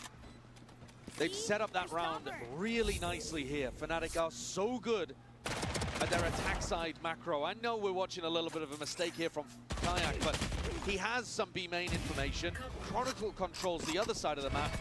And in the meantime, the rest of the pack is working their way up mid, getting a Heaven control, and just slowly pushing back G2. G2 at some point in these slow rounds are going to have to fight to re-clear. And that always comes with a bit of danger. Straight back into it. Once more, same 1-3-1 setup from the attackers, right? Kayak holding on. Heavy premium, just spotting the cross-up. Jorgamo will have to respect that. And that's great information from Kayak. He saw that teleport. He knows that Jorgamo's gone back into a more passive position. Trying to square up towards it. What a shot! Kayak's getting smoked right now by Jog. Might be a bit of an experience diff happening here. Head clean off the shoulder. We'd be so mad at Riz if he did that. For it so far. Pressure up towards B Heaven though. Alpha is ahead of it, finds the gap. Time to be taken. Sees though, avoided. It is a nice seize though, because it gets Jonah Pete back onto the line. So much pressure happening. Both. Oh no, no, no. Damn, the spike. It's not ideal. He's just gifted them the spike. The spike dropped down. I mean, that I don't think was even. I think that was just supposed to be fake pressure anyway. Kron might have done enough. To be the savior for him. Leaf. Judge in hand. Lets it loose and lets it rip. So putting a bit of fear into them, putting the squeeze out into Leaf, and a bit of spam chopping him down. Leaf 20 seconds. At the knees. All right, guys, let's sprint to a site. Dashing. Spike down mid. And it's leaving it just down to Crashies. A spike, essentially. I know we're saying retrievable. 3-1 for G2. Boaster's top 3, but man. From Fnatic, from Boaster. Like I said, I'm not sure if they thought the vent was completely clear and they were just trying to make a drop noise to fake a pivot into A and go back to B. Or whether Boaster really wanted to try to take vent and just didn't have a teammate with him. But either way, you can't make a mistake like that when you're already a slow-paced team. And clearly the Fnatic coaches are not happy about it either, because we're about to go into a tactical timeout. And so, coming off the back of this, I mean, there was a great tac timeout on Lotus. The Desk talked about it as well. That adjustment in the second half. The coaches took the timeout. Boaster adjusted some things, and Fnatic were able to close out on map 1. Here, this is very early on. It's probably more to do with adjusting the tempo, or maybe one of the coaches has got a read on what G2 specifically are doing on their defense side. Push a But I think there's a couple of things to just calm down here for Fnatic. Kayak's kind of getting diffed and making a couple of mistakes in terms of anticipating the aggression of Jorgamo. Jorg's just caught him on a couple of timings. And obviously we've just witnessed that fumble from Boaster dropping the spike in vent, so not sure whether it's nerves. It looked like the confidence was high for Fnatic, to be honest, on map 1. But they've now given Leaf an opportunity to get this Viper's Pit online in what could be a crucial round, though it is going to be a half buy here. Fnatic have still got some big weapons. Opting into it almost fully. Well, second guessing themselves. Money's a bit all over the place here from Fnatic. TP in a fault line, sets up Valent. Horns timing. Yeah, and they've decided to use the pit in mid. Boaster's just spamming into it, but with how much Fnatic were doing 1-3-1 deep, waltzing, okay, Alpha's just going to rip Trent apart. And these 3 players were looking to try to put pressure over towards A early on. They know that Valent teleported, so that's what Alpha's also worried about. They think crazy, neither team is running they a think that Sentinel. Valent might be inside that smoke. He's miles away, he's all the way towards screens, but he is slowing Fnatic down and forcing them to use util. Now getting a bit of a move on towards A ramp. Chronicle and Alpha, the 2 players with rifles in hand. But Valent is just so isolated here, isn't he? Yeah, he's cut up on island from this point. Doesn't know if he's lost A Heaven control. Doesn't really know where to lay it down to smoke either. Potentially trying to catch the cross. Fnatic are willing to play this one slowly. 45 seconds, that's a TP. Straight down to default. Taking a fight. Valent chopped down. Showstopper even expected. Dude. That's out the back pocket of Alpha. This is going to be... These Razors have gotten do not want any part of this. 30 seconds Yeah, left. they don't Gotten want to get G2 caught by some nothing. kind of splash rocket that gets fired into heaven. Their A-ramp fight is going to be crucial here. Chronicle's just been amazing today. Gonna try and do it all. Wow, what a shot. He's perfect. Shots like that. Boaster just supplements beautifully. Recall it a smoke, Jorgamo. Really going to commit into this. The money is low. I think G2 lost every part of this round. Lost Trent to that duel over towards A ramp. Didn't really adjust. Valen thought that he could hold A, at least for retake, on his own. And Fnatic got into perfect positions. And then they just lost every important fight to Chronicle 2. Gone here. The combo, once more, that 1-2 punch of Alpha and Chronicle. It's been immaculate today. They haven't stopped. And Alpha's going to open up a lot of these rounds. Kayak too. I mean, Kayak is certainly one of those players. He was lighting up the scoreboards, topping the rankings in EMEA for stage 1.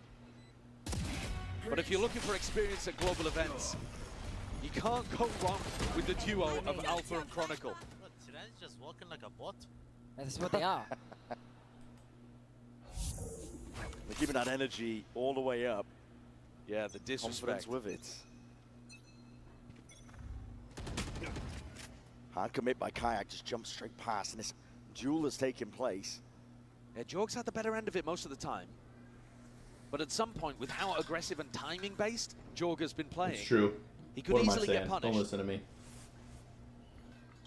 They're I just feel like they would be Fnatic to try to dominating take some A-ramp teams control and if holding they the didn't stun for it. play A stun, themselves. potentially a paranoia. We and got a 2 clear picks on fight. A, guys.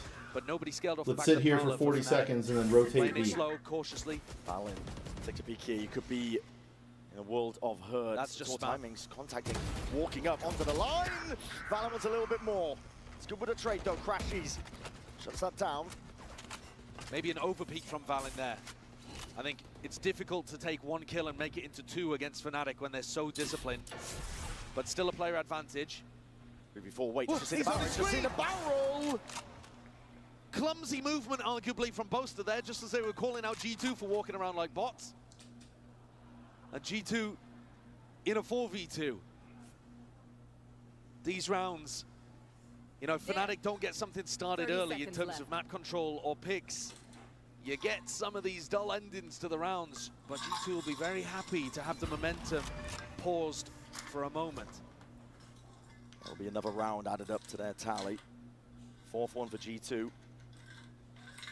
And often when I do watch Fnatic play on Split, 10 seconds left. I'm hit by how nice the game plan is. I think often with how precise Boaster can be and how good the coaching staff is on this team, they often come out with some kind of immaculate read.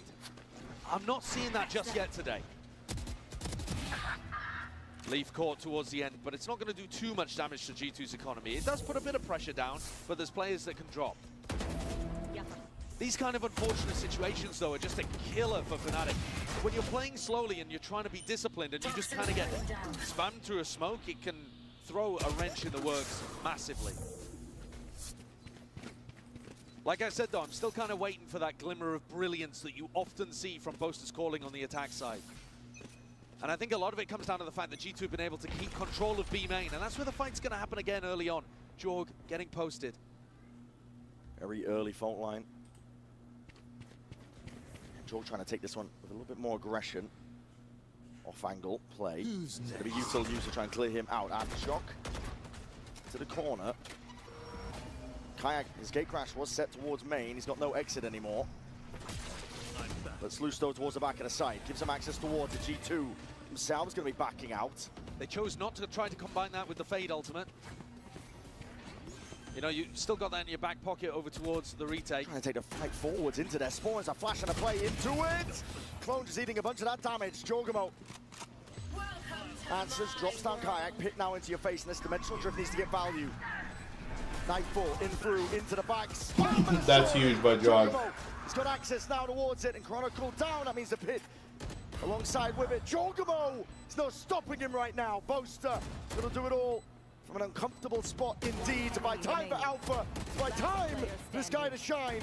7 bullets left. Trent repositions. 6 bullets. Leaves it into the 1v1, and time is ticking away from Bad him. plan. Trent. It's a bad plan. He's sticking this. Alpha. Have on it. Alpha wide.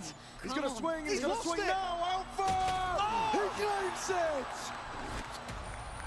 My man said he lost it. To be found from Alpha here. He did not I lose it. thought he beefed it for sure there.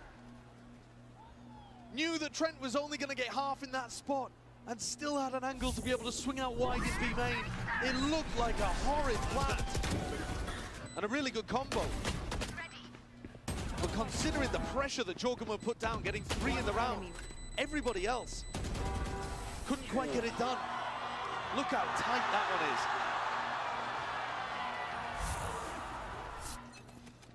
Fnatic with a weapon advantage heading into round 8. And a few really good tools to be able to work with too. Cosmic Divide, Crashies with an ultimate as well. Plenty of tools to be able to get in and run some kind of set play with the ultimates. I was also talking on Lotus about the fact that G2 win almost 40% of their retakes. Fnatic are also our best team in post plants. Like one of those stats has to give up today. And at the moment, it looks like Fnatic kind of coming away with the advantage. Yeah. Attempt by Fnatic here. Double dive in, TP into the back, Satchel's in play. Kayak has that backside control. Jorgamo forced to give it up. Wow, Fnatic took a site with a minute. They claim to the site. Fnatic not content with it though. Looking like they almost wanted to step past. Through the spawn, just the deep seas. And once more, the best post-plant team is playing against the best retake team. And to see what comes out on top. Fight forwards, out towards Pillar. The guns and the weaponry, not ideal for G2. Starting to at least drop down into the sides, and the feed is filled up. One shade of teal. Alpha standing alone. Chronicle is going to pick up these pieces with a double face like that. Great play by G2. Disrupt the hold completely. With a Spectre, Bren, as well. From that range. I mean, G2 are masters of being able to get the best out of the light weaponry. But kind of incredible that they make that retake work and not the one before. That has flipped the eco situation on its head entirely. Flash out! Around where it looked like Fnatic should have been able to come out on top. And equalize the game at 4-4. Suddenly, G2 are running away with things. Headshot on me while running.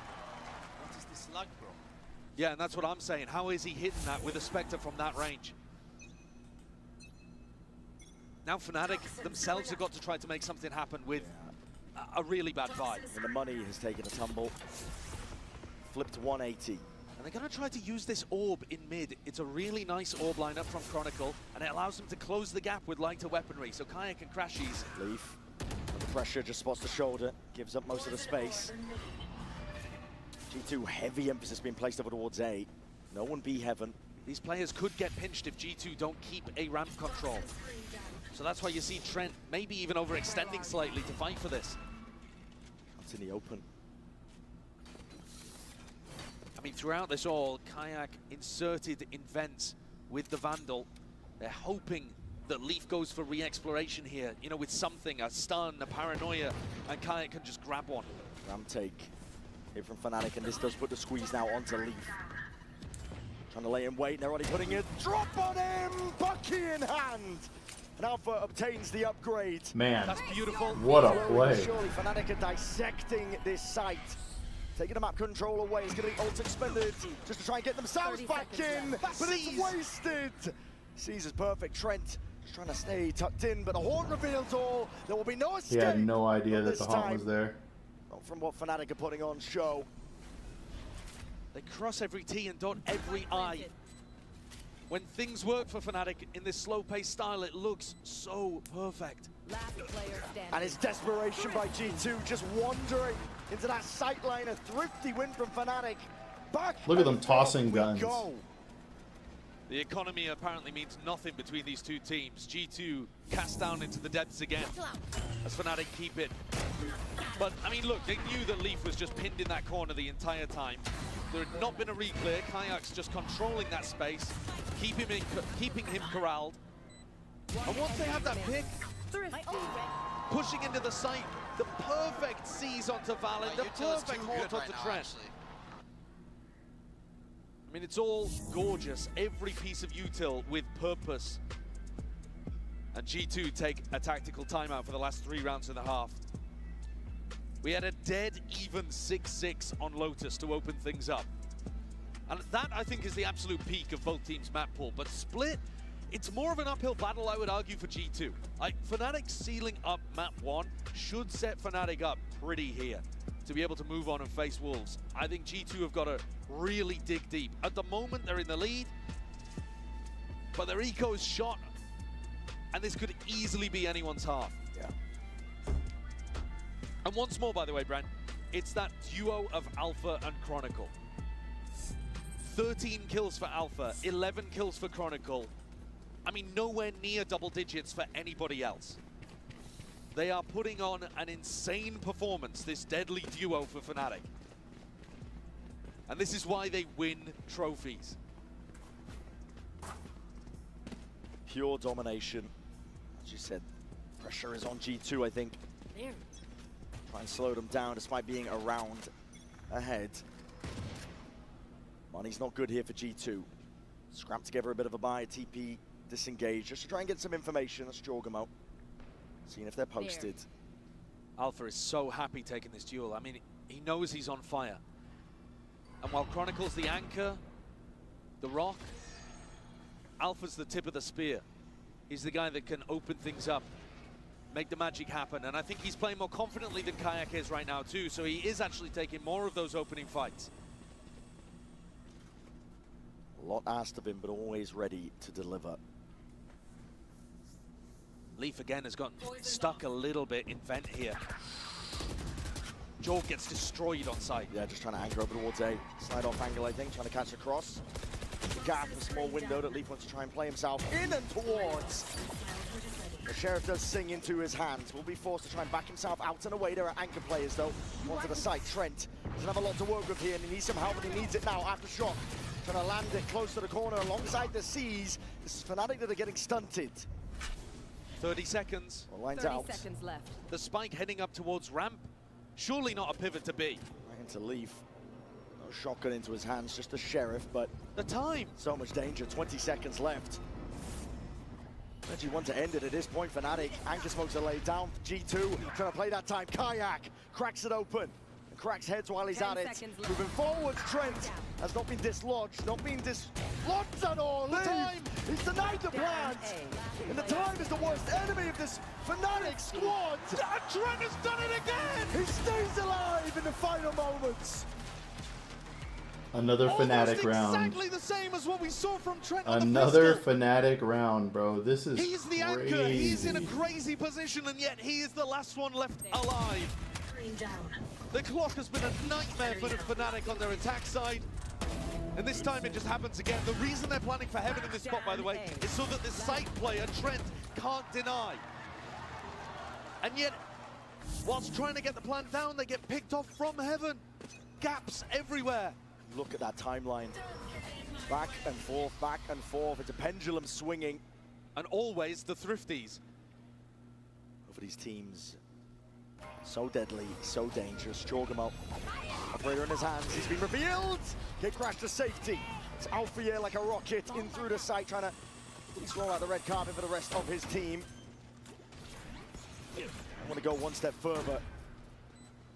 Instant plant down for Fnatic. This is pacey. Yeah, much faster round from them. Completely overwhelming here, but at an I4, Alpha trying to evacuate, trying to back himself out. Crashes is immaculate across their placement, yet G2 not to be outdone. Dude, there's so much going onto on. The site.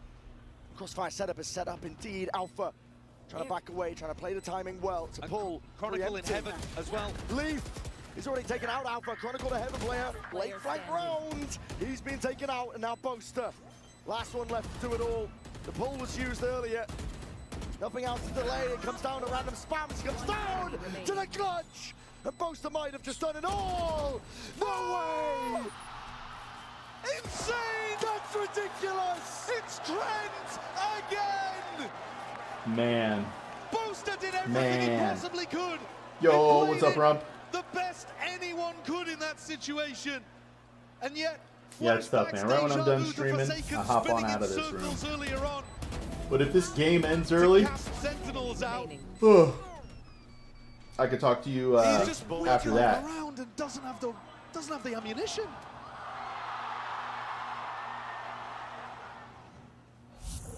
That's a heartbreaker now. G2 leading by 3 rounds. Final round here. for the first half of Split. Fnatic would love to make it a 7-5. I mean, there have been so many moments where Fnatic arguably should have won. We're thinking Pistol, Trent Thrifty on the site, maybe even Boaster winning the clutch there. Really? But they're all yeah, see, that's one of the coolest could'ves. things, for sure. G2 I want to experience that in with my that lifetime. grit are managing to find their way into the lead. Kayak's been really absent from this attack half. He's once more over towards B, 5 and 9. It'd be a great thing for Fnatic to get him activated, especially before he has to be one of their big players on defense with the op, etc. Are there a lot of blackout curtains there and the stuff? defensive setup of G2. I imagine the blackout curtain business He's is turned popping up there. under scrutiny. Paranoia. Still prime, still ready. Jonah P will have to let loose some util of his own, and they're looking for that refight up towards heaven. It's an important one. Valen has to reposition. He's in control out towards it. Jonah P with a flash, and backing himself out. TP to try and escape. The dimensional drift is going to be pointing all of this out. Kayak is getting the info for his team. Those are trying to take that peek and then fight towards it. That's wild. It's disjointed. Valen's doing this one with just a Spectre in hand, but not for much longer. Time still playing against them.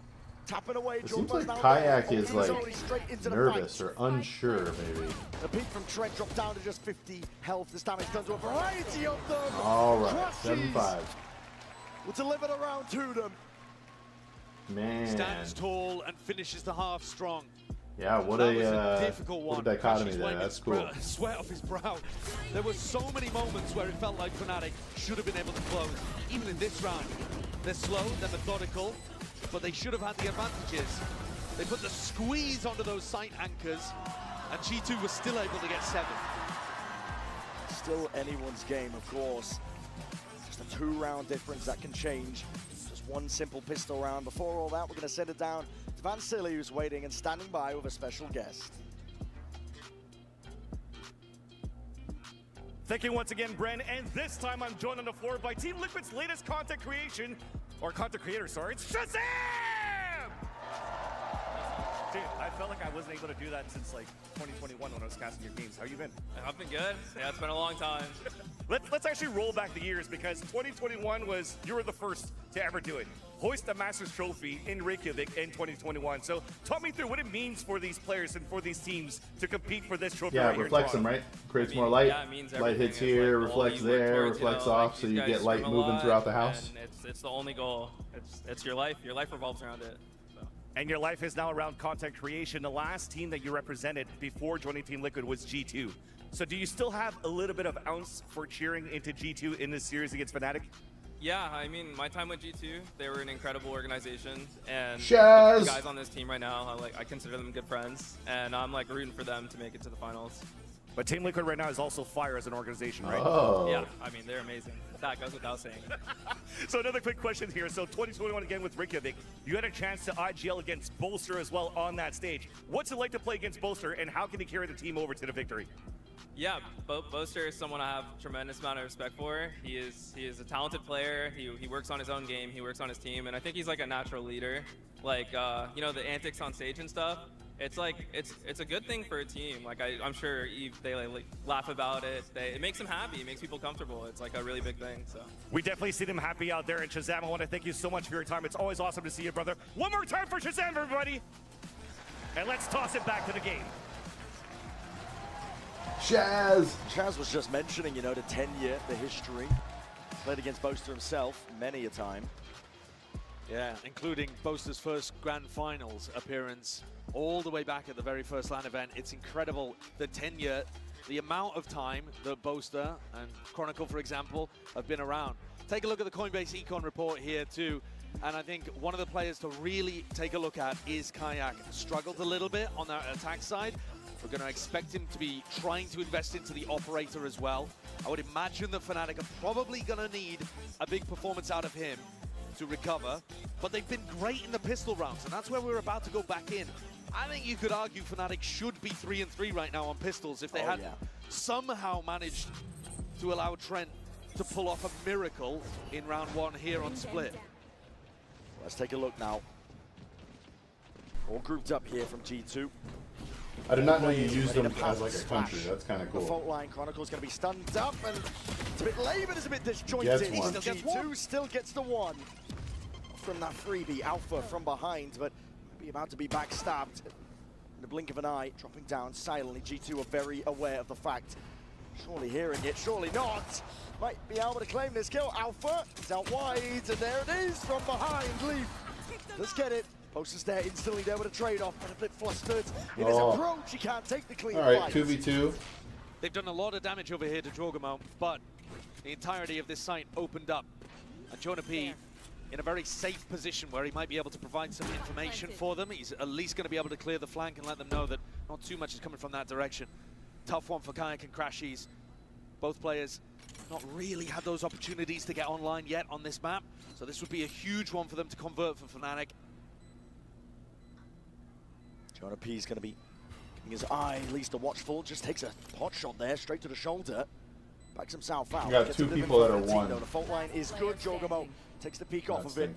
Crashies gone. Kayak, it's all on his shoulders. Heavy weight to burden to try and win this one with time ticking in the way that it is. G2 get their second pistol round. How's life treating you, Rump? I know we're going to talk, but overall, you good? Fnatic on Lotus, and now 2 pistol rounds back the other direction for G2 here on Split. And this second one, pretty clean to be honest. Alpha was really trying to find that timing to be able to put pressure on the vent players and still avoid getting backstabbed. And he did a great job. I mean, hitting a 180 to be able to deal with, or at least put pressure and damage onto Leaf is great, but overall the positioning and the setup worked better for G2. And now Alpha's going to go for a Bucky. The rest of the team on Fnatic not really with too much to work around. All eyes on mid. Alpha straight through into sewers, just in case there was one player lurking, holding. Do they have the information about this? It does feel like G2 are accelerating slightly, speeding things up to try to react into B. Smoke's propped up, horns in your face, and Leaf is looking for a timing. Just seeing it. Crashies, good C's, wall up. This is going to help Alpha. Yeah, Alpha's all the way behind. No timing to be caught here, so that's a beautiful kill. Thing is, doesn't actually give any weaponry away. Leaves the one player allowed to be aggro on his lurk to give information. Bit of pace behind this one. Could be gaps for Fnatic to play in. Could be mistakes that they could absolutely capitalize. Hey, Fnatic. Just the pistols in their hands. Hey. It worked regardless. Jorgamo. Just like that. Shoes on the other foot. He's the last one left to stand against this, and the damage has been done. Indeed. Don't take 3. They're going to... If they take 3 1v1s, I'm going to be upset. B-main control is Man, I really want to talk. I really want to talk, because I need an update on the last thing that we talked about. But we'll have to do life's good, brother. Life's good. We got a new video series coming out. Boaster. Here comes the swing. That's Shot a lot through of the damage. wall. Crashies. One more to the chest will do him. It's still the guessing game for Jorgamo. Does not know where this last player is. And with time ticking down, surely it's not possible. A 1v4? Surely not. Alpha. Quite an upgrade in the midst of all of this one. Spectre in his hands. 10 seconds left. It's getting dire. Out towards the top. Just can't land a shot. Fnatic. But if you got some spare time, would love to know your thoughts on the video series. If you like Star Wars at all, you'll like the intro of it. And it is another MasterCard Thrifty. I think a little bit of a scramble, a little bit rushed. One enemy remains. The G2 players, we talked about this previously in one of the other games, who said we were playing scared and fast. I think that was in the game against PRX actually that they were talking about that. What are you doing, bruv? Hey! What is going on? You're getting classic! And Valin, I think he made the wrong judgment call there to accelerate towards the end. Fnatic already had the read that they were going to collapse into B. If he'd taken a slightly faster timing on the reaction, it might well have worked. But that is going to get Fnatic straight back into this game. And anytime you have a Thrifty like that, round 2, you're also allowing Fnatic to build up to these big ultimates. Yeah, they're going to start farming. Orbs attempted to be picked up here, but just a random spam and spray. Fnatic got this one locked down.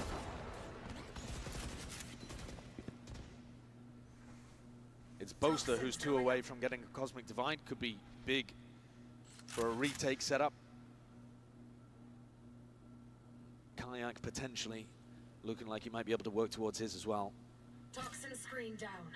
Though, to be honest, the ones you're scared of for the defenders to get online are Chronicles and Alphas.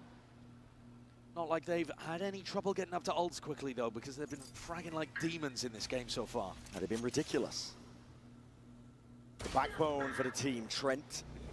Where are you? 30 seconds left. Just going to decapitate Chronicle in the midst of all of this one, but with 25 seconds left, a hard ask ahead of G2. An upgrade, though, to a rifle. Slight perch off angle. That's a paranoid. It's a decent connection. Kayak forced to be dropping off that one now, but with 14 seconds left, time is against them. It's kills that are being needed right now for G2, and Fnatic not in the mood to be offering them. Clone taking the bullets. Time getting against them once more. Kayak has going to be falling there, but Boaster in through behind. Easy with the cleanup. Oh man. 8-7. All right. Fnatic should be able to grab upgrades, at least on one of the weapons. Little bit of economic damage done there, but shouldn't harm Fnatic too much. Ended up being an all-right eco round, but compared to the standards we've seen so far on Split, where people are winning with nothing. Our attention then onto the next, and Kayak has now gone for the operator. So here's an opportunity for the player filling Durka's shoes in this Fnatic core. Looking for the setup over towards B. He's found himself his place. Early flash, and Kayak was still tucking Knife out into this deep angle. He's found the timing, but would have to deal against a stun potentially.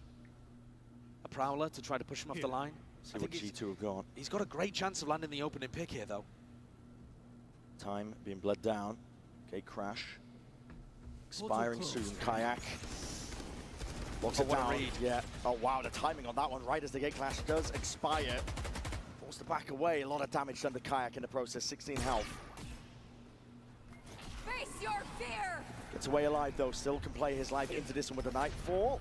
It's going to be colliding. Pulls going to be used out early. Jorgamo already dipping his way in through the back of the site. And a wonderful peek at that. What a shot by Trying to Boaster. make a go of this one here. Kayak! With the operator in his hands, on through the high ground. Kills are collected and claimed across the board. It's 8-8. Really solid defensive. Hey, you don't have to, man. Love the timing on Boaster's peak. I decided I wasn't going to ask any of my friends or family to watch my videos anymore. Behind to try to clear up Jorgamo. Here you see it on the replay again. Almost catches two as well. Huge amount of damage onto Valen, who was trying to teleport in. A great read as well from Fnatic in this round. They knew that this was going to be a B-pop. Of course, multiple reasons. Number one, I don't want to be annoying. I don't want every time somebody gets a message from me or whatever, people think I'm asking for something or anything. And then two, if I'm actually going to be successful in this, if every single one of my friends and family watched my video, that wouldn't actually get me anywhere. You have to have actual regular human beings watching your stuff. Comprehending that they could be knocked out. They think of themselves as the main character, but the same could be said for Fnatic. Both of these squads looking to make history. I do like the positioning of G2. Rump always coming in and hurting my feelings, bro. Next you're going to tell me I'm bald or something. Giving G2 full mid control just allows them to slice up the defenders. Double drop down, Alpha. He's up onto the ropes. The bullet to the head of Jorgamo, but he is cleaned up. Look how isolated Crashies is now, because these defenders can't rotate through mid. We'll do it all from this spot. We'll see what the call is from G2, though. Steady as they go. And this is how you see these thrifty rounds crumble. Perfect pause as well to make Crashies wonder about whether or not they're actually hitting, whether he should call Boaster over as support. Reveals his position. Bit of spam. Drop down, he hears it. Footsteps colliding with the floor. This is G2 with open access now towards the site and looking for potentially a refight. It's a plan for Heaven and for main. Dimensional drift from Kayak. He's going to be getting a lot of information. A lot of ults expended, even that. It's a Cosmic Divide, and they're trying to take this fight forward. G2 with a lesser weapon. What a great stun. What a great stun. Spawn already, Jonah P picking up that upgrade. Great play. Once more. Way too much space given to G2. You have to fight them at least a little and not just to allow them to completely control the tempo. You saw there that G2, Valen calls that fight over towards the screens. and it's set up secondarily with the stun from Jonah P. So they're already fighting, getting information, and then commit the utility. And Kayak, he's got no hope of winning that 1v3. Another MasterCard Thrifty to prop up. And G2 up straight back into things.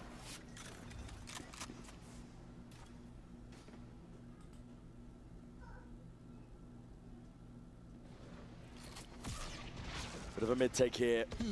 Fnatic trying to hold against this one, but the Dimensional Drift's going to be used nice and early. A TP, even into Spawn, but cancelled out. G2. Did he see the second guy? Throwing some fakes into the mix. Trying to spot out some of these players. Kayak inserted, but reveals it! Yo. Just missed timing onto it. Jormo had to exit out through T for Kayak. Puts it down. Alpha forced out now with the ult in his hands. It's a showstopper. And a scurry away from G2. It's a good cancel call from G2, but really that execute is not what they were looking for. They were hoping that Fnatic were going to be looking in Spawn for Valorant. The Jiggle crashes, gets the info he's looking for. Flash and a repeat. So now you've just got to try to call a pretty standard round, but 4v5. Difficult for Valorant. Gap here, there's pressure happening over towards A Heaven. Spike landing up over towards that area. G2 Boaster and Chronicle sitting there. They know one's A Heaven. Poking out. Chronicle has Leaf in his sights. But it's not informing any defensive rotates from B to 30 A. seconds left. Look how isolated these A and B players are. And Leaf, he gets away with it. It's a bullet to the dome, but through the wall, as you said, he gets away with it. He survives. G2 doing up now, trying to set themselves up for a complete attempt and all the way through. This is Boaster back against the wall. A lot to do from this spot. Chronicle trying to dodge and juke and avoid most of it. The ire, it's coming his way. G2 with that side control. Trent has to be that playmaker. What a swing and what a play. Chronicle. G2 doing a Fnatic impression. So nice from Chronicle. After he missed that kill up towards Heaven that he was eager for, salivating, he just rips a wide swing against Trent.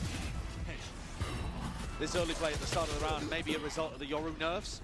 You know, a couple of extra seconds there on an ultimate, and maybe Kayak's position is scouted out, but as you say, it's all Chronicle at the end of the day there. A G2 are now going to be forced to do it again with weaker weaponry. At some point, surely Fnatic start to get a comfortable lead. G2 cannot keep doing this with bad buys. It's been miracle rounds after miracle rounds. G2, as you said, they can't keep getting away with it. They do have the stingers. Good adjustment there from the spray down, Chronicle.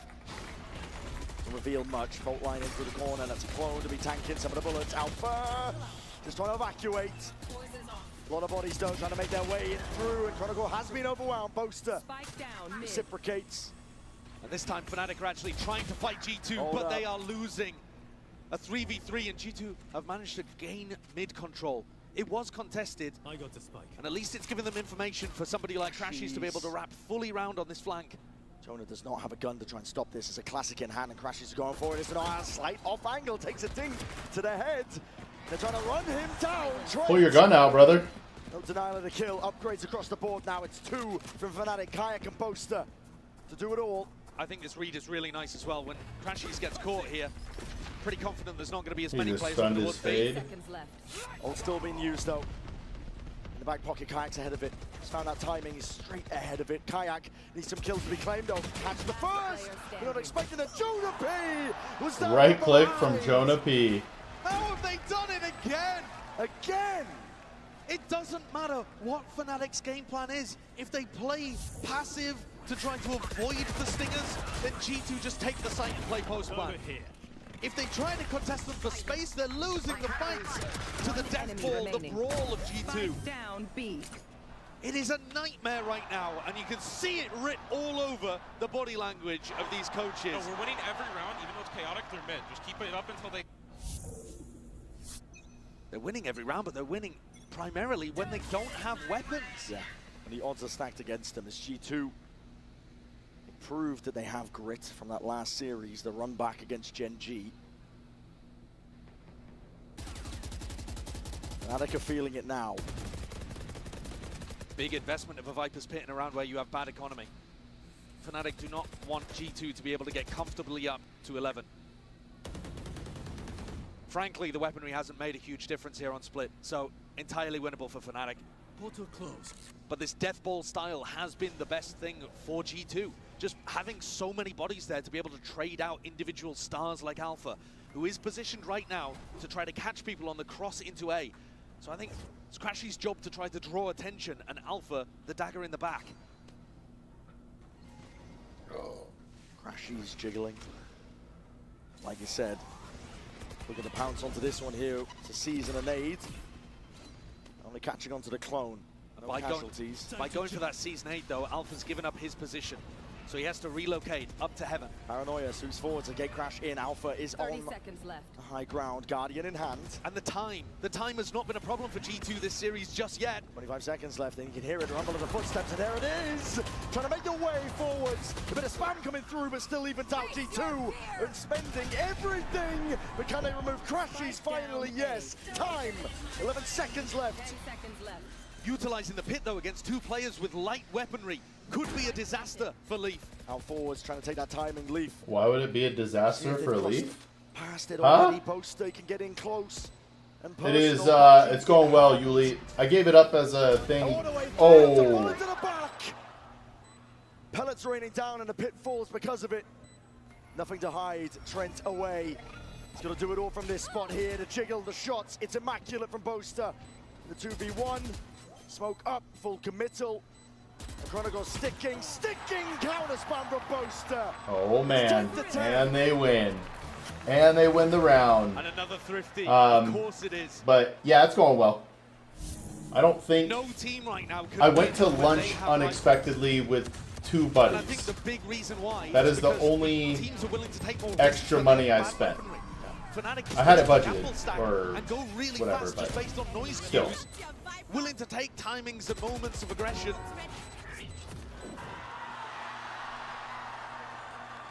G2's economy once more is going to be on the ropes. Why do I even bother talking about it though? It was another MasterCard thrifty, so who cares? It's a scrap out here. It has not mattered. The energy is just oscillating between these two teams, but Fnatic are the ones now in the driving seat once more. A map ahead. Looking for the round that's going to make all the difference. G2 are forwards, the horn not broken. Why would Crashies fall there? Alpha sends it flying forwards with the boombot in hand, wants to try and take it. It's a gun offload Bro. in Jonah. Happy to shut him down. Bro. And even throws the weapon away to a teammate with slightly better. How about you, Yuli? Leaf, a monster. Can't be And happening again. another Have you been opportunity doing for no another spend June? thrifty. I mean, the player post-plan positions are even quite nice. From That's June why I to haven't Trent. bought the Valorant Go stuff. Tucked in, rooted to the spot. Through heaven, that's going to be a horn that has to be dealt with. Jorgenmo's the one with a rifle. Fault line, Cosmic Divide even being committed. TP now into the back in the space. Right there, they have no idea. They are none the wiser. Kayak, it's your time to shine. Yo! Yo! Absolutely ridiculous. What a sick play. That felt like the opposite right now. A little bit in the first half, he has come online and more in the second. I call it spend all my money, June. He's making his way firmly up and up the scoreboard, and with plays like that, I mean, it's a gorgeous play. Leaf's even watching for it, but it gets hit fully by the flash. An Him getting accidental 2 kill even kills on the there jump. was insane. And Kayak's positive again after that one.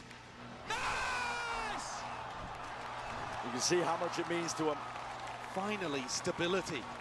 Because this match, it's been like a double pendulum. All right, It's these are my last literally push-ups for the day. I think I'm at like Forces 130, all 140. over the We call place. that a building day. But G2, they're going to take a tactical timeout as both teams finally reset with equal economy. A wild situation, and one in which I think the mental of G2 again is really going to get tested here. Yeah. You thought it was tested before. This is a completely different scenario. Fnatic have that edge, that lead, and they want to take it all the way home. They want to be the team that carves out that path, that lower bracket run that is so damn legendary, and deny G2 their own chance of redemption. Yeah, both of these squads dropped into the lower bracket right at the beginning. Both #1 seeds from their regions, the last representatives of Americas and EMEA, and both with players that are searching for records to be broken. Jorg looking to be the second ever player to win a Masters and a Champs. Hey, there we go. People on Fnatic. You pick your no-spend month. If he's able to win this tournament, it'll be his 4th trophy. Utterly ridiculous. I love to hear it, Yuli. And then hey, on the other side I know you guys are going to be crushed, but I will not be streaming tomorrow. We have a baby shower tomorrow. And 2 rounds away from doing so. Got some friends and family getting together for potentially alongside that history, Kayak. The last baby. Crash away, won't be punished. The last baby. Expended there from G2. Chronicle. He's got to try and hold this one down. He's been good for it. And it's not an annoying baby shower. We're telling people we don't want gifts. Another flash into his face with the power on top of it. Jorgamo. That's a monster entry. Lights out. Double reclear potentially into Leaf over towards A ramp, but Boaster, he's backed up to cover vents, so it's actually just Alpha isolated here, trying to force the fight into Leaf. This fight's happening on both sides of things here with the boombot instantly broken. Deep push from Crashies. Hyperextended. Now Valin, he heard the flash, he saw it. 6 I feel like there watermelons. could be the possibility of a deep push up, but risks to be taken when you're a player down. Crashies getting Wait, so Ty, much why would cherry on top. why is it cheap advice guy? Spending this ult just for information. It would have been amazing for the retake, honestly, to combine with Crashies, but Crashies pushed up. No way, Valin expects it and he doesn't. It's dropped. It's a wild off angle, that one. 30 seconds left. B main control still there for Fnatic. They have a beautiful hold on this one. Even a Nightfall going to be expended. Flash up into the faces here. G2. A weakened, decayed down. Lee finds it. That's a big kill by Lee. Clears up that one question mark. Kayak answers again. 14 seconds. Layers them all down. Lines them all up and Leaf. Knife out. He's going to do it all now, but there's no chance in hell. Swarmed in his position. Attack to force it out. Yo. Rounds for Fnatic. And we have been talking so much about the storied players in this. The IGL battle, Chronicle Alpha, yeah, the core, and yet it's Kayak. Yikes. In the Rump coming through here, making my my stream difference. adult rated. Filling some gigantic shoes, was dominant in stage 1. We're gonna get 12 watermelons. And has now put together 2. Man, my one of my tias is going to make chocolate tres leches cake, and I'm not gonna eat it. Fnatic 1 round away from sending G2 home. 1 round away, claiming that spot in the lower finals. Taking a quick peek. TP even committed there. Jorgamo did not want to be caught into that corner. Deep mid control. Kayak not pushed back. You know, Ty, I didn't even think about inviting you. That space, but You wouldn't have fun. on a tear. The men are going to go get a cigar. Alan, under a lot of pressure, calling for help. Hyperactive as a seize and a nade. TP to disengage. Valen still. It's going to be on the west side, Ty. Timing is caught. It's a bullet to the side of the head from Leaf. And now he has to watch in dismay from the spectator seat. What I'm really sad about it is 2 of my buddies, one's out of town and one has a health issue going on right now, so 2 of my buddies are not going to be there. Captain removed. Death from 1,000 cuts here. Fnatic are happy to deliver it. Teleport in onto the A side, but didn't have the spike. Every player from G2 trying to pull off a 3v5 from inside the site. Nobody with heaven. You celebrate having a baby. Should be a slam dunk retake for Fnatic with players up. Baby's first shower. Crash is still alive. Ulta here, all Infantes, G2. They realize it. They have to try and fight tooth and nail for every inch of space. But Kayak, I don't like that ult. It's already wrapping. The discipline is here from Fnatic. You need a miracle if you're G2. Fnatic are not in the business of giving them out. Already to swing in the face. Alpha, yeah! Claims the space and more. Jonah P to last-ditch effort. But that's all it's looking to be. Beautiful. GG's. And they sent you celebrate beforehand. You celebrate that the baby is coming. So in American tradition, a lot of the time well, you're like Central, aren't you, Ty? But you celebrate the baby, and then like the first baby shower, you're generally asking for gifts. You're helping people get y'all the baby stuff. Hey Ty, if you want, I don't know if you want to cross into like real world Ty, but with a bit of a rough tournament, but the last team to have hoisted a trophy for the region keeps on trucking. Here, I'm gonna shoot you a message with my phone number. Move on to a lower bracket final to fight against Wolves. You couldn't get two teams on a If you really want to, we're meeting at noon, but we probably won't be out to the cigar shop until closer to 1. Their run ends here. 4th place exit for showmanship. It's always there with Fnatic. Yeah, there's a huge amount of respect going back and forth across the stage, but Fnatic also, they live... America definitely has traditions. We celebrate the year history truly started. July 4th, 1776. They are certainly doing it. There's only one more stop between them and a grand finals appearance. They look eager to take it, dishing it out. Hoorah! They destroyed Cuba and a hand of the L's to G2.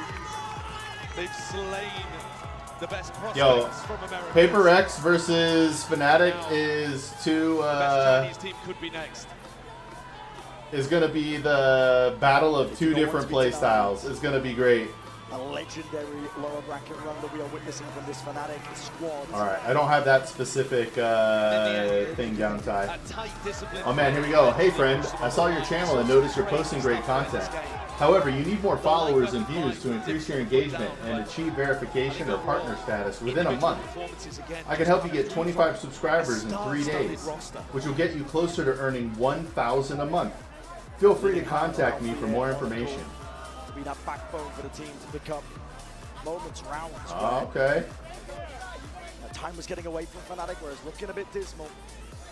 They persevered. Sounds good, Ty. I might be gone when you get back. What a game. Let's send it down to the stage. Yeah, that's true. Jitsu is standing by for the Verizon post-match interview. Haven't you seen the memes? Better remember this guy right Rump? here, Kayak from Fnatic. Kayak, I have to pull you over real quick and ask you, how are you showing up in the biggest moment on this stage? You've never even been here before. I can't even count the amount of rounds you won for your team. How does that feel? Yeah, to be honest, I had 2 Thanoses today, Alpha and Kron. So thanks them for carrying through the Lotus and split attack side, because I think they were amazing today. And you know, so I decided that I want to do something also. So I just had some insane runs. The rest of the world lives the way they live because America exists, Rump. I don't think anyone's going to forget some of those insane rounds you Facts. spoke about. Now, like I said, you've never been to a global event before. What's it been like? How's the stage? Are you enjoying yourself? Countries don't even have to spend a certain amount of their GDP on military because they know America is there. That's part of this, because like you can hear them through the headphones and stuff. So thank you guys, because you are all amazing and we can hear you. And so far the tournament is... Alright, I'm a fan, Kayak. We got any Kayak fans? Yeah? Oh, they love you guys. How does that feel? This is new, right? This is a new feeling. Yeah, of course, compared to the EMEA stage, this is definitely like bigger feeling and better feeling, so... All right, well, oh man, he just smashed the EMEA stuff. Fans. They seem very excited here. Come with me, come with me. First of all, Boaster, very cute sign, very cute sign. Can you just turn around for 2 seconds? What do you think about that over there? That might be the most beautiful thing I've ever seen in my life. Well, come on, I think you need to sign this. You need to sign this. Yeah, most beautiful thing he's ever seen in his life. I'm gonna quickly. And there you have it. Fnatic are walking away the winner of that game. Unbelievable series from Fnatic, without a doubt. But that unfortunately means we have to say goodbye to the America's #1 seed. G2 Esports played a great tournament, had some ups, had some downs. This is a phenomenal squad. Without a doubt, Kukuka, I really do believe this is a team that's so consistently good. We should be seeing them on the champion stage. Absolutely. And if anything, they're going to come back with a lot of fury. Yeah, do not forget, this is a team that had the crazy comeback against G2. All of the seed ones had a hard time on their opening matchups, but today they have proven that G2 have what it takes. You know who else has what it takes? Alphayer! Alphayer! My man, congratulations. Guys, give it up for Fnatic. Give it up for Alphayer. What an incredible game. Hello, boys. Unreal. My man, you like you don't miss. So how do I learn from you? Can I learn some lessons? You know, some aim training because you're just the god out there, no, man. it's just about talent. It's just about, and I just don't have that. I know. You know what it is? It's the hair. I'm telling you, Yeah, always okay. it's always the hair. But seriously, man, congratulations on the win. How does it feel to win with this team up there? The struggles that you guys have gone through, and also how so many people favor G2 coming into this game, and yet you guys managed to shut them down. That's a lie. We were all with you. Well, they were. They were. I mean, with on you this guys. tournament, somehow we were underdog because everyone was like cheering for Genji when we play against them. Everyone says like Fnatic 07 because they think we're gonna eliminate it and stuff. So is this going to be the same as Lock-in? Is what Yeah, you're saying? probably. Like no one trusts us in like commons, but we are the team right now. We eliminate 2 teams. Yeah. Yeah. Every team from Americas was eliminated by an EMEA team. Yes. We're winning. Right. We're winning. In my books, we are winning. I mean, what a great showing for EMEA, without a doubt, because, you know, it has been an up and down journey for the EMEA region in these global events. But this one, Fnatic feels like you guys are coming out with a lot of firepower. What do you attribute that to? I think about the firepower, our team is the strongest on other teams. I think our aims is better than all the teams, I believe. Yeah. It's just in the moment, if you have good communication and if you have like good atmosphere in the team, no one can stop us. Awesome. So what do you think? Because we've seen you struggle a little bit when it comes to the ISO. Most likely we're not going to see Haven again. But then we see you on the race. We see you on the kill. You're like, that Lotus was insane. What do you think is been the key to like finding your comfort and just moving away from having a bad map? It's just like on Haven ISO, I have a bit struggling right now because I think it's like a snowball effect. If I start good, I will like drop 40, and if I start bad, I'm gonna drop like 10, and that's what's happening right now.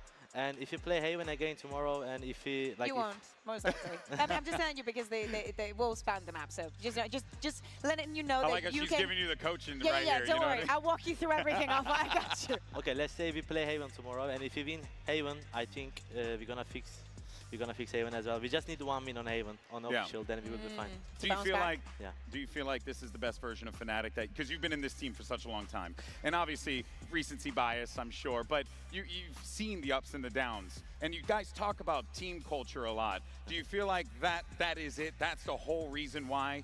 Obviously the aim is crazy, but you get the vibe that you guys are just having fun out there, brother. I think between difference 2023 and 25 Fnatic is just like on 23, I'm not gonna lie, but everyone was in the peak form, so players was better. But with 25 Fnatic, I think the atmosphere, like, is so good. What do you prefer? It's just, I prefer atmosphere. We can find good players. Yeah. We can't find good atmosphere. That's true. That's You already have good players.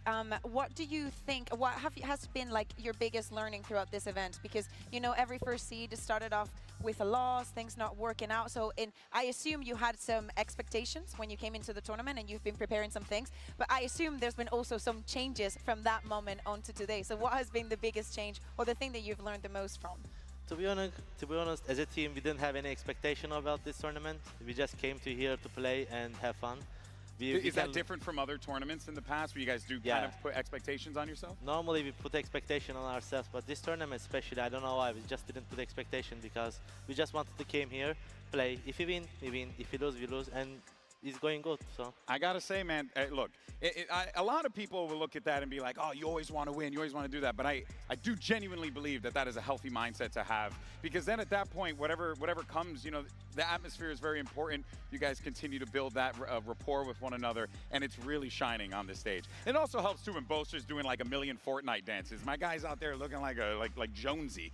In any case, though, let's actually take a look at the bracket because we're now down to our final 3. PRX are moving on to the grand finals, but you guys are going to be playing up against Tia's the Wolves grandma, grandpa, everyone here. This has been a journey. Yinsu and Boaster. I know they are really cute. To look at the Wolves really cute and couple. thoughts on the team I hate to admit it. Yeah, it's just All right, Yuli, who are we rating? They came in here to win. But I'm pretty confident with our team because on BO5, I think in the historically we always been good on BO5.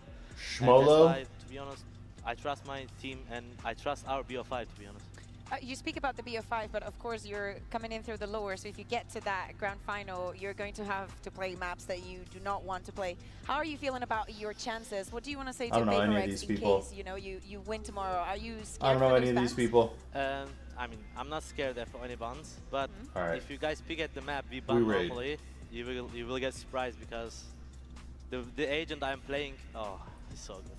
Okay, thanks. Can we clip that? Thank you. We're gonna go raid. I love you guys. I will see you. Well, I'll see you. I'll play with you guys tonight. I'll see you guys on Sunday night. But have a good night, everybody. Or a good day, everybody. I'm so proud of you, man. So congratulations, and congratulations to the boys in Fnatic. You guys played some incredible.